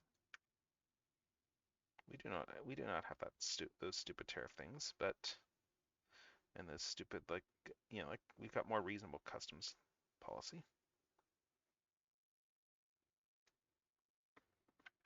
But oh, that's good. If it's in the US, you're good. You should be good. Yeah. That's good. But yeah, exactly. Yeah. Well, I mean, like there's also the fact that part of the thing with it being rolled out is, I think part of the reason they're canceling is keep in mind that the U.S. Postal Service, to my understanding, like does not have the workload. They do not have the like employees to handle the workload that they've created for themselves. So I think a lot of shippers are just not shipping because they know that that they do not have the infrastructure in place to actually see anything arrive in a timely manner. So I think that's part of it. Yeah, exactly. It's like it's one of those things where it's like if you're doing like global trade, you kind of need something like that just for the sake of yeah, just for the sake of keeping things moving. But if you're stupid, I mean, if you want a protectionist economy, sure, dominionist makes sense. But if you want a functional economy that you can't just do that because you've got nothing to pick up the slack. Like you can go isolationist, but you just can't do it right away. Like you got to ease into something like that if you don't want to tank your economy. But anyway, in any case, like the model I'm doing here, it's like I got this one like a year ago now, so which is kind of nuts. It's just I have not gotten around to building it, and it's like, well, it's a long weekend, it's near the end of summer, and I should probably build the swimsuit thing because you know what, it's not. I've only got so long to build like a figure that has like a swimsuit design before it's no longer seasonal.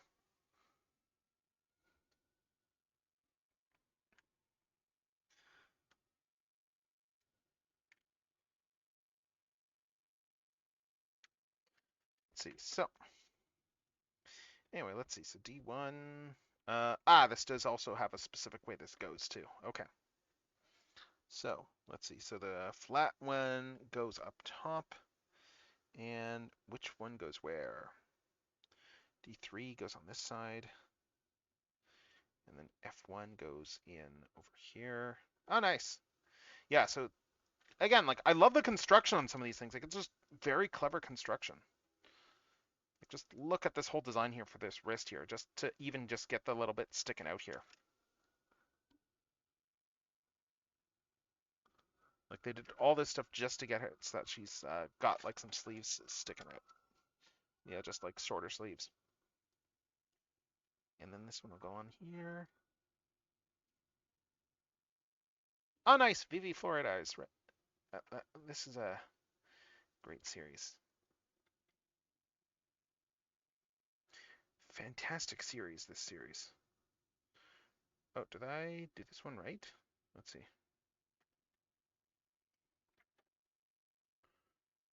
All right, let's reverse this. Yeah, God, I loved this anime. Like, it's not what it's not what I would have normally watched, but like I got a recommendation on it, and then it was like, yeah, and then it was like amazing. And it's not that I wouldn't have been interested. It's just that there's so much anime that comes out, it's easy to miss stuff. Like I'm probably missing. I've not seen any Dandadan, for instance, and I've heard great things about Dandadan. Oh, Sonic Racing. I played the tutorial stuff, and I was reminded that I can't steer in racing games. So there's that. I am very bad at steering in racing games. Okay, so let's see. Yeah, I'm gonna have to.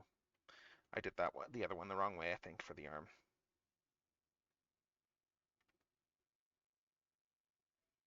Let me just double check here. Yeah, I think this one is. Yeah, I did that one the wrong way. Let's fix it.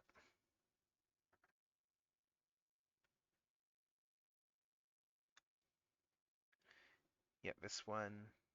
I'm just double checking the sleeves. I think I did that one the wrong way. Yeah, I did.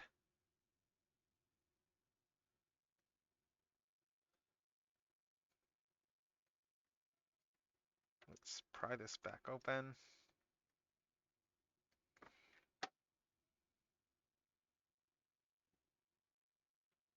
Hmm.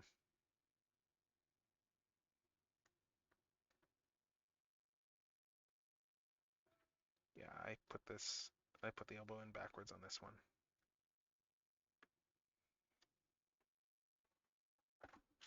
Do I have where did I put my spudger?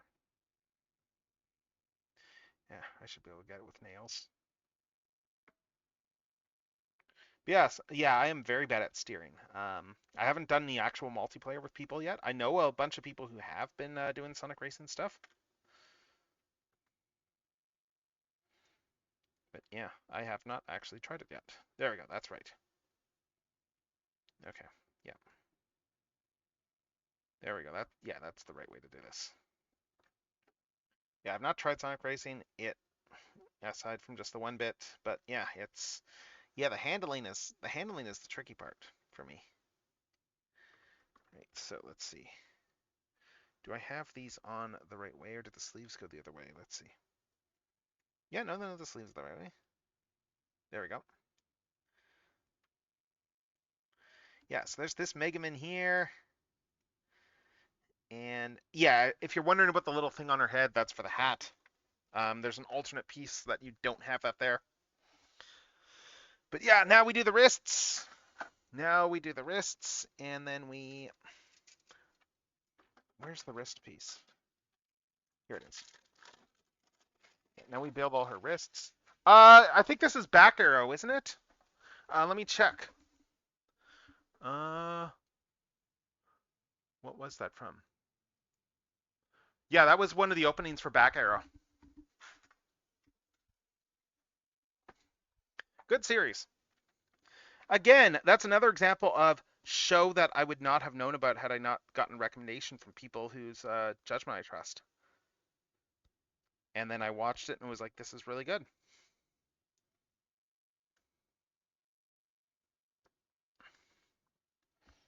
And yeah, let's see.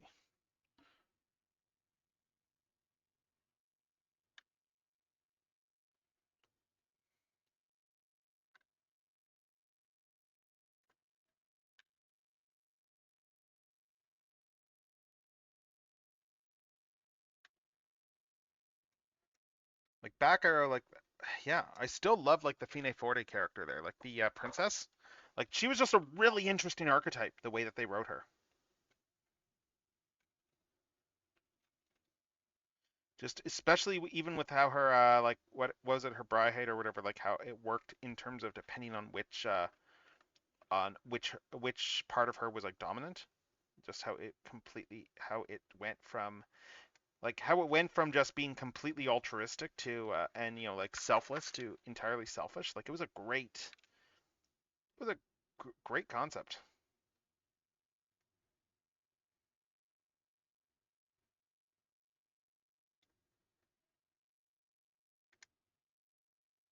Right, so we got those there, and there's I think I have the other hands in the bag for this one, but let's see.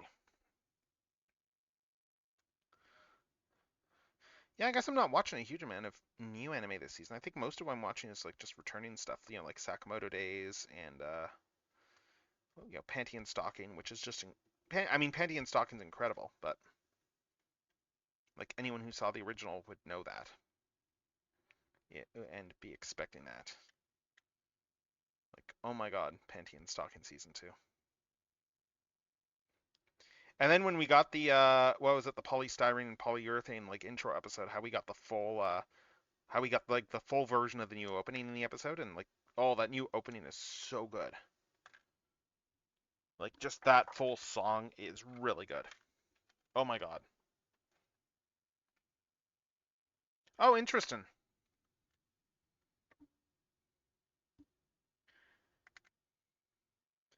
Yeah, I mean, it's interesting just the dynamics of things like open betas these days because of streaming, because it then also doubles as marketing for your game.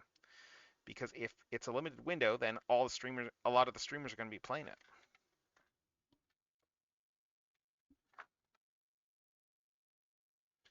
Like there's people I know that are doing it later today, if they haven't started already. Yeah, it's interesting just how like marketing games has changed, somewhat because of all that. All right, let's put these wrists in. Give her a set of wrists. And then we will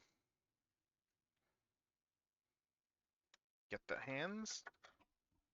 Because, yeah, her hands are painted because of the gloves. Because she's got the fingerless gloves. So let's put all this together. And it's Mega Man, so which ones should we do? Well, for hands. I'm gonna prioritize these hands for the main figure. Yeah, these hands are going to do on the main figure, and I'm just going to do the wrists on everything else. Just install all the wrists, and then we're going to move on to the rest of the body. Or maybe I'll skip ahead and do the hat, because the hat's cool.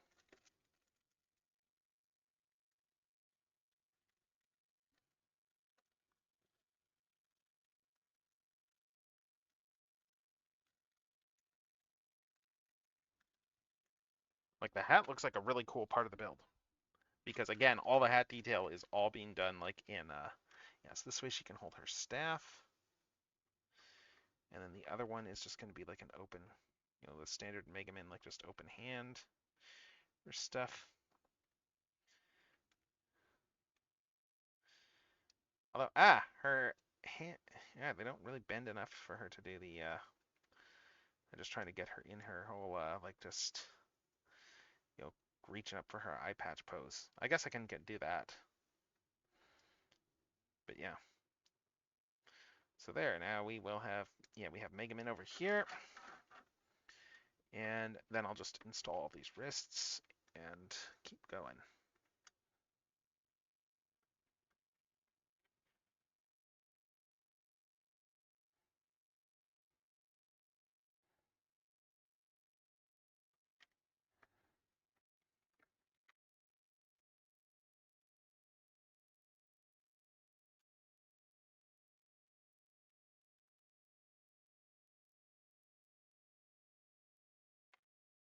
Yeah, have you checked out any of the new season of Penny and Stocking, or?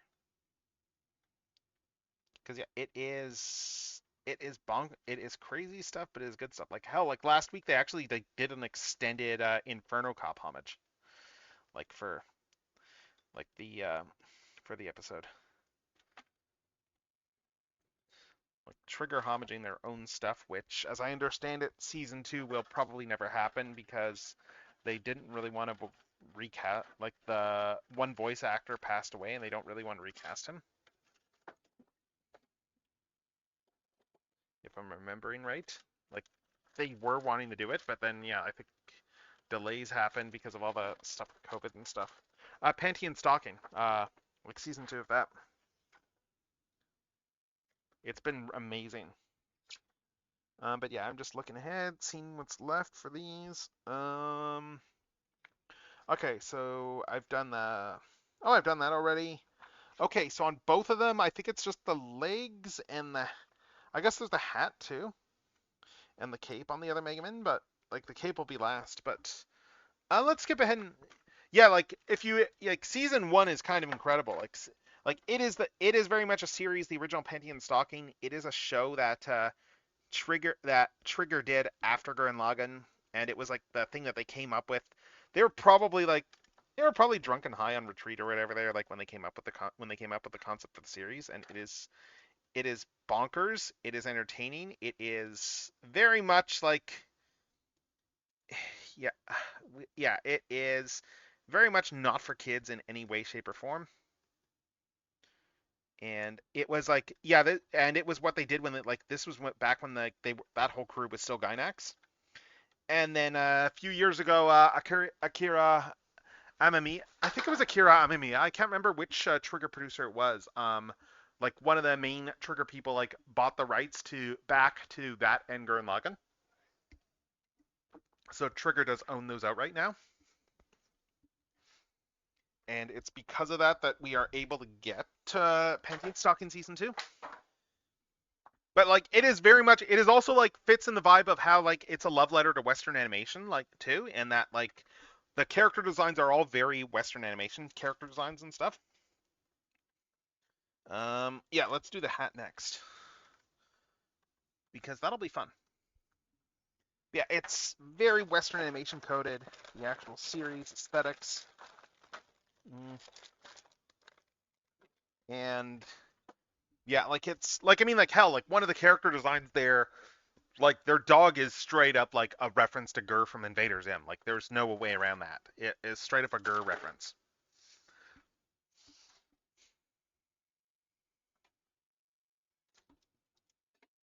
Like it is just like Gur, but a more like just. But I guess it's Chuck is kind of like if you crossed Gur with Bill the Cat. I guess I don't know.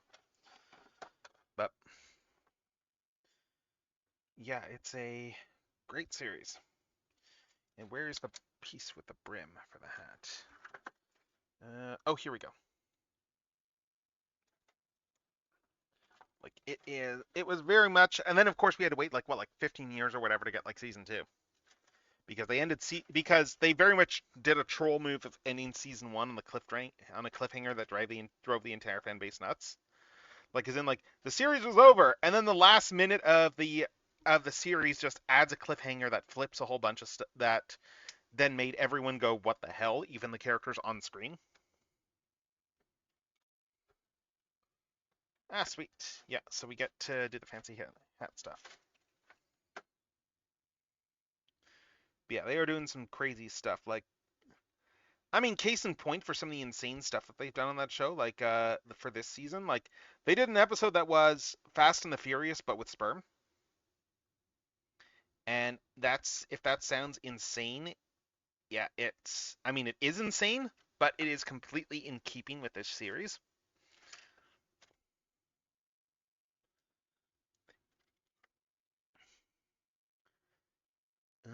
C8.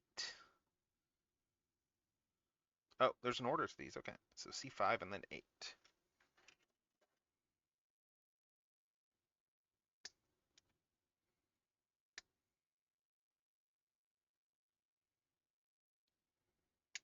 C5.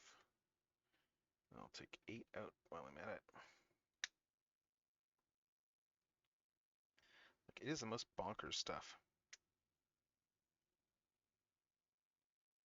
Well, maybe not the most bonkers stuff. There's some crazy stuff out there, but yeah, it is very much. I mean, you can even tell that they know that they aimed for it to like be aired on things like Adult Swim and stuff like that because it just has like the actual opening for the series is just like a 30-second opening. Like it's a very quick opening, and the whole series is like 11-minute shorts. So it's very clearly geared to like being aired on a U.S. network on like stuff like Adult Swim, and or rather, I guess not necessarily Adult Swim, but like you know what I mean. Like U.S. network, like U.S. stuff anyway, like for syndication. Like they kind of pre-readied it for that. Uh, okay, so this way, yeah. So C8 goes in here for. Oh no, C8 is here. Okay, C5 goes in first. All right. C5, then C8. Okay. And oh, this is cool. Like just the way that they're doing the hat detailing. All right, see ya. Thanks for popping by. C3 and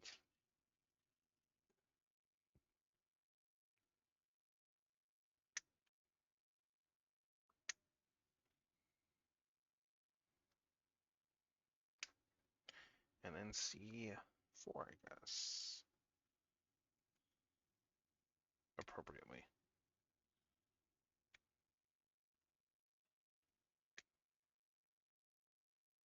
Honestly, we're close enough that I'm probably gonna just finish this all up.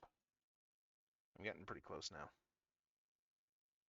And yes, I will eat late if I finish this up, but you know what? I'm really into what I'm doing. I'm really feeling this so far. To quote the Incredible Shulk. C3. That goes in over here, I guess. Yep.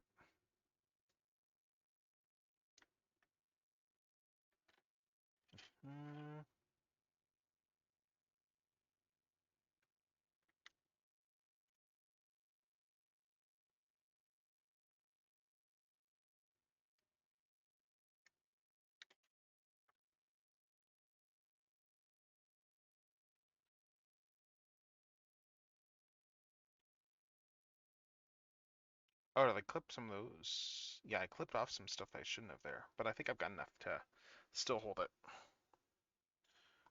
I hope. Okay, but this is on here. Yeah. I might have. I hope I didn't clip too much for the brim to hold on. Because I clipped I clipped a few of these tabs that I shouldn't have, but I think I'm still going to be okay. But let's see. Now let's do the top of the hat. Top of the hat is here.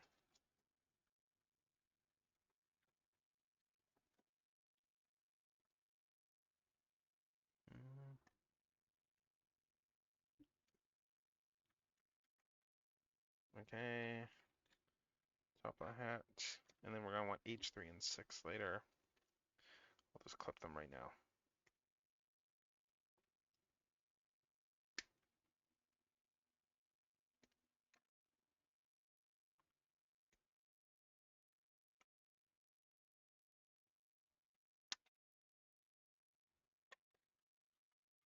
Oh, and it's just Chumps. Oh, it's just Chumpskay that's still on this. Okay. So we're almost done with this sprue.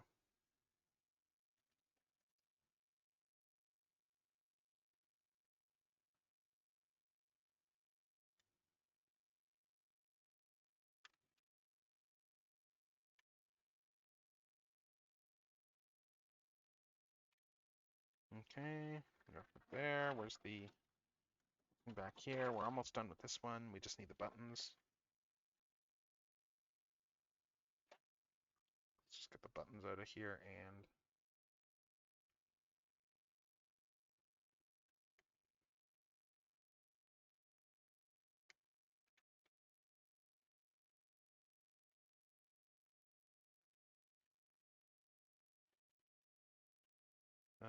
G1 is C. Okay, this is C2, C1 we want on the left side. Okay, and then C2 we want on the other side.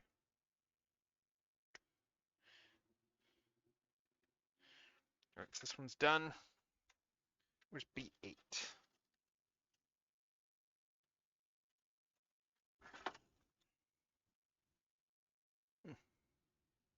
B8 on the right side and then B1 on the left side. Okay.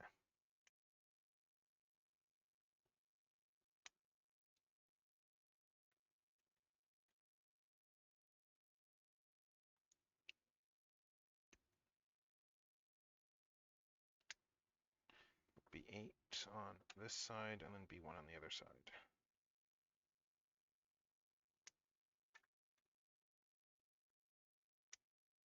All right, so we got that there. We got the hat. I think it goes in like this. Yeah. Okay, there's the hat. Let's assemble the little eyes on the hat. Which, yeah, it's nuts that we have even the eyes.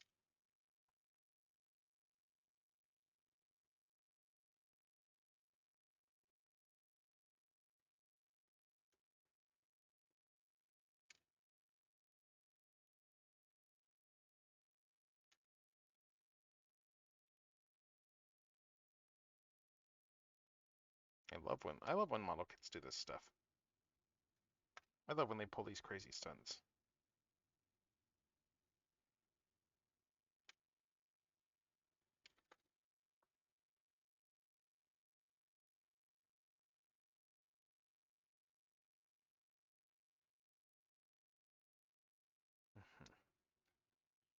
That goes in there, and this one comes over top. Seriously, oh my god, like the detail here. There we go. Oh my god, that is cool. That is cool.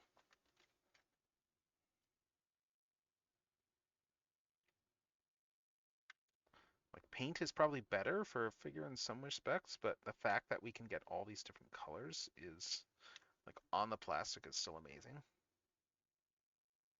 Like for the just the way this all comes together.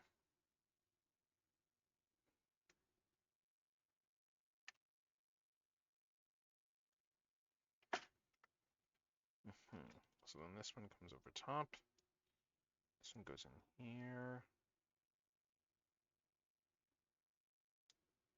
Like that. And then this one just slots in over here.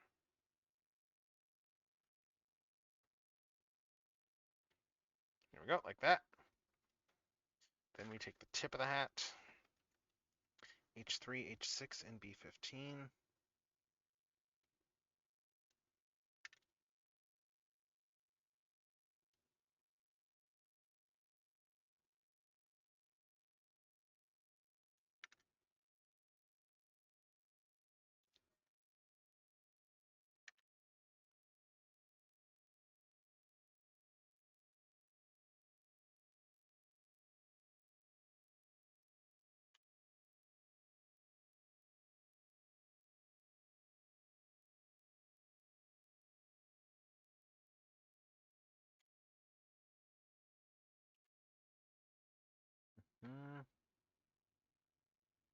these just come together here. H3, H6.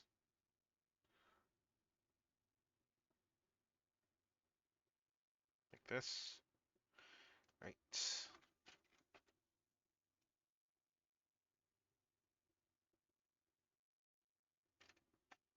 And then then this will slot on over here. And I need B15, which is just a little guy. Just a little guy over here.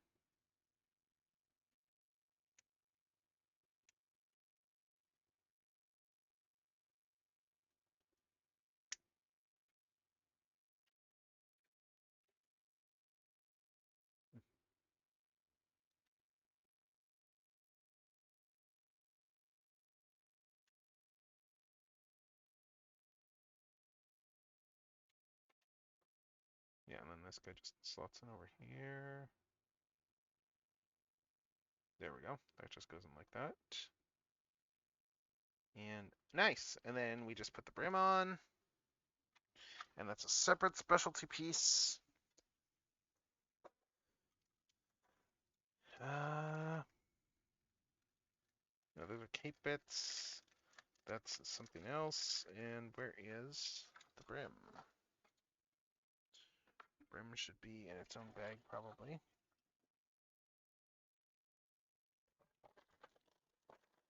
Oh, here it is. There's the brim. Yep. Brim is right over here. And yeah, it's not going to go completely on. I might have to, I hope I don't have to glue it, but yeah, I did flub a little bit in terms of cutting off too many pegs, but yeah, like I accidentally snipped these two pegs over here. But I think I have enough support that this will still hold.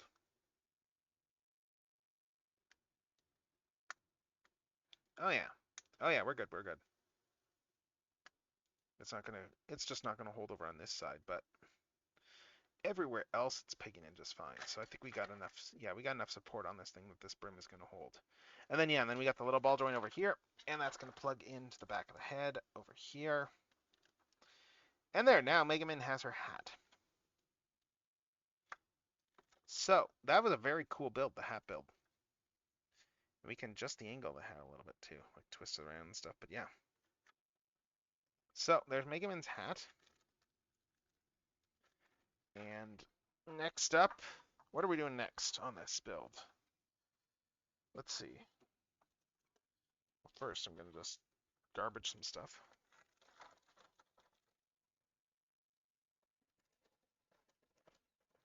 I'm just going to try and do some garbage. But let's see what else. What do we do next? I guess next we can do the legs. The legs are these asymmetrical builds? No, not quite, not quite. They're not. Yeah, I guess they are asymmetrical builds, but they're similar builds. And yeah, we're almost done though. Oh, hey Strideways, how's it going? How is it going? We're doing a Mega Man build tonight. We did this Miku kit, which was less of a kit and more putting stuff together. So then I just segued into Mega Man. And this is a DX kit that has just both regular Mega Man and Mega Man in the swimsuit. So yeah, so I've got like I'm building both in tandem as we go. Oh, yeah, no worries. No worries. I hope you're that sucks though, given long weekend. Hopefully it's nothing serious. Hopefully it was nothing serious. I know there's been stuff going around, so I mean, I guess it's back to school season, but still. Okay, so let's see. Okay. I'm just looking to see what we do here. Let's do the crotch area on this one, and then I'm gonna probably jump back and finish the legs on the other Mega Man. Because these ones are gonna be simpler legs. But we have not done like the crotch area on this one yet, so let's see. And there's been some really cool steps in this build, honestly. Like, yeah, let me show you just some of the stuff here. Also, I know it's a pain now, but if you ever wanted the Miku, the Blokees Miku is really, really good. Mine has like there's an alignment issue with one of the pre-built parts, and I'm gonna have to see if I can get help from any friends who are familiar with model kits and fixing that, but oh, no worry, you don't no need to join in the voice or anything. But I mean, you're welcome to, I guess. Hold up, I'm just not sitting at my PC right now, so let me just finish what I'm working on right here. Let me finish what I'm working on right here, and then yeah, just a sec. But yeah, I'll show you just like for some of the stuff, for instance, like the way the bikini stuff works here. For the way they did that is the entire inner piece is red, and then you just wrap all the skin. You just pop on over top of that. So like the actual straps are part of the same piece that this is, and that is all an underlayer. That entire piece. Like there's some cool steps in this, and then just the shoulder assembly in this one. Oh my god, the shoulder assembly on this figure is really cool in terms of how they got it all together. And just even stuff like all this detail here being like plastic detail up here as opposed to paint. Like this is a really involved sprue kit, and it's really cool to see. It's really cool. There's very little paint on this figure. But yeah, let me finish up the crotch area here. O is over here. I think I'm gonna finish up using this one with this. Yeah. Yeah, that should get me through the rest of O. So let's see. Let's do that. Yeah, we're very light at the end of the tunnel in this kit. Okay, O4 goes on the right. And then O3 goes on the left.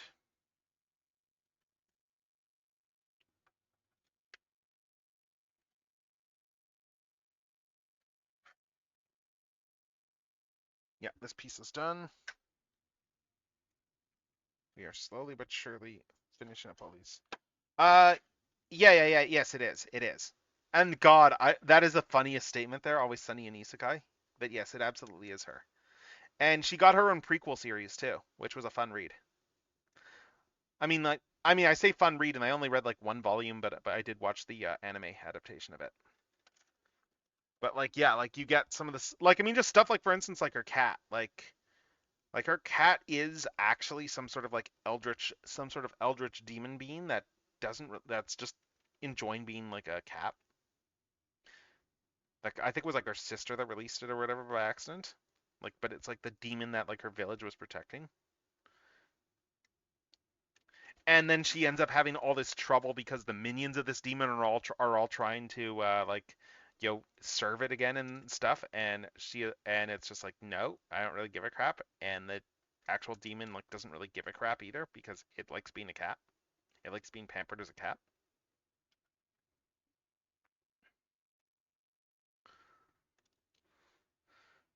And I think one of the funnier parts there in the Mega Man prequel is like when you get into the later episodes there.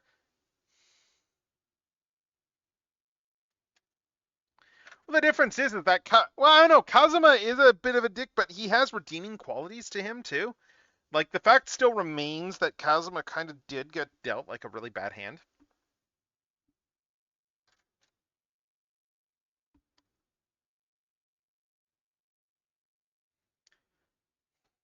But and I mean he is still and like you ultimately like he is still a teenager too, so like the maturity level is okay. You know what? I mean like I guess a lot of the Isekai protags are teenagers, but it's easy to forget that they are. Like, I mean, it's like, for instance, if you have anyone that remarks on stuff like with regards to age stuff with characters there, because like him and Megumin are probably like like Aqua is more like just the idiot sister in terms of like the relationship of characters, and like Megumin, I guess Megumin can waffle between there's the you might have younger sister elements, but then there's also just like the fact that like her like I think the show kind of ships her and Kazumin more, but it's other things like they're not actually that far apart in age because she is younger than him, but it's not that far. It's like considering how young they are, like it's one of those things where it's like, well, that age difference isn't actually that huge, but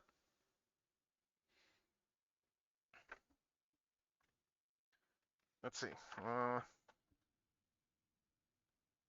Okay, anyway, this is together, so let's see. Yeah, they're both dumbass teenagers, yes. Although the difference is that Megumin comes from a village where like everybody is like an edgelord. and like that is the whole like the whole Crimson Demon clan are all like edgelords. Like they're all shinobi there. And then when we actually find out stuff, it's like it's not even a case of they're shinobi because they've got like their powers or whatever there. It's like no, like the guy like who centuries ago like created the Crimson Demon clan by enhancing them all. It's like yeah, no, it just happened that all the people that he recruited for like the surgery there for to give them all like this magical powers, like all of them were just that exact type of person. Hold up, I'm just gonna go refill my drink. Um, yeah, yeah, kind of, I guess. Like, yeah, that's actually not a bad assessment there. Yeah, because they are all very much like all of them in school, for instance, they're all practicing like they're over dramatic. Like everybody in her village does like the whole over dramatic intro, no matter like what their actual job is. They all do that, and that's just normal for all of them. The only character who's like the closest thing to normal is what's her name? Like Megumin's friend, who like her best friend, who Megumin sees as her nemesis, but really it's like best friend. But like that's the closest Megumin's ever gonna articulate that. Yeah, she is. Yeah,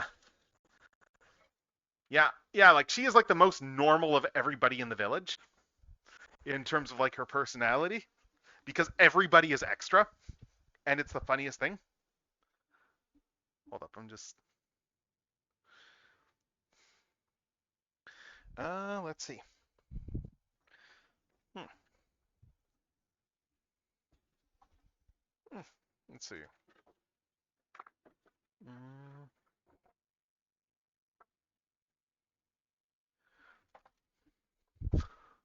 Hmm. I'm just waiting for stuff to go. Hmm. All right, I'm just waiting for my stuff to warm up in the microwave for my drink. But yeah, let's finish assembling this, and yeah, this piece goes in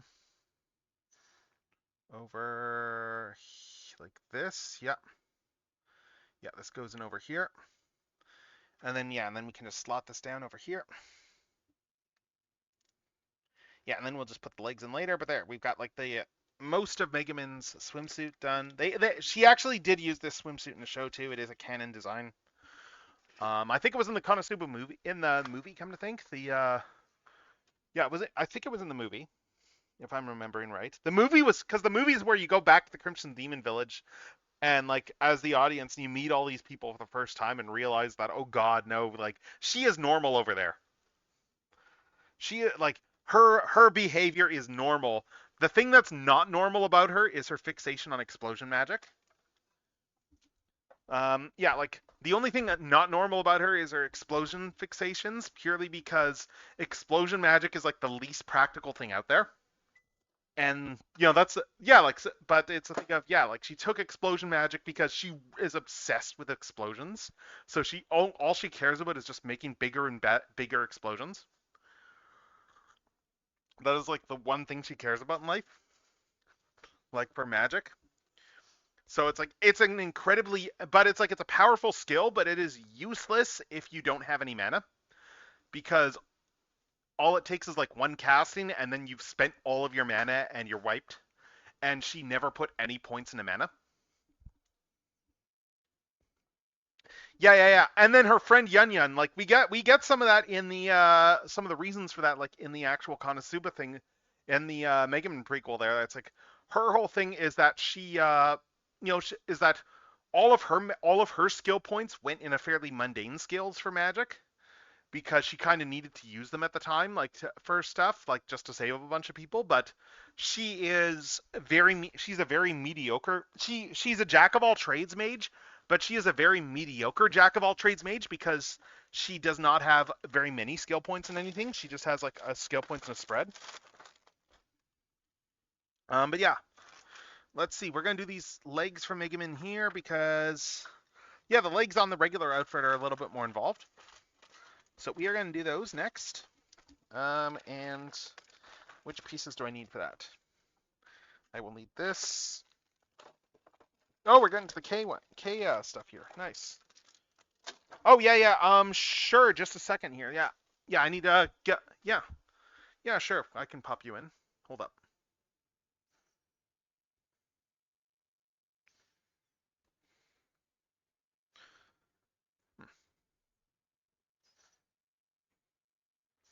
Yeah, just hop in whenever it gets to us. Shoot me a message, and yeah, I will hop you in.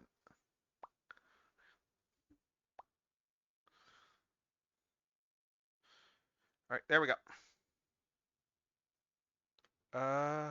Oh, do I not have Let me that? just Oh, I just don't have stream avatars turned on this. Hold up. Let me fix my view. I'm just realizing I don't have that on my toy screen. Okay, there we go. I muted the stream. No, not that one. Oh, there we go. There we go. Okay. There. Now I've got the image on. All right, I've got the stream muted. You can hear me, right? Um, yeah, I can hear you fine. I'm just double checking to make sure the Discord. Yeah, I can hear you. Yeah. Good. It's coming Right. through. Good. All right. Anyway, though. What music were you playing there? Yeah. Let's see. Yeah,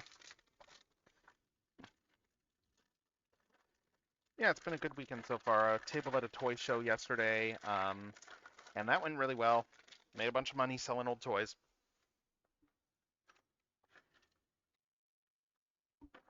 Nice. And which one do I Which need? old toys did you sell?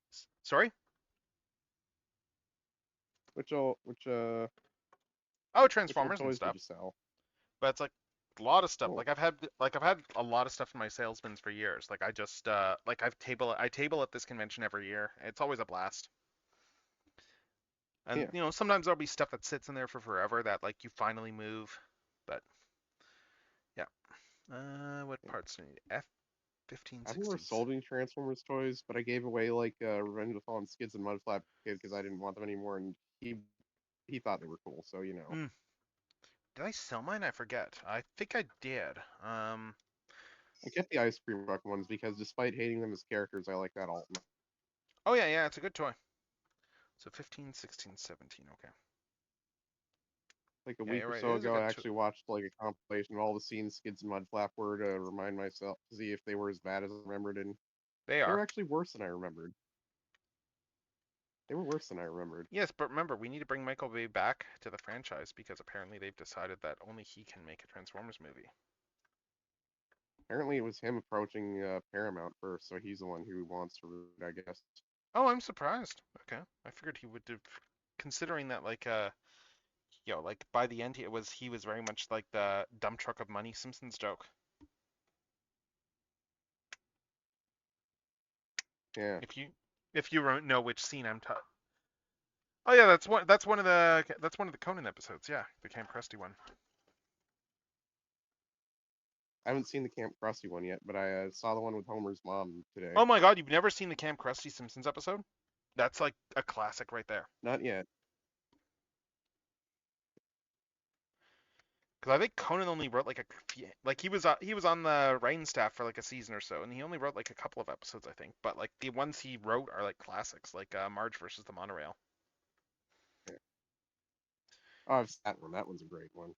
Yeah, but yeah, the Camp Krusty one is great because it's like just like like one of those classic like Krusty licensed out his image to like just summer camp sort of thing there, and then To a like very everything crappy goes to summer hell. camp, I assume. Sorry. To a very crappy summer camp, I assume, because it's Krusty. Oh, absolutely. Again, it's Krusty licensing out his name to stuff, and it generally being very crappy stuff. Yeah.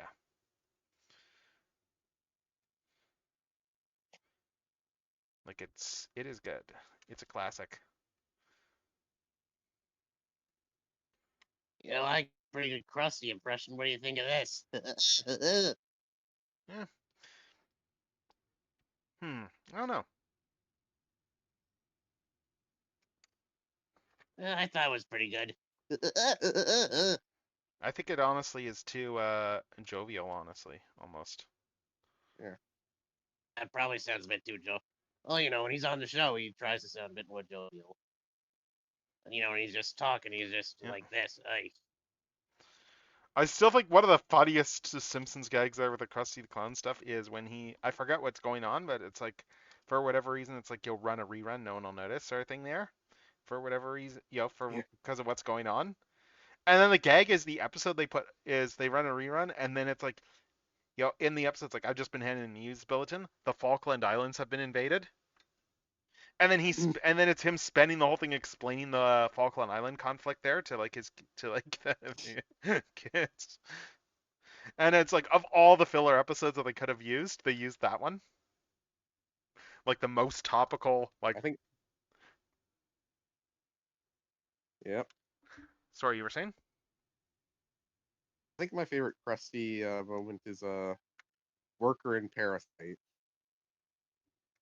The Itchy and Scratchy one Yeah, when thing, they right? can't. Yeah, where they can't like show like Itchy and Scratchy for whatever reason. Like, Oh, no. It's because he so they couldn't just. get. It's because that's the Gabbo episode. Yeah. That's Krusty gets canceled that episode there. Yeah. Yeah. And he basically just has to suffer this weirdo Eastern European one as a riff on like the Gene Tom and Jerry shorts. Mm-hmm. What the hell was that? What the hell was that? Mm-hmm. I love the expression on his face after like Worker and Parasite airs. He's just staring at it with like Yeah, a he's just like, cigarette what in the his mouth, hell? and the cigarette's kind of droopy. Yeah, I think I used that as a react video on like a Transformers forum to like the episode of Combiner Wars where Starscream got a giant glowing screaming head years and years ago. Oh God, the screaming head. Yeah,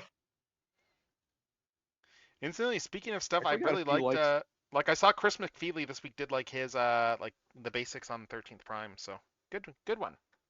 Oh, nice. Yeah, and talking about like just all the 13th Prime, like just the lore revisions and stuff. Like, yeah, I mean it's McFeely, so of course it's good. But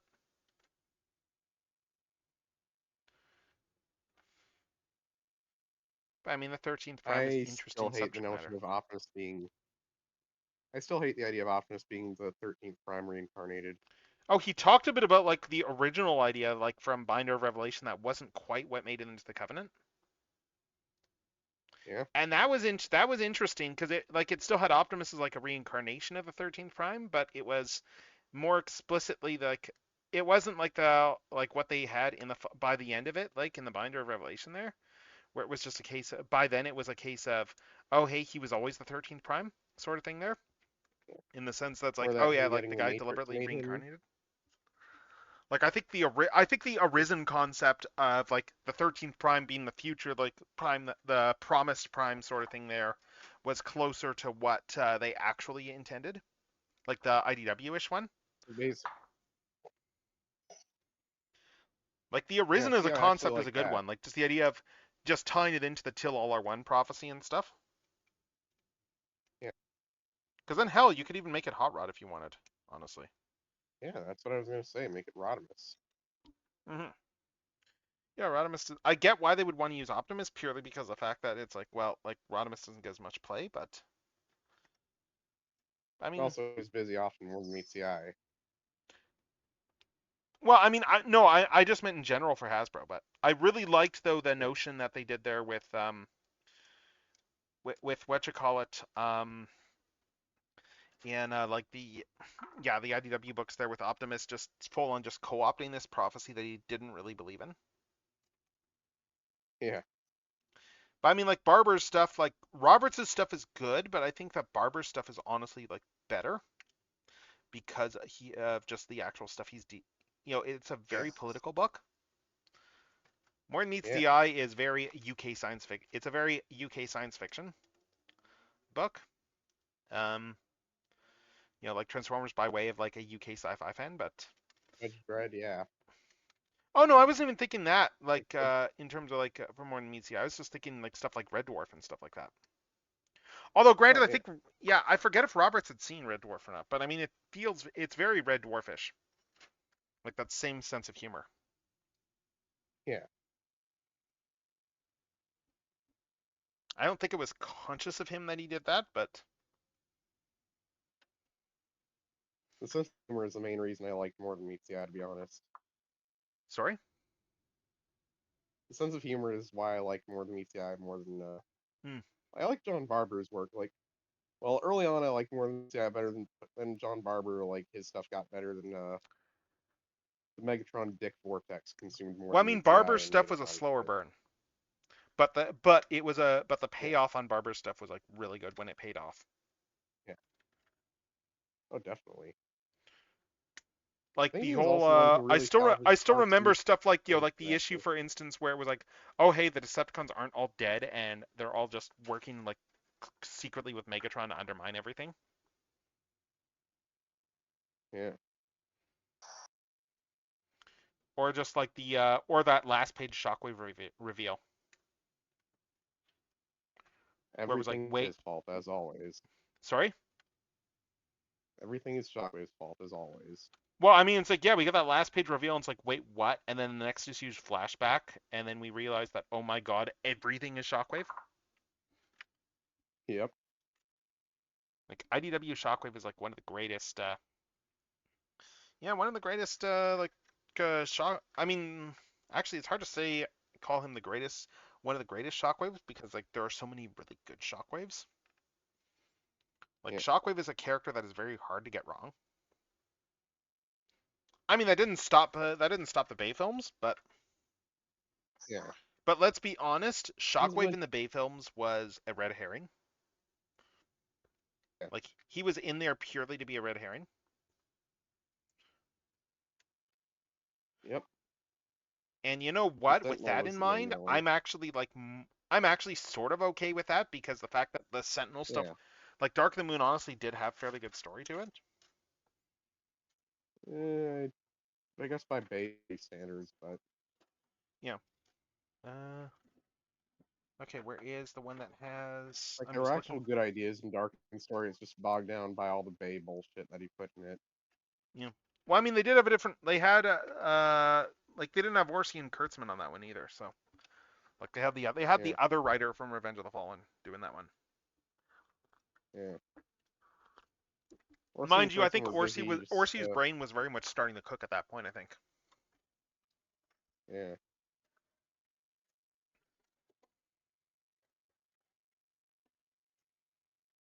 Orson and Kurtzman were busy producing one of the most mediocre Transformers cartoons ever. I don't know how involved they were aside from like being able to get voice actors and stuff, but I mean like it's easy to forget though with Orsi and Kurtzman that they do have a long history of like television stuff. Like that's where they got their start. Yeah. Oh, I know. I just wanted to get in a dig at Transformers Prime. Hmm. If anyone's listening and they're a Transformers fan, I'm sorry for saying that, but I just don't really care for that. That's fair. It's okay if people like it. Because I need J for the other leg. Let's see. I'm just trying to. Let's see. I'll do the other leg while I'm doing this, but where is that? Because it's asymmetrical, so I need the other pieces for the other leg. And those are all the swimsuit ones. Oh, right. Oh, she's wearing a stocking there. Okay, that means that there's another sprue. Maybe it's one of the ones still in the... Oh, here it is. Yeah, it's one of the ones still in the bag.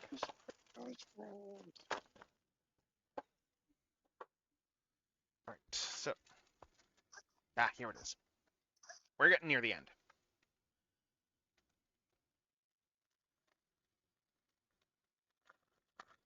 Yeah, let's see.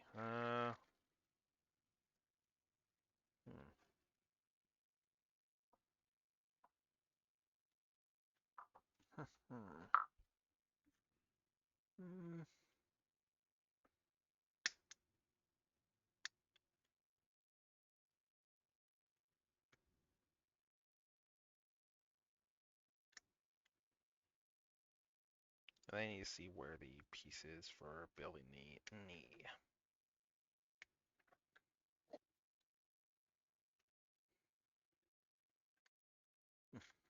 Have you had a chance to check out any of Micronauts yet, incidentally? No, not yet. Yeah, it's a Good though. solidly produced show. Like, it is really a... They really should not have killed it the way they did. Well, that's just Hasbro for you. They like to get good things. Hmm. You know, it's like you gotta take like the most successful division there, and then like fire people, because we Yep. all know that nothing helps morale like firing the staff who actually do make money for you. They fired a bunch of people at Wizard of the Coast recently, I'm guessing. Oh, I don't mean recently. I mean like Or I was this remember a few like when years ago? Larian was doing their one of their speeches for like just having one stuff for like Baldur's Gate Yeah, I 3. remember. Like they made a point to Yeah, remark that like all the people that they worked with at Hasbro, none of them are there anymore because they all got fired. yeah, I remember. And and that was and in retrospect, that was very clearly a prelude to them saying, no, we're not doing another Baldur's Gate game. Yep, it's going there. Like it's interesting when you read stuff about like with Nintendo, for instance, that because they don't fire like that they're actually like people are starting to remark, you know what, they're probably going to be fine like once their top designers all start to retire because they actually have a pipeline for people to progress in. Yeah, Like like the people working and on look at Bonanza, Donkey like Kong Bonanza. there's like a clear line between like those people, and I guess there was also what that one Mario Brothers one that came out. Yeah, I wonder. Yeah, Wonder. Like, but like it's very clear that they have people at the company who have been getting mentored and stuff, and who are Legend ZA learning, kind of seems to be that and who with also Pokemon. learn from past games what to do and what not to do. I mean, well, even Legend ZA is looking like it might be that for Pokemon almost. Oh, what a torch Like not passing? to the same extent. I mean, more like just the Legend series in general seems to be torch passing, where they're like I mean, you know what? That's good putting because the Pokemon needs new that. interesting ideas. Given how small Game Freak is. Yeah, like Legends is basically where they get people who are relatively new to come up with fresh new ideas that, if they can be worked into the main series games, will be worked into the main Right. series games. I mean, like Legends is what's getting all the fans excited too. Yeah. All Of right, course, there you we have go. people bitching about it because Pokemon fans will look at like perfectly average graphics for a Switch game and say, "Whoa, this looks like a PS2 game," and people are really saying this game looks worse than Scarlet and Violet. Like, are you people What, the high? next ZA? Really? Yeah, people actually. Yeah, there's people in the Pokemon fandom who are saying it looks worse than Scarlet and Violet. And I'm like, are you people on drugs? This actually has good. This actually has decent graphics and a good art style. I mean, we know the answer is yes. Yeah. Interesting. I still think it's interesting there that yeah, like for the character designs there that like G-Quax's character design was like one of the main Pokemon character designers. Yeah. Yeah, and I mean all those Yeah, I designs know that. slapped for character designs. So yeah. Yep. Yeah, they did a lot for Sun and Moon, which are, the best Pokemon generation, in my opinion. I will also compliment still what you call it. I very much will always compliment G-Quax over how they full on had a character who went pacifist route. Nice. In that like That seems she on never brand for actually Anno. kills anybody. Seems on brand for Anno, Now, mind despite all you, the the series other items. main pilot, like, oh no, she gets a body count, but the one character They're there, like, Xeon, so they deserve it. sorry, They're like they're like Xeon or whoever the Empire is, so they deserve to well, be no, part no, of the no, body it's count. a bit more. It's not as black and white as like just Xeon and Earth, because this keep in mind this is a timeline where Xeon won the war. Oh, yeah.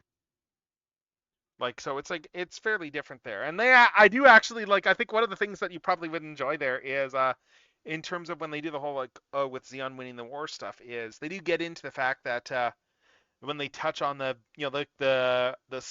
the character from the first series, or who's like the space Hitler one or whatever there. The guy who was like, Okay. where the Xeon guy, where it's like his father was like, you're sounding a lot like that guy from Ancient Earth named Hitler, and it's like, Yeah. and it's like, and then he was like, I don't know, if I am that Hitler was probably a pretty cool guy. Yeah. Like that was his takeaway from his dad telling him, Jeez. you know what, you sound like Hitler. And at that And point, he's keep in in mind, no, Hitler I'm would have been guessing like a is distant historical figure for like the yeah. in that series. Yeah. Yeah. But yeah, I do like the fact that it's like when we do catch up with like, yeah, he is the president of Xeon and stuff still, but it's like, yeah, he basically spends all his time just like, like boinking his secretary in his villa. Yeah. Like they reference that it's like, yeah, he is just very much like, yeah, your classic useless fascist leader, like post-war. Sounds like the kind of guy. Oh, I'd say something, but it'd be kind of political, and And then what's her name? I don't want to say. What's her name? Like Caecilia is like just, oh, she is a piece of like, yeah. There were some big like war crimes peoples in Xeon. I mean, it's Xeon. Of course, there's more Mhm. crimes.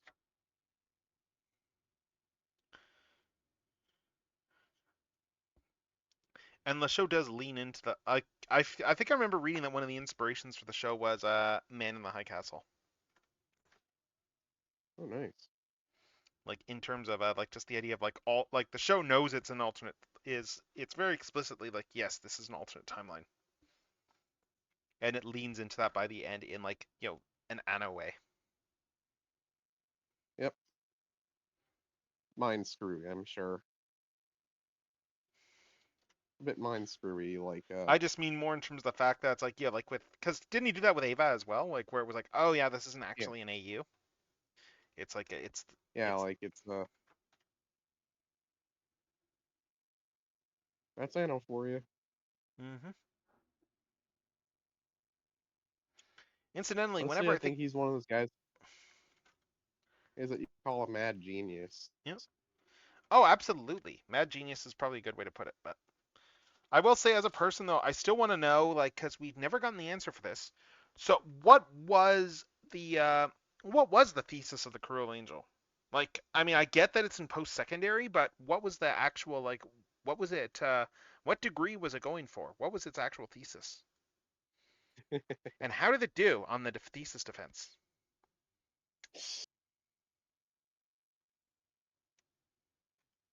Maybe it was Adam who wrote it. The thesis was, my dick is bigger than everyone else's, and an air guitar. I can't really do Adam impression right now. Or we're talking So from so what's it probably called? Has Been Hotel. yeah. I mean, let's be That Cruel fair. Angel. Let's be fair. His voice, like, yeah, not many people can like sustain the voice he can. Like for what's his name Yeah. there? Alex Brightman's like he's got a full vocal cords that let him do that. Yes, exactly. Yeah, So, Brightman specifically is capable of doing that voice because just his own like just a fold in his vocal cords. Yes, and well, it's not that he can do that voice; it's that he can do that voice sustained without any vocal strain, which amazed Like me. I'm pretty sure I could do a serpentous voice, but that would strain my voice eventually. He'd probably make a good Starscream. no, he would. I mean, Serpentius is basically a Cobra Commander impression. I mean, we've got Tadaro as well, and Tadaro is perfectly fine as a Yeah, Starscream and Cobra Commander. Like I really like Frank Tadaro's like take. so do I.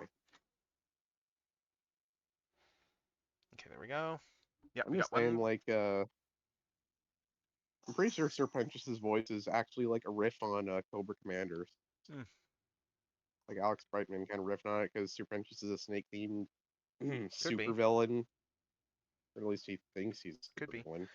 I saw a clip from like a convention there of what's his name? Who is it that what's the name of the guy like who voices like he does stuff and has been be also like Asmodeus and stuff.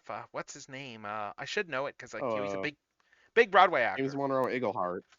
Yeah, Yeah, yeah, James James. Monroe Yeah, yes, him. Eaglehart. Yes, I remember seeing an interview with like how he got like the role there for Has Been Hotel, and it was kind of nuts. Yeah, I think he like started off doing stuff on Hell of a Boss. Yeah, Like no, he was yeah, no, he was in Ozzy the and pilot Vortex. too. No, he had a line in the pilot Oh, huh. for Has Been. But like he was talking about because it was a case of like I think it was like after a show or whatever. It's like yeah, like he like Viv was someone. Viv was one of the guests. Was like someone who was at the show if I remember correctly there, and came back in like was backstage earlier. I mentioned like she was an animator and stuff like that, and he had to mention it's like it's like oh if there's ever anything that you like that you're doing it's like yeah I'm interested sort of thing. And that was kind of like the in there because she remembered like she had his contact with him and that was like the and that was kind of how he got That's me in there how because he was interested in doing that. But I mean, by then I guess he would have been that's doing how you get all animation these too. products. Like, Yeah, because he admittedly, was by then, already doing voiceover for DuckTales. Like he was oh, Forrest forget Bulba in Ducktales. What about DuckTales Tangled? recently. Yeah, Tangled too, but He's regular cast at like in season 2 and 3 of Tangled. Season 2 especially, but yeah. All right, we're almost done these legs. I just need to do the feet. Yeah, I just need to add the boots, and then yeah, and then the regular Mega Man is no, I did do her cloak, and then regular Mega Man is done. But yeah, and then we need to do Beach Mega Man. of course, you know who the real star of DuckTales is. Keith Ferguson as Glom Gold. But let's be honest, he's not the best modern Disney villain. He is good, but he's not the best modern Disney villain. Because we all know who the best Yeah, modern he's Disney not villain Bellows. is. Sorry? Bellows. No? No, Bellows is a good villain, but he's not the best modern Disney villain, no. No, that would be a certain character who's voiced by Dan Povenmire. Oh, Doofenshmirtz. Yeah. I mean, like, Well, Doofenshmirtz is definitely the funniest and the most likable, but like I think the fact though that like I think what does a lot for Doofenshmirtz though is just like Povenmire's social media presence. yeah, Because like God, I got Doofenshmirtz is I got great. so much Like stuff in my feed of just like Povenmire videos, and I love it. Just because he will do a lot he's a of like fun guy. little shorts. Watch me pay the platypus. Like Doof is definitely the funniest, but I'd still say Bellows is the best just because Bellows is like the most terrifying. Mm-hmm.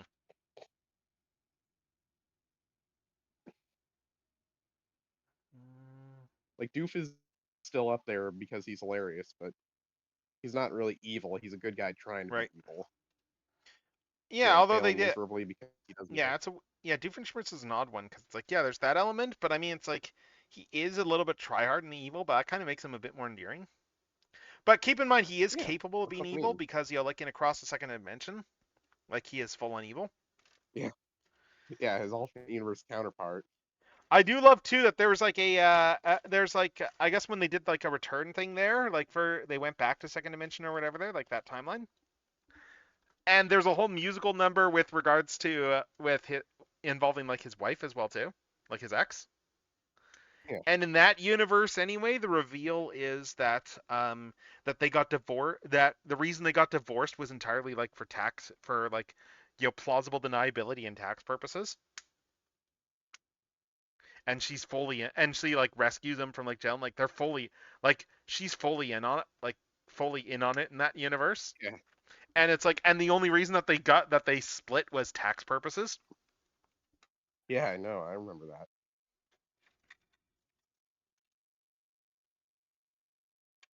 And they have I a whole remember. number about that.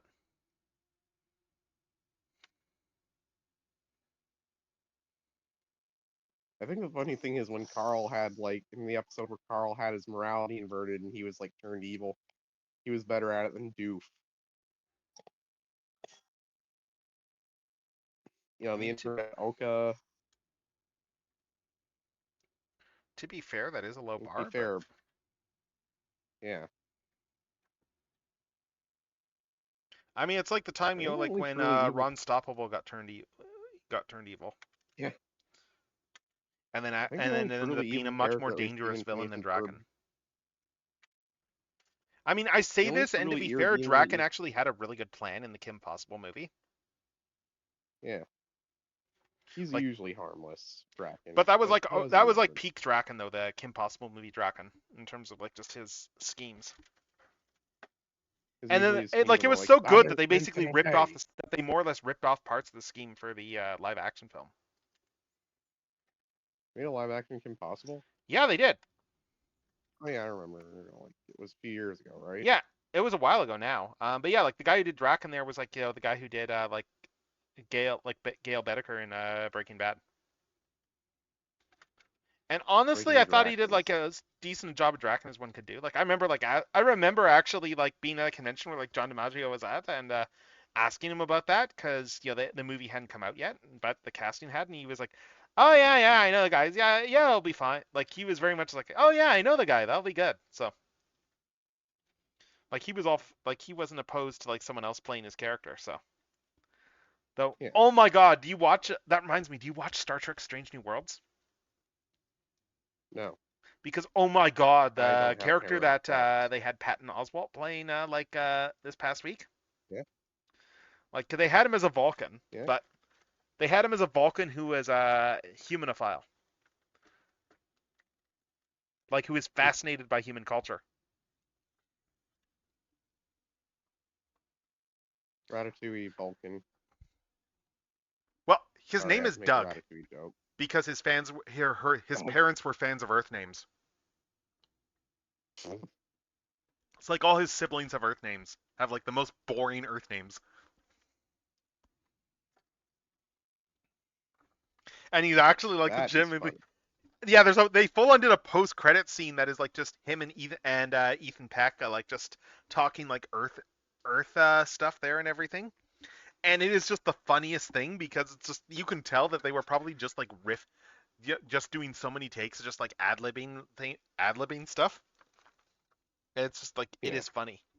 But yeah, so we got Mega Man. We got this one done this much so far. Like I still need to do the cape for her, and need to make the stand. But we got the base Mega Man done. Enemy We're gonna go stand. back to the swimsuit edition Mega Man next. Oh, cool. So, Yes, I do. Enemy stand. yeah. I mean, maybe I should make the stands because she keeps falling over, but you know what? We're almost done now. So, light at the end of the tunnel. She keeps falling over because of the explosions. The explosions in her heart. Okay, so I'll need this one. I will need these ones. I'm just clearing some space. This one's done. This one for later. This one. Oh, Chomsuke's on this one. There's the staff bits. There might be stuff on this I need. But yeah, we're running pretty low on sprues that I still need, which is great. But yeah, I saved her legs for last because they're gonna be much simpler as a build because it's just 2 legs. Yeah, there's not really like, oh, I need to build all these boots and stuff like that. And honestly, as far as boot builds go on a model kit, this one's actually pretty simple. Like, because I've had model kits where like the shoes are like 3 or 4 different pieces because of just all the detail on the shoes that they're getting in there. This one is just like 2 pieces on the shoes. And where did I put my what you call it? My rough nip. Oh, here there. Yeah. So anyway, yeah. So I need to take these legs. What are we starting with? Sprue T. Where is T? Yeah, Doof, Bill, and Glongold all make me laugh my butt off, but Belos terrifies me. Well, yeah, Bellows should. I mean, Bellows is like a horrible person. Like, Bill's horrible, but at least he's funny, you know? Yeah, Bill Cipher, he's evil, but at least he's funny. Bill is just deranged. Yeah. Bellows is full on evil. Okay, so let's see. So T3 and T1. Bill is crazy, but Belos is like... Bellows is a madman. Like, he's not insane, he's Belos just a is evil bigot. in a very human sense. Yeah, he's not insane, he's just bigoted. He's a very human sort of evil, as opposed to Bill being a wacky eldritch abomination who accidentally destroyed his own home dimension and after that. He's very Mitaspidlic in terms of like his coding, except more destructive. Yeah. It's just been like a little more like blatantly evil instead of just silly. Yeah. But he's still pretty silly.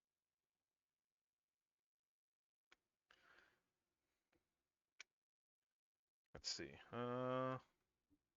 Have you been watching any of Penny and Stocking season 2? No, not yet.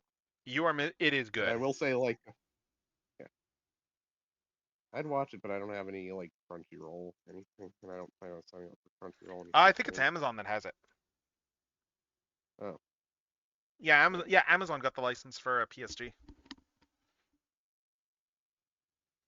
It's even harder for me to get into. And Sorry? I don't really care for Amazon, That's fair. but I guess I'll get it at some point.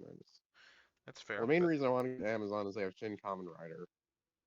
Oh yeah, and we did get info about Zets as well.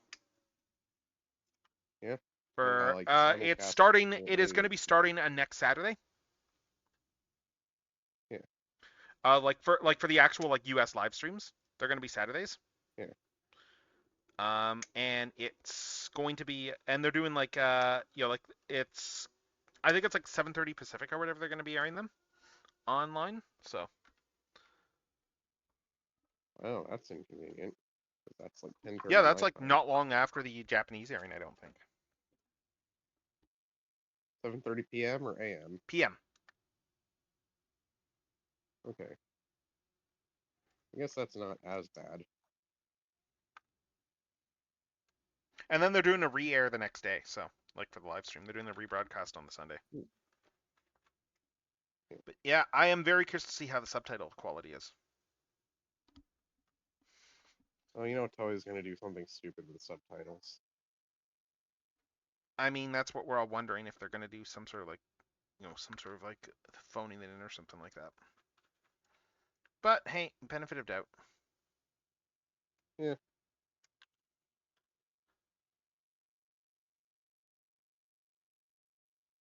I will give the benefit of doubt because it's like we have not had this yet before. Yeah. Should have started doing it a lot sooner. And hey, if though. it's actually any good, then if the fan subbers all stop doing stuff, that means that they get to just enjoy the show. Yeah. And end of the day, like I think that the fan sub community would rather be in that position where they just sit back and enjoy it. Yep.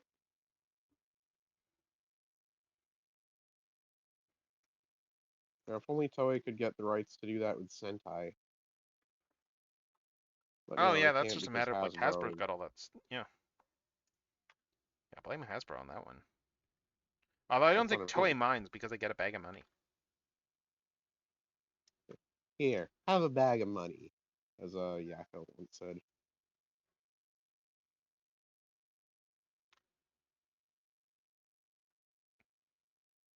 And I'm sure there's a Rob lot of Paulson people is like pretty who've been iconic, working isn't he? very hard behind the scenes to make this happen for Zets. So. Yeah. I can And just Rob convince them Paulson's to like them. iconic. Sorry?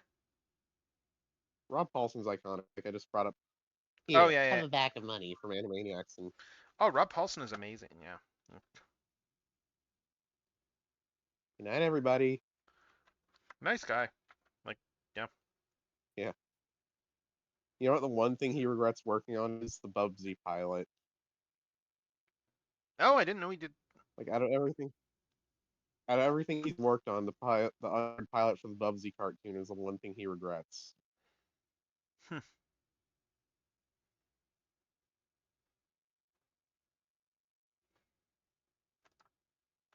Let's see. And Like even Coconut's Fred's Fruit Salad Island, he doesn't even regret that much. I don't know. I think there's probably like I'm curious where he would be on certain projects now. Like there's probably other stuff that he's like maybe like like stepped away from a little bit, like because of just like some of the people behind them. Yeah. Yeah. Like I remember there was the whole time where Yeah, like we his have to- son kind of had to like clue him into why like defending Doug Tenaple was not a good thing. Oh yeah. That's why he doesn't want to work. I guess he probably isn't too big on Earthworm Jim anymore, huh? Did he do anything on Earthworm Jim? I don't think he did. Or was it like another Doug Maple thing that he worked He on, worked like on one of the he worked on games? another project of Doug's, but like one of the like a video game project, I think. But Is it the Neverhood? yeah, Yeah. Yeah, I'm just imagining Rob like not knowing Doug's like that, and then he finds out from his son, and then Rob's like, "Oh, Well, screw well, it was him also then. he was getting backlash over like defending him online. And I think like his son kind of like clued him into terms of why this was happening. I don't think he quite understood it. yeah, that's what I mean." Like, Rob had it explained to him. He's like, "Oh, well, screw him then." Yeah, because his Trying to do the fans Yakko kind of felt impression. like that they were, from his fan standpoint, felt like a betrayal. Yeah, but I mean, really, I did defend Doug for a while until it became to the point where it's like I couldn't defend him. And I was like, you know what, I can't actually like. It's like okay, he actually is like really awful. Yeah, But like I gave him like like it's I not. definitely Oh, gave him the time of day longer than I should have as a creator. And it's a shame because I yeah, love a lot of because the thing is I love a lot of his indie work, a lot of his own like creator owned works. I have some of the art books that he crowdfunded. yeah. It's a shame, that he just turned into such a. Well, it's not that he turned into. I think he always was, but He always was. Yeah. he just was quiet about it.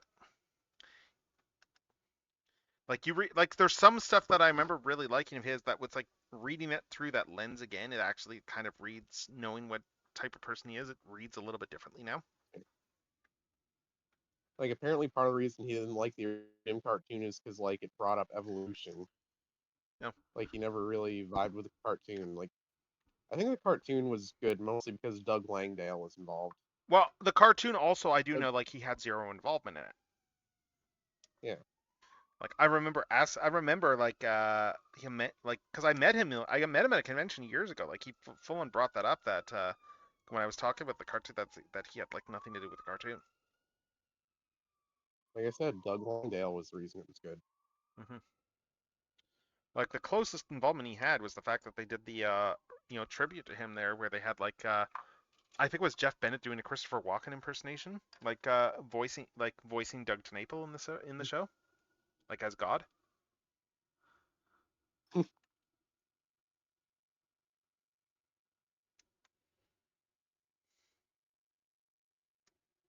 But like still, that's like one of my like that show is what I best know Jeff Bennett for, and like because that was like one of his early roles, and for me like that was a big part of my childhood, that show. So and it's I think some of of the him for a lot of jokes, some things. of those jokes in that series too. Like for instance, the one where they did the whole thing with like the payoff on. I mean, first of all, they had Andrea Martin for Queen Slugfurbutt, which is like oh my god, Yeah, god tier casting.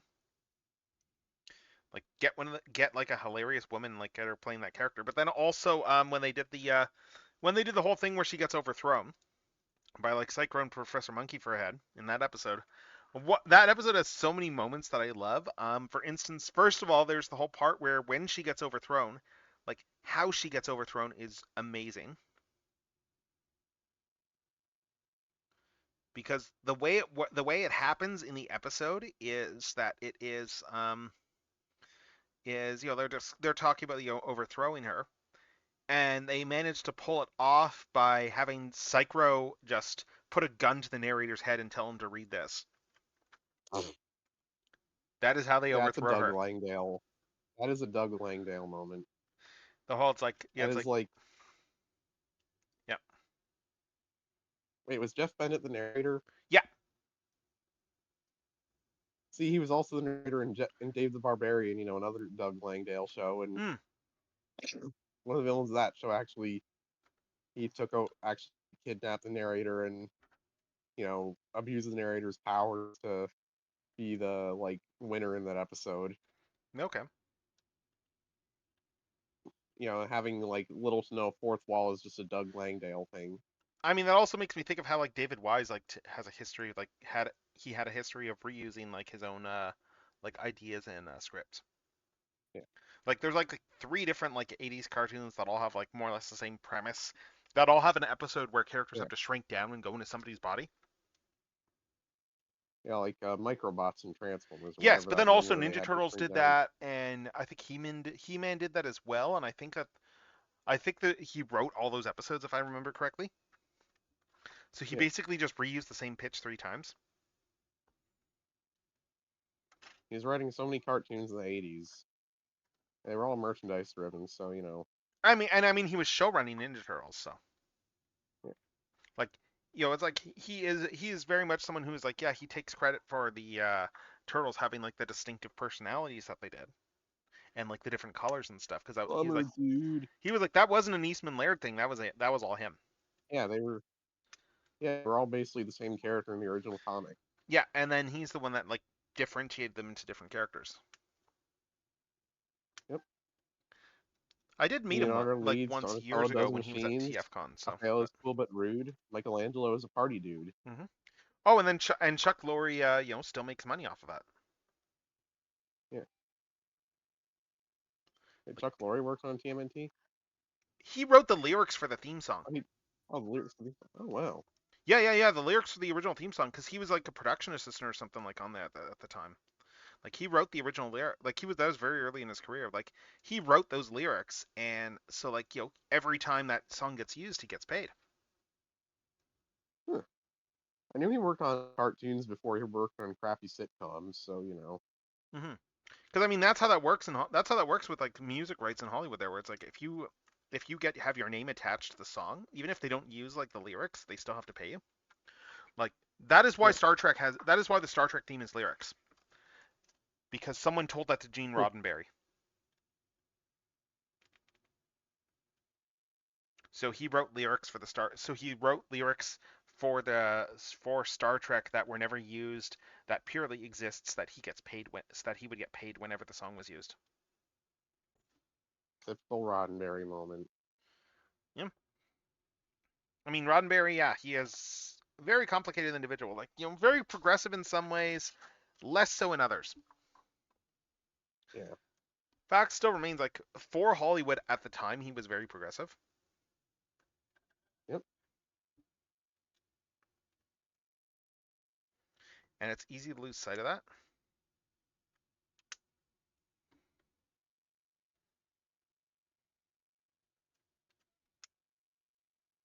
Yeah, like he got a lot of flack back in the day for having Shatner and Nichelle Nichols kiss each other. Well, I mean, Those like I mean Black that Widow one. White There's some Nichols. credit goes to Shatner and Nichols there, because they deliberately flubbed like every take. They deliberately like ruined all the takes where they don't kiss. Yeah, Like they did that very deliberately I so that didn't they know would that. have to use that take. Wow. Yeah.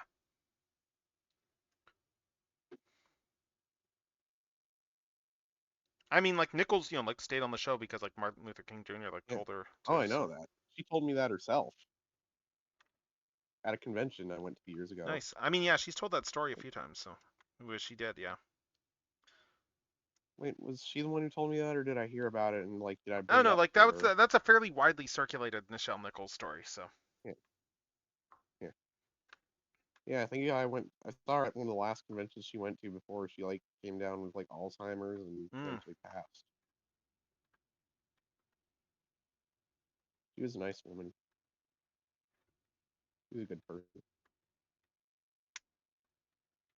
Very kind, very professional. You know.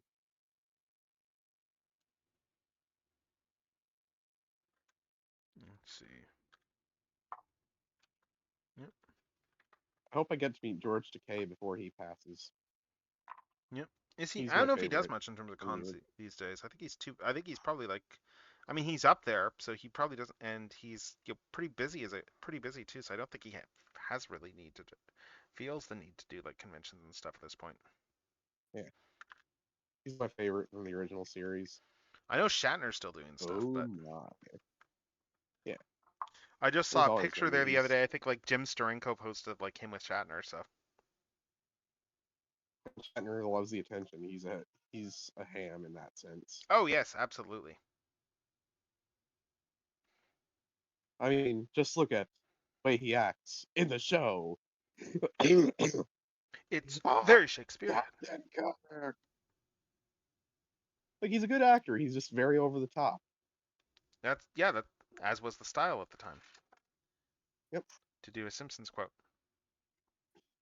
People always joke about how Shatner was like really over the top, but that's just how actors were back then Yeah, he's a on very TV. They did an episode of Strange New Worlds there, which was very much a love letter to like the like the actual like production history of Star Trek. And in that they did a whole Yeah. like Star Trek parody of TOS in there, where they had the actor who does Kirk in Strange New Worlds, like because Kirk has been like a recurring character in the series. Like they had a whole segment where like they had him like doing peak Shatner, peak sick, because he doesn't do like the Shatner delivery. Like he's still feels like Kirk, but he doesn't like do the go full Shatner. But like they had an episode where they just had him like hamming it up, going full Shatner, like just playing like that for like the in universe like start 60s like Star Trek show sort of thing. And it was pretty Nobody can funny. really go full Shatner the way Shatner can. Oh no, you can do it. It's doable. It is doable. Oh yes, very much so. You just need to make sure that you do it properly. All right, there we go. And let's plug her feet in. Okay, we're Really almost one of the done. most fun one of the most fun actors to imitate. Like it's just really fun to do a Shatner impression. There we go. Nice. Now you got Beach Mega Man's legs on. Sweet. You ever think? I thought you said Mega Man for a second. Yeah, no, I said Megumi. That's an understandable thing, Yeah. but yeah, we got the nice. Anyway, let's dump some sprues. Mega Man, but he's just wearing some trunks over his usual like armor. I'm just thinking. And whether you decide whether that's like game Mega Man or the one from the cartoon, I think the one from the cartoon would be funnier. Yeah, so we still got a few bits to finish up. We need to do the stand. We need to do the. I'm just gonna go through. You know, Let's Ian just Perlett is Mega Man. sort some garbage. I'm talking about the '90s Mega Man, not like Yeah, Fully Charged or the right. Captain N. Oh, and then there's that Mega Man that no one talked, the Man of Action one that no one talks about. Yeah, that's Fully Charged. Oh, okay. With the mini Mega Man for some reason, like, oh my God, how did that happen? Yeah. I am Yo Ho Ho took a bite of Gum Gum. You walked into that one. Let's see. So. Yeah, like I will say at least Fully Charged wasn't as what the hell were they thinking as like how Captain N Mega Man. Just, I mean, look, sometimes, it's like a lot of those shows were of their time for like video games were a fairly new thing, and just cashing in on that like makes sense when you look back on all that history. I will say at least the Captain N cartoon had Heavy Stubbs as Mother Brain. Sorry, who is Like Mother Glenn Brain? Carlson was Levy Stubbs. You know, from the Four Tops. From what?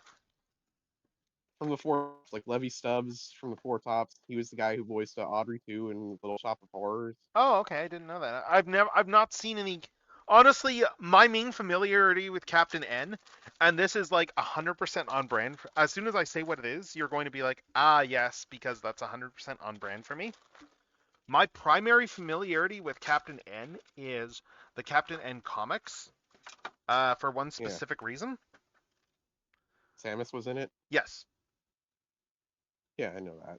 Yes, because I've read all the Captain N comics specifically because Samus was in them. See, the comics messed up Samus because we all know she's actually gay. Because we all know what? She's actually gay. I don't know. I She's, kind of you did know, like the idea lesbian. that like she was they had her as actively, because like as actively like romantically interested in the main, because like none of the others were really. So it is an inversion in the fact that yeah, you have someone who can take care of themselves as a badass who is actually like romantically interested in the lead character. Instead of just And being, you know, like it's not necessarily that damn he's good. after her. She's just interested. They did just fall in like more of a love triangle sort of thing in that sense, I guess. Yeah. That she was interested in Yeah. him, but like yeah, like he wasn't It's particularly that in her. ever since early Metroid manga, we've known she's into women. Granted, that manga was made under the assumption she was a guy, but you know, Oh right, I forgot about that. and it was All right, so we got all the cape parts here. I need to make the You should joint for never the trust cape. strangers, Sammy. Sorry, just doing a slow beef Ridley voice. Let's see. You know, slow beef from diabetes say they destroyed Let's Plays, and Mm. they're the whole reason I can't take Ridley seriously. Because I gave him a screechy, noisy accent. Yeah. All right, sweet. We are almost. he looks like a pterodactyl from the Flintstones. Why shouldn't he sound like a pterodactyl from the Flintstones? So he should sound like Harvey Korman or something? Oh no, that's a Dictabird. Yeah, like a screechy, noisy accent. It's 11. Let's see. Which one here? I5. Okay. Yeah, we just need to do the cape and the staff and then the stands, I suppose, and then we're done. So yeah, so it's almost The most telling lines from one of their Let's Plays is, Ridley do a stupid thing? What are the odds of that happening? Yeah, because of how they characterize him as this hapless, bungling goofball instead of the homicidal, evil space dragon. right. Well, I mean, like, yeah, like we didn't know the like what the intended characterization was, and I mean, I don't think they quite did yet at that point either. So And to be fair, Ridley's characterization in the games never really comes across because he doesn't talk. I mean, yeah, I guess it doesn't. Yeah, I guess it doesn't really because the space pirates don't really speak per se, but he is clearly an intelligent character though, and Yeah, that's he what comes makes off since he since he doesn't talk and just screeches, he comes off as more of a feral animal in the games. Yeah, In but like in the manga, he's very clearly like the actual leader of the space yeah, pirates. yeah, in the manga, he's like basically the Joker as a space dragon. Yeah, more or less. No, that's a pretty apt comparison. Okay, let's see. Get this in here. I'm just thinking There we Mark go. Hamill should voice Ridley. Put this in. Nice. Okay, there we go. We got half the cape done for Mega Man there. Ridley isn't the only classic video game villain I'd like to see voiced by Mark Hamill. Obviously, there's Kefka from Final Fantasy VI, being that he is the Joker as a wizard. Hmm. Like literally, that is just Kefka. He is the Joker if he was a wizard. I still love the observation I saw about Batman the Animated Series Joker because it's true. Is that like the best Joker episodes are the ones that are built around how the Joker is like the pettiest person alive. Yep. Where it's like he's not doing some evil scheme or whatever. It is just he is getting back at somebody that he has a grudge against for one reason or another. Like the guy cut him, like someone who cut him off in traffic. That's the Joker for you. Mm-hmm. Like I love that bit there where the guy's like yelling at him, and then until like the window gets rolled down, then he realizes that's the Joker, and it's like, oh my god. Bad idea, dude. You done goofed, dude. Oh, the guy knows it like immediately as soon as he sees it's the Joker. That's the thing. But it's Yep. like, yeah, no, too late now.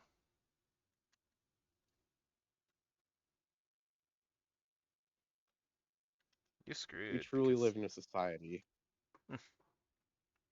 And I do like even like one of the things I like with New Batman Adventures Joker is there's that the insinuation that like Batman actually has been fairly effective in fighting the Joker to the point where like his funds are pretty much like I guess the through line that was existed in like the Batman Superman movie,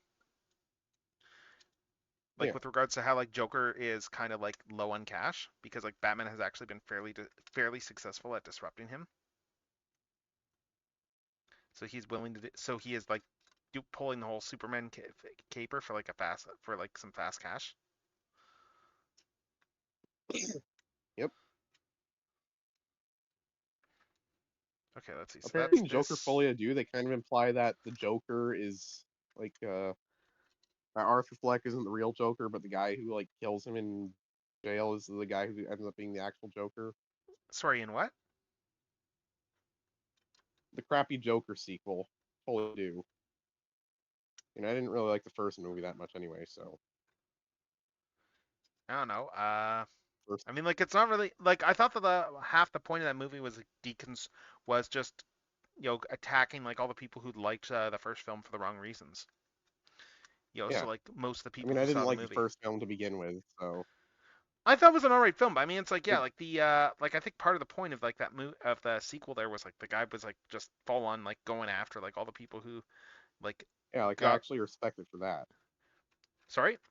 I actually found that to be pretty funny, like that it was just like a deliberate screw you to the chuds who thought Yeah. that. Yeah, I can give some credit for that. Let's see. All right, so now we got the cape done. Now we do the staff. And actually, let's put Megamin better in frame so that you can actually see her. Oh wait, you still can't see her. She's like John Cena now. You know, I she's still the think the best peacemaker. live action Joker is Heath Ledger, but you know, Mm.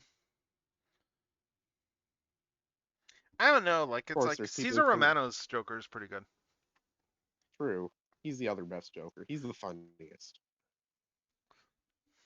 Like Caesar Romero is I the think the Joker that problem with I could Joker in actually live like. action is a lot of people tend to go Oh, and then I guess technically there's a Mark Hamill Joker live action.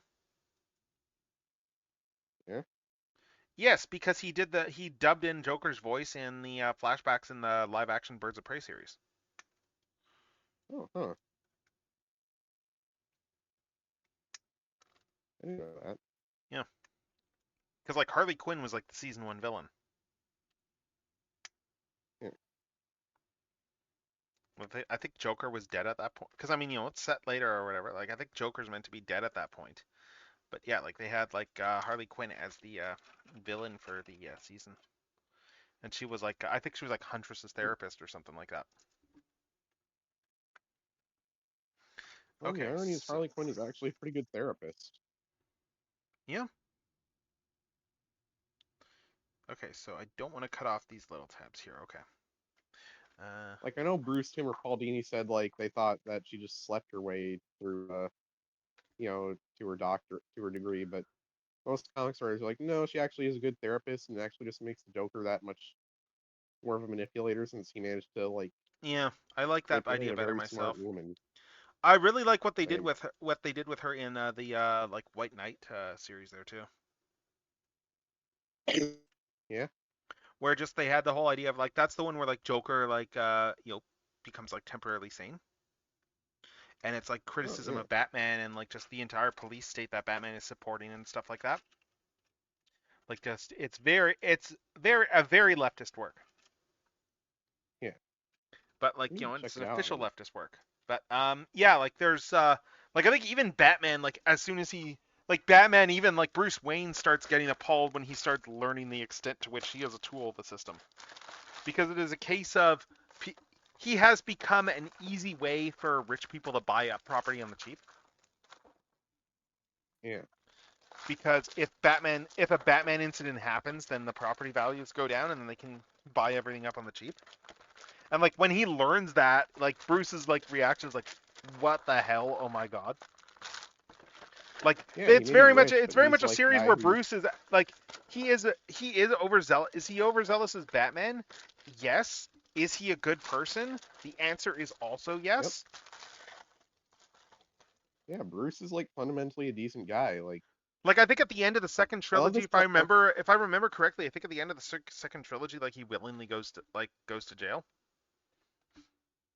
And Bruce is the kind of guy, as that Tumblr post would put, that he'd be the guy who ends up being the first ethical billionaire because he, like, instead of doing all the stuff billionaires do to not be ethical, he does all the things that would actually make, you know, having all that money he Oh has be god, ethical. Like, he that invests whole in. bit is great. Yeah, I know what you mean.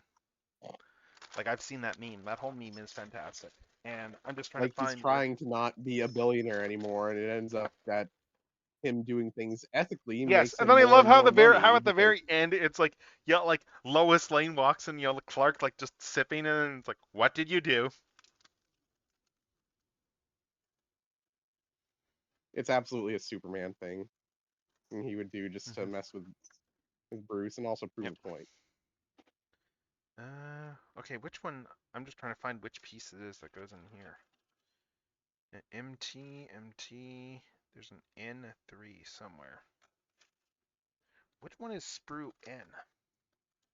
I'm trying to find But yeah, this like, last oh yeah, Sprue. speaking of Superman, I saw Superman last week. I think it's my favorite superhero movie ever.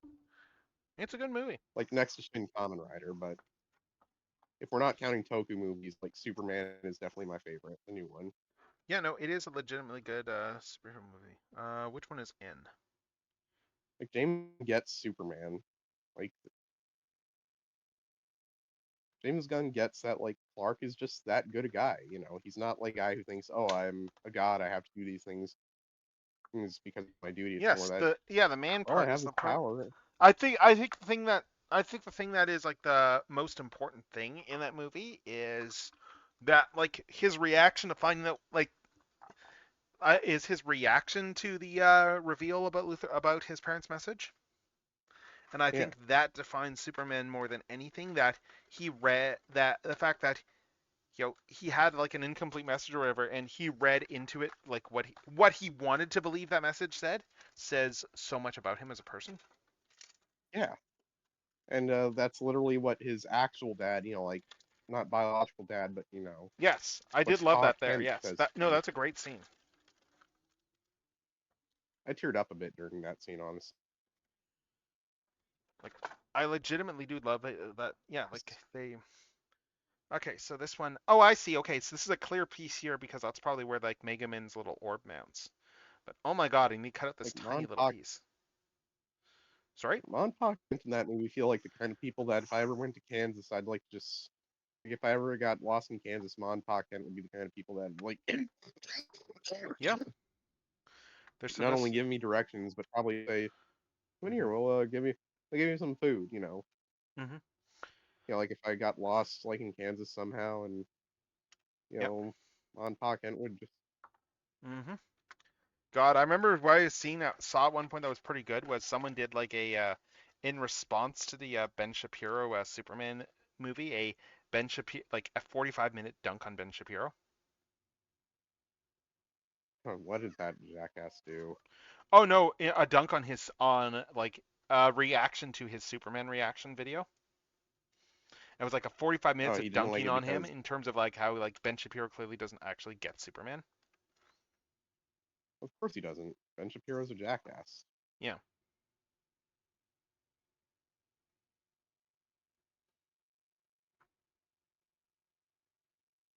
Okay, so this goes in here. Let's There. say hypothetically, for the sake of argument,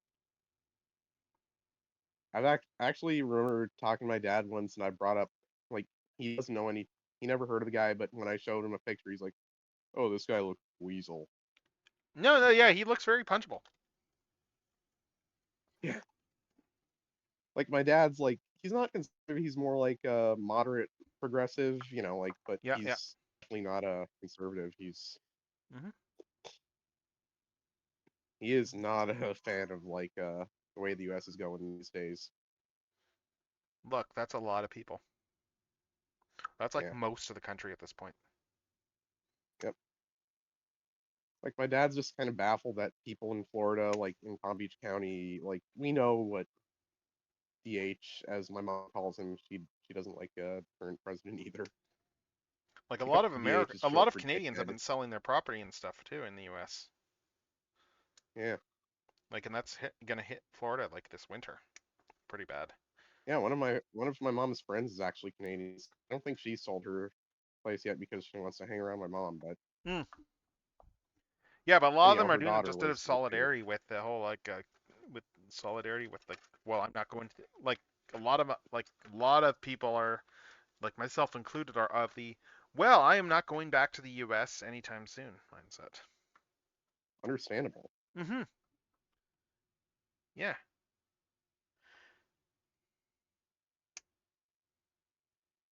I'd love to go back to this. Like the states, there's a lot of cool stuff to do there. Like, but I mean, it's like hell. Like, I mean, it's been good for everywhere else. Like, you know, like tourism wise, it's been good for the rest. Like I think the actual like between like between this and COVID, it's actually been very good for like tourism within Canada because Yeah, there's a lot of cool stuff to see, and people are doing their vacations, are staying like in the country for their vacations, and there's a lot of really yeah. cool stuff to see in this country. Like I know like the campgrounds have always been are like ridiculously busy like in my province like every year now. Mm, Like you have to sign up like several months in advance to like book time to book like campsites. mm. Yeah, like camping's very pop. Actually, that reminds me. I need to find out like with my one old like DM there for like just tabletop games, like what his plan is for when he's starting up again, because he's talking about that. So, because yeah, it's always fun playing those Yeah. games. And I think I think the plan is to try and ease into Starfinder 2.0. Yeah. So That sounds good. yeah, I think the big thing I need to stop and figure out is like how doable some of my builds are, like in terms of some of my character builds. Yeah.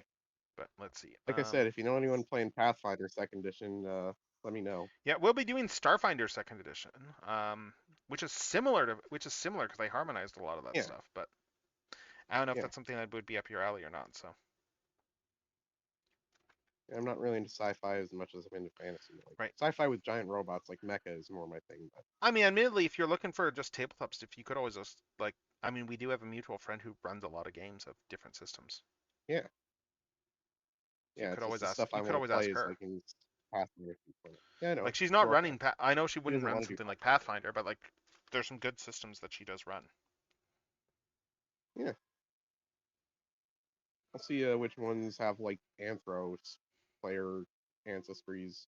If she plays any like I mean, like Wild Sea is like post-apocalyptic type stuff. Like that's the one I'm in. yeah, Like I yeah. don't know Does if it you have know like anything about Wild Sea. Anthro like does it have like Anthro animal player characters or I'm that's trying to like remember if it's really Anthro interesting. Animals. Like there's mushroom people and stuff like that in Wild Sea. Cool. Because like the premise with Wild Sea is it's a post-apocalyptic Earth where like there was sudden like it's like far post-apocalypse too, to be clear. But it's one where like there was like sudden like amount of like growth and stuff. So like no one sees the ground anymore. Like everything is in the tree canopy, and you're like sailing boats through the canopy. Like that's how thick it is. Yeah, Like you're traveling like and just the rate of regrowth and stuff that like you're traveling in boats through the trees. It's cool. yeah. That sounds pretty cool. Yeah, it's a very roleplay heavy game. At least the way it's run. So, and where did I put that sprue? Of course I misplaced. Of course the sprue that I misplaced was literally sitting right next to me. Of course. Yeah. That's how it goes. Anyway, let's see. L1. So this one here. And okay. I am really close to being done.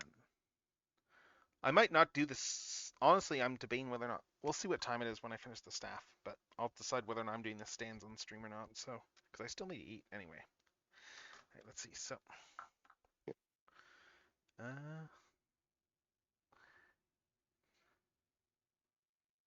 okay. This one here. Clean up that guy.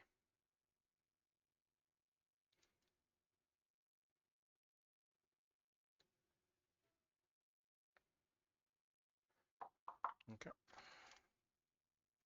Feels good to get knock another thing or two off like the list of model kits, though. I gotta say. Yeah. Always good. So make them in the staff. Hold that up. That goes there. Oh, not. Oh, I see. Okay, and that's the whole thing there, and then the shaft is over here. Yeah, the shaft M3 and L4.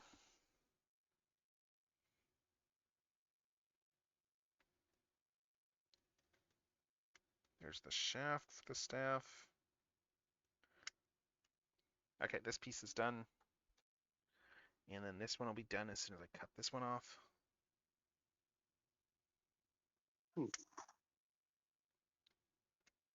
Yeah, this kit is coming together pretty well. This one's done. Is there anything left on this one? Oh, there's some pieces. Where do those go? I'll have to. Oh, those are sleeves, aren't they? I probably need to. Yeah, it looks like I need to put sleeves on her. Okay. So I need to go back and fix that on the main figure once I've done the staff. Looks like I missed her sleeves. Mm. Hmm.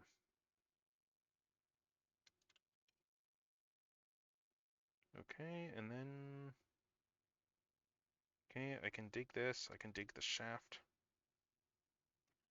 Let's see. So that and this goes in there, and then I have the little bauble afterwards.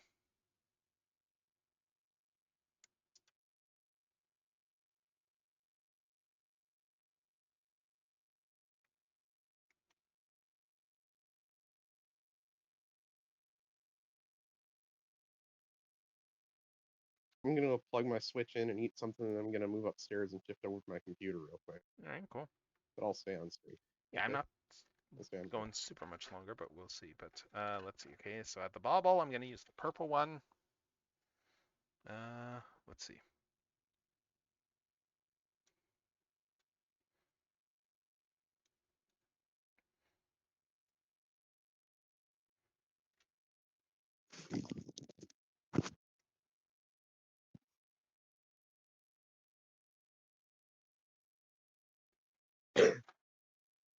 Okay, so there's the bauble, and let's put it on over top.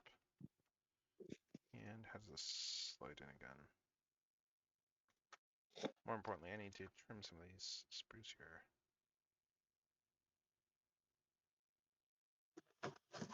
Carefully, but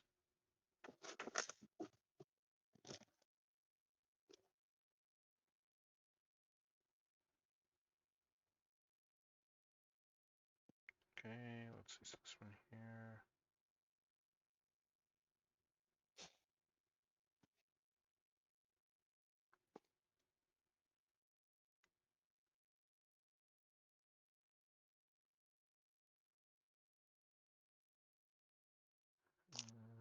God, the best time of the year is almost here. Halloween. Yeah, Halloween's always fun.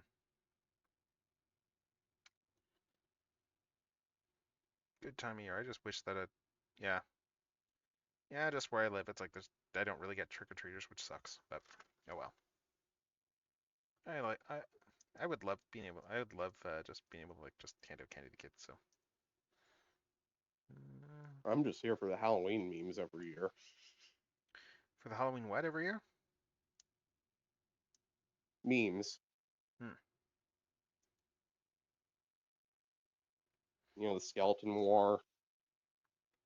Hmm.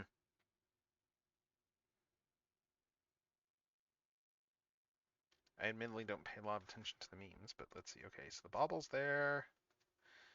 It should just like be able to slide on now.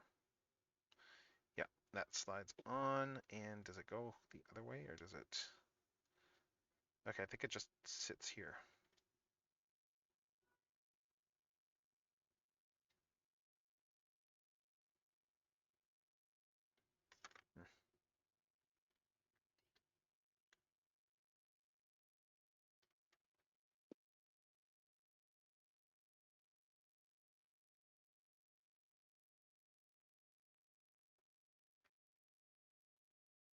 I didn't get these sprues quite trim enough, but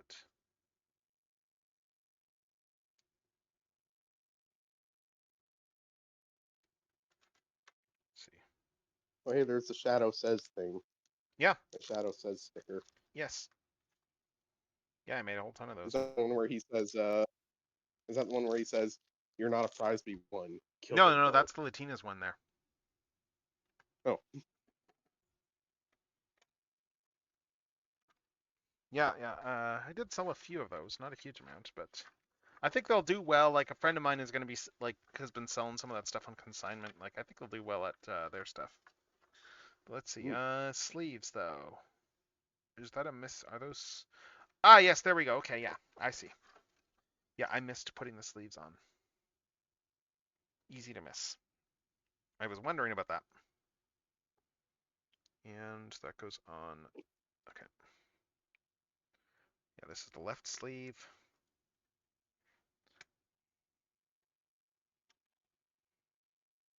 Right sleeve. I thought that it looked off. And there's a 14 there. Oh, those are going to be for Chomsuke. Okay. Yeah, those are probably Chomsuke's eyes there. You know, one of the things that makes old school SpongeBob great, like how as much of a greedy jerk as Mr. Krabs can be, you can tell him like in some episodes that he does care about SpongeBob more than just as an employee. almost like a son, almost. Well, I mean, yeah, he needs SpongeBob in order to make money. Yeah. In Like some episodes, he it's clear knows he's that got more of a he father. knows that he needs SpongeBob as his fry cook. So Well, yeah. In some episodes, it's obvious he cares about him more than just like, oh, you're my fry cook. It's more like he sees him as almost like a son, almost in some episodes. Like the thing about Mr. Krabs, like in the class seasons, is he's a jerk with a heart of gold. Even if you told him he had a heart of gold, he'd probably rip out his old heart and sell it, thinking it was literal. probably. All right, but yeah, there we have. There, I've got the proper sleeves on Mega Man now. And I guess I can always pop this apart in order to get it And in. even Squidward, as much of a jerk as he is, and even though he literally says, I hate all of you to everyone several times, you know, he does care about the other characters in the show. He's not going to admit it, but Squidward Grudgingly, does but care. yeah. All right, there we go. There's Mega Man there. She's got her staff. Oh yeah, she's looking good here. Like, this is a really nice model kit. Anyway, let's see what else. I need to. Right, I need to build Chomsuke now.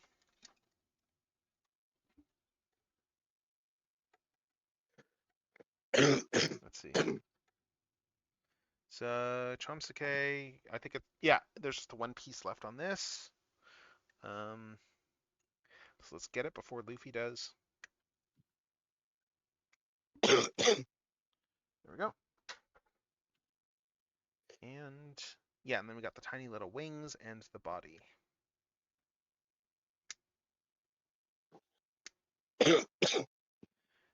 Everything all right? Honestly, when you get older, like, yeah, I'm fine. Squidward and Mr. Krabs are two of the funniest characters in the show. Plankton's pretty high up there, too. I think a lot of people can relate to Squidward. Yeah. I think he's one of the more relatable characters He's relatable. in SpongeBob.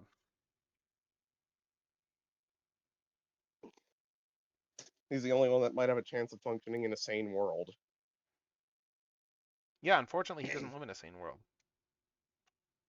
Yep. Exactly. Everyone around him is either an idiot or insane, or both.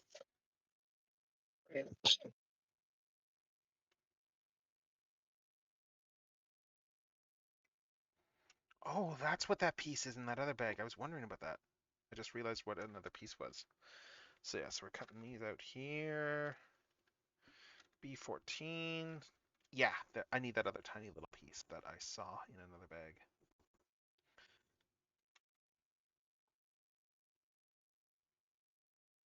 Yeah, these are Chomsuke's eyes.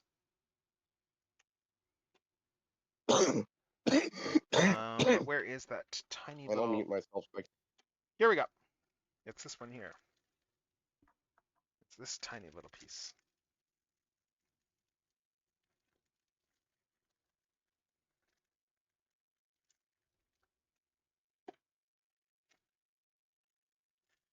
Get you out, because this is his mouth. So we got the little eyes here. And we got the little cross there. And, oh, nice. They painted the mouth on this, too. Sweet. Little face on her hat. Hmm? No. I A mean, little like her face cat. looking Like this, for I'm that. doing like her cat now. I need to finish building the Oh. cat.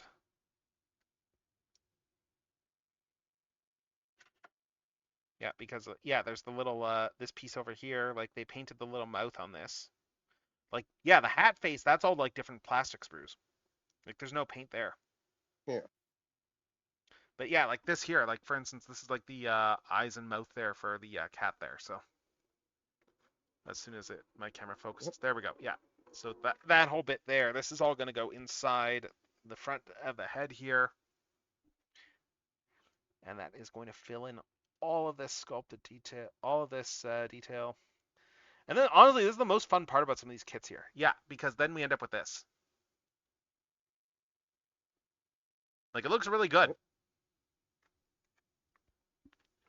And then yeah, I just close it up and then add the wings and oh, the tail's a piece too. Okay. Yeah, then do this, then add the wings. And I need to dig the sprue back out because I missed grabbing the tail.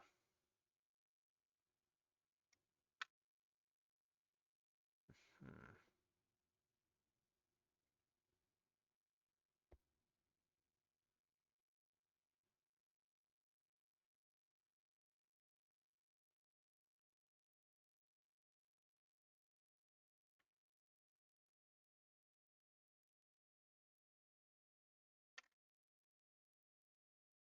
Mm.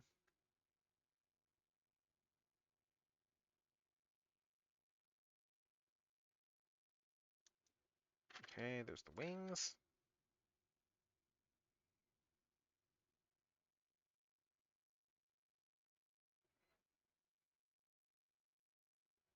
Her cat has wings. Yeah. Hmm. It's not a tiny sphinx then. Sorry? Sure, it's not actually a tiny sphinx then. Like Oh, I was saying Asian earlier, sphinx. we know the deal with the cat because of like the prequel manga that they did. Yeah, it's an elder commodity, right? It's like some sort of like demon or whatever that got like that was sealed away in her village, and her sister inadvertently released it, and like, and then they keep getting harassed through a bunch of episodes there by like one of the minions of this demon there that is out, coming back to serve its master, and that kind of like and drags a whole bunch of trouble around them because of that. So like they become a troubling it because she's traveling with a cat. Like the cat doesn't care because it's like it's just being a cat. Like it's just being a cat. Yeah. All right, so then yeah, tiny little ball joint here. Yeah, there we go. All right, so yeah, so we got the little tail just in here like that. And there we have, that's, yeah, aside from the stand, that's everything, I guess. Yeah, let's see. I'm just dumping parts. Yeah, and I've got 2 stands I need to build. Let's see, what time are we at? We are at, oh, it's 8:30, okay. Oh, you know what? Let's just do the stands quickly, and then we'll do the stands, and then that will be enough. Let's see. So I'm just gonna use my God hands directly on this. Yeah, frankly, I just want to like have a way to store this. Let's see. So this here, and then it's just gonna be. I'm just looking to see what the stand assembly is. Stand is just. Oh, they just go in the back. Okay, yeah, this is gonna be fast build for these stands. Let's just build both of them at once.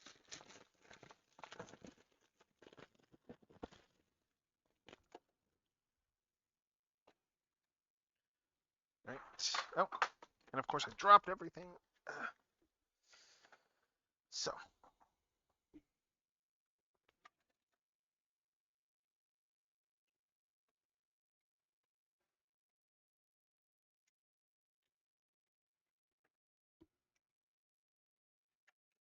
All right, let's see.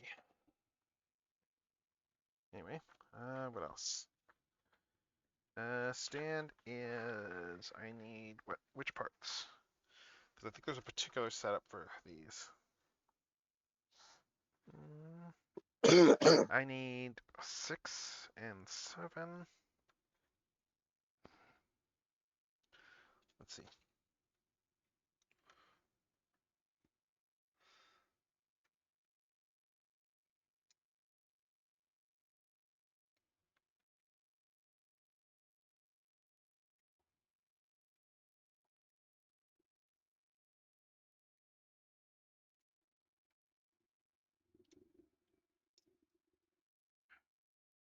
Let's see, so 6, 7, and then I'm going to want, let's just do 6 and 7 for both for now. Let's see. Oh, and then on this one, it's, oh, this one is just like 4 and 5, okay. All right.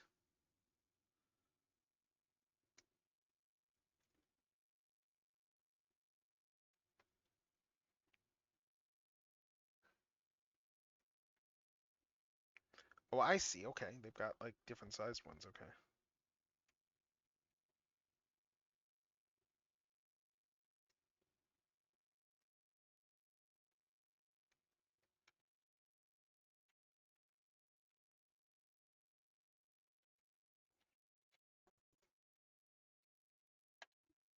Okay, so it's 4 and 5 for the other one, or you can use like I guess the other 4 and 5. But let's see. So 4 and 5. Look like this, and then these ones go with a smaller stand, I guess. And 6 and 7 are a little bit bigger.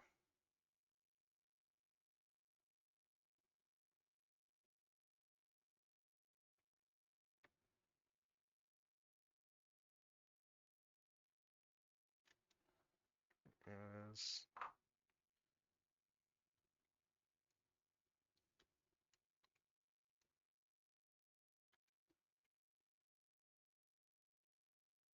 there you go.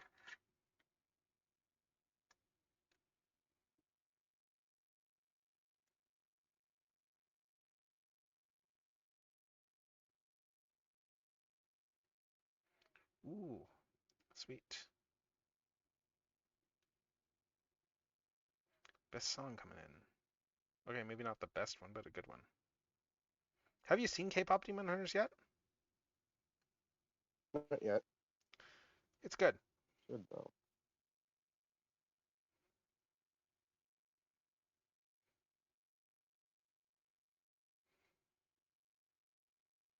It's crazy how much phenomenon that movie has become. Yeah. I mean, for I good just reason. don't It's a care good for K. film. I But know it's a good movie, but I don't really care about K-pop. that's fair. All right, so let's see. And then on these, we need what? One. So we need 3, and then 2 is up top. Okay.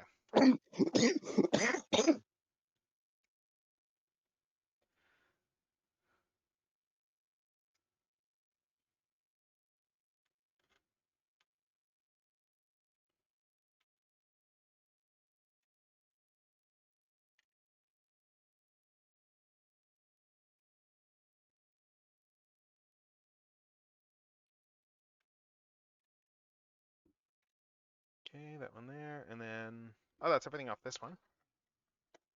Then this one here, I guess it gives you the option for using the other arm, but oh, probably because of the cape.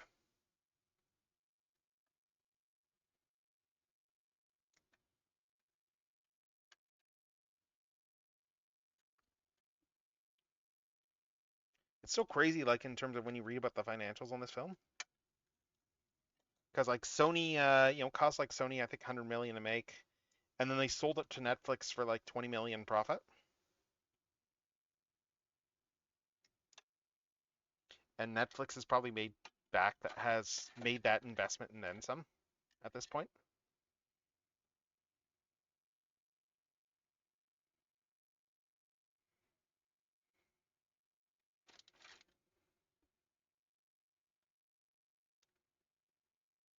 Hmm. Yep. Yeah, like it's been doing crazy numbers for Netflix, so. Good. Okay, then this one goes in down there. And this one here, let's just make sure I get this the right way around.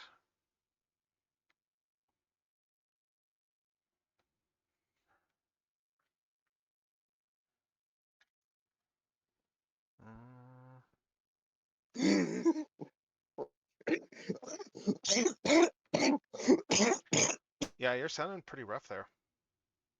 Yeah, I'm feeling better than I was a few days ago. It's just stuff left over, I guess. Okay. You know? Well, that's good if you're feeling better, I guess. Yeah. Like my throat isn't hurting anymore. My head is stuffed up or Mm. headache. Okay, so the stand goes this way. So let's see. I'll just linger.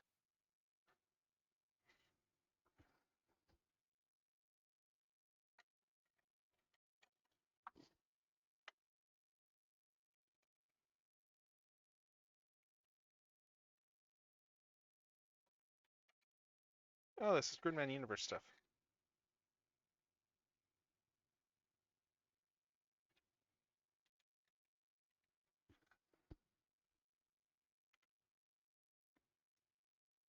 Gridman. I recognize the overture, like in this. Like the main end, like end credits song is in this melody.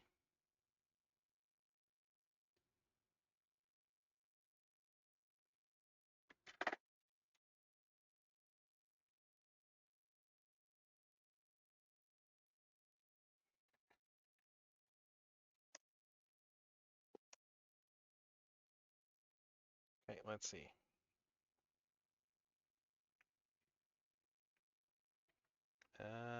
Does this go up any? Oh, this only does 90 degrees. This one, okay. I'm just seeing if this. Yeah, no, this isn't really okay. So yeah, so we got the two stands here. Just gonna trim these up and put the characters in their stands, and then we're done.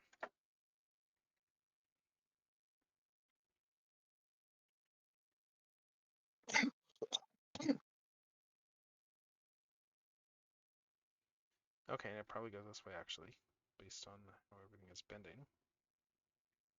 Yeah, because that'll go a bit further down that way. So that one there. And this stand over here. I might use the smaller stand, but I don't know yet, but let's see.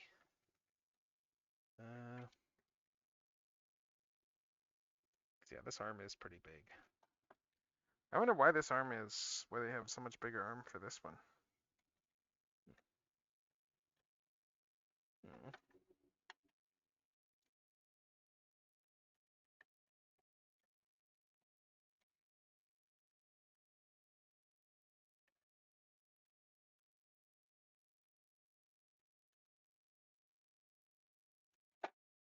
Let's see.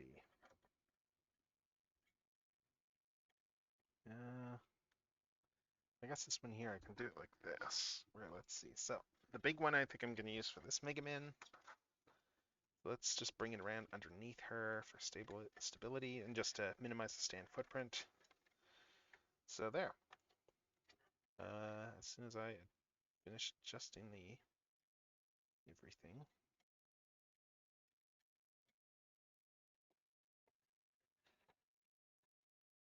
There we go. There's this one. And then I'll just put Chomsuke over there. And then we got this smaller stand here. Ah, that's why this one's smaller. Okay, this one plugs in to the small of her back. Okay, that's why. Yes, that plugs in further down. And this one probably has a port too for that. But it's just because of where the cape is.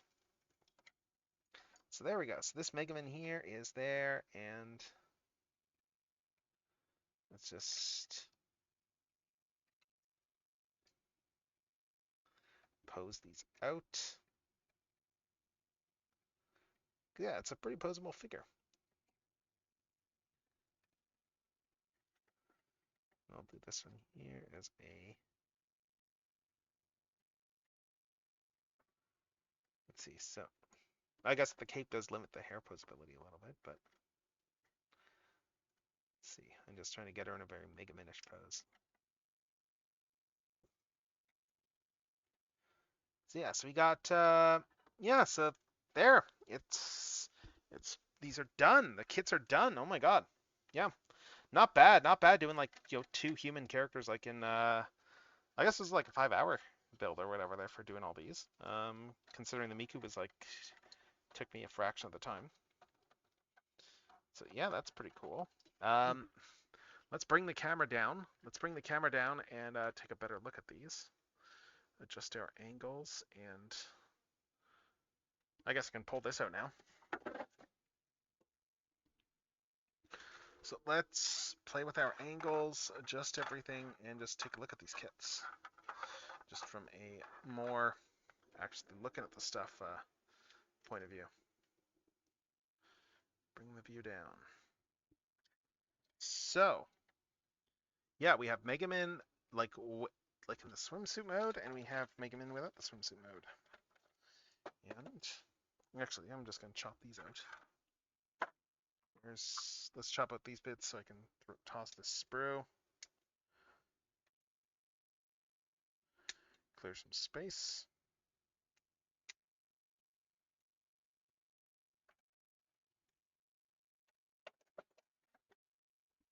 toss the sprue.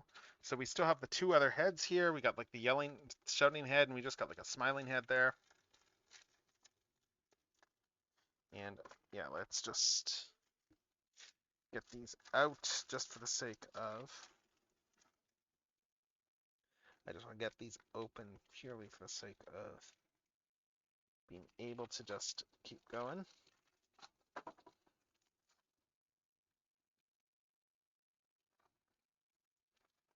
I can just toss some of this stuff.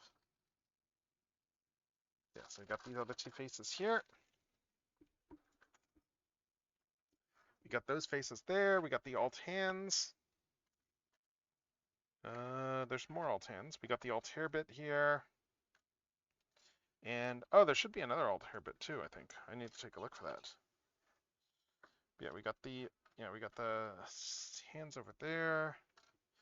Where are all the other hands? We got the alternate of this. Oh, and there's the alternate hair bit there. Okay. All right. So, oh, and there's another alt hand. So yeah. So we got the 4 hands over there. We got 2 of the 4 here. Oh, here they are. There's the other 2 hands. So yeah. So that's the builds for these. Yeah, they're nice builds. Nice model kit builds. Like some very involved stuff. It's always very cool seeing like how much stuff you can do with let's see, without needing much plastic. So let's see. But yeah, like, oof. Yeah, we have Mega Man here. We have a Mega Man here. Again, I really like the shoulder assembly in this one, as I was showing off like earlier. It's a really cool assembly, just how it comes together. Like she has a slight butterfly joint there, that will just let her, you know, her arms come a little bit forward. This one does not have that, but this one also does not have like the cape and stuff that it needs to work around. Which is, you know, a big thing. Like the only real thing I think is a negative on this mold here, honestly, is that I kind of wish that she had a little bit more arm posability. Like just looking at this here, like I can't bring the arms really I can't really bend the elbows any further than 90 degrees on this one. And it's just one of those things that it'd be nice just from a you know, pose standpoint. But yeah, let's see. If I put her in this pose here, let's just. I mean, it's still got a good amount of posability though. Like the ball jointed shoulders, we got swivel there, we got like 90 degrees in the elbows, ball joints there. We have what else? You know, we got you know, no waist swivel, but we got an above the waist swivel. Neck goes up and down. It's a bit limited by the back of the hair, but it does go up and down. And then yeah, like hips, we got a swivel cut there. We got good knee range of motion, and then we got the ankle tilts. They're both fairly similar in terms of posability. The main difference, oh yeah, I guess this Mega Man here has a waist like cut further down, just because of the sculpt, because it's got the skirt to cover for it. But for the most part, it is pretty much the same posability.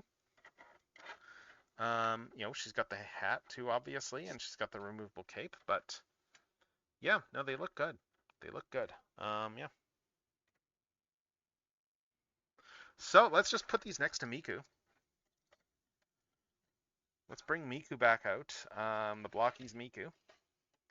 Who, yeah, let's see. I did actually like pull off this part here just because I was highlighting that it's like, oh hey, I could do like a summer Miku and just if I just take off her midriff, but yeah, so like I'm just gonna put that back on. But, because yeah, if I pop the ball joint there, yeah, like it's just like all her outfit is all like just a softer plastic. Like even the top is a softer plastic on this figure. So like in theory, you could probably get that off, but I don't know why you would want to, but yeah. Let's just see. I need to just get the tie underneath the guitar. But yeah, like it's a good Mika there. Like she's got, you know, she's got the guitar. She's got like the key. She's got a keyboard there. I'm just not really much of a Vocaloid guy, is the thing. Sorry? I'm just not really much of a Vocaloid guy, is the thing. That's fair. I'm not a big Vocaloid person. I got this partly because of the fact that there's the blocky sound wave. Oh yeah, that makes sense. That's kind of the main reason I got this, honestly. But it's a good Miku. Except for the like that assembly stuff I mentioned there. But as far as a budget Miku, before the de minimis stuff, I would have said this is probably like actually a really, really good value for money for buying Miku's. Because I mean, yeah, look at all the stuff you get. You get this keyboard you get this whole keyboard with her. She's got a guitar. She's like got this standard posability of like your like standard Figmas and stuff. She's got a mic stand in the mic. Like it's very good, and it's gonna be cheap, and it's way cheaper than like a Figma too. If you actually look at the price on this thing is cheap. Like I got it off, like I didn't get it off Shozy themselves. I got it off their like their model kit storefront. Gundam it. I think BBTS has carried this Miku as well before too, but yeah, it's a cool Miku. It is a cool Miku, and yeah, that is all the stuff that we were planning on building tonight. So, with that said, yeah, I think I'm gonna just go and move over to my other desk, and we're gonna just start looking around for raid targets, I guess. All right. So let's Hang see. up. I'll see you later. Oh, yeah. Who See are we you raiding later, out yeah. to? Who is going right now? Let's see who's going. That's in my usual list. There's Art. I'm just looking to see what people are doing. Oh, actually, I don't think I've raided him in a while. Yeah, we're gonna raid Ninjatron. He's doing Blockies tonight. He's opening up Blockies Alright, and see ya. sorry. See ya. All right, see ya. Well, let's see. Yeah, we're gonna raid Ninjatron. So, yeah. I hope all of you have a very good night. And yeah, this was a fun stream. I will be back next week. I'm probably gonna try and finally do some toy streams again because it's been a while. But yeah, until next time, this is gonna be Techno signing off. So have a good one, everybody. Have yourselves a fantastic night.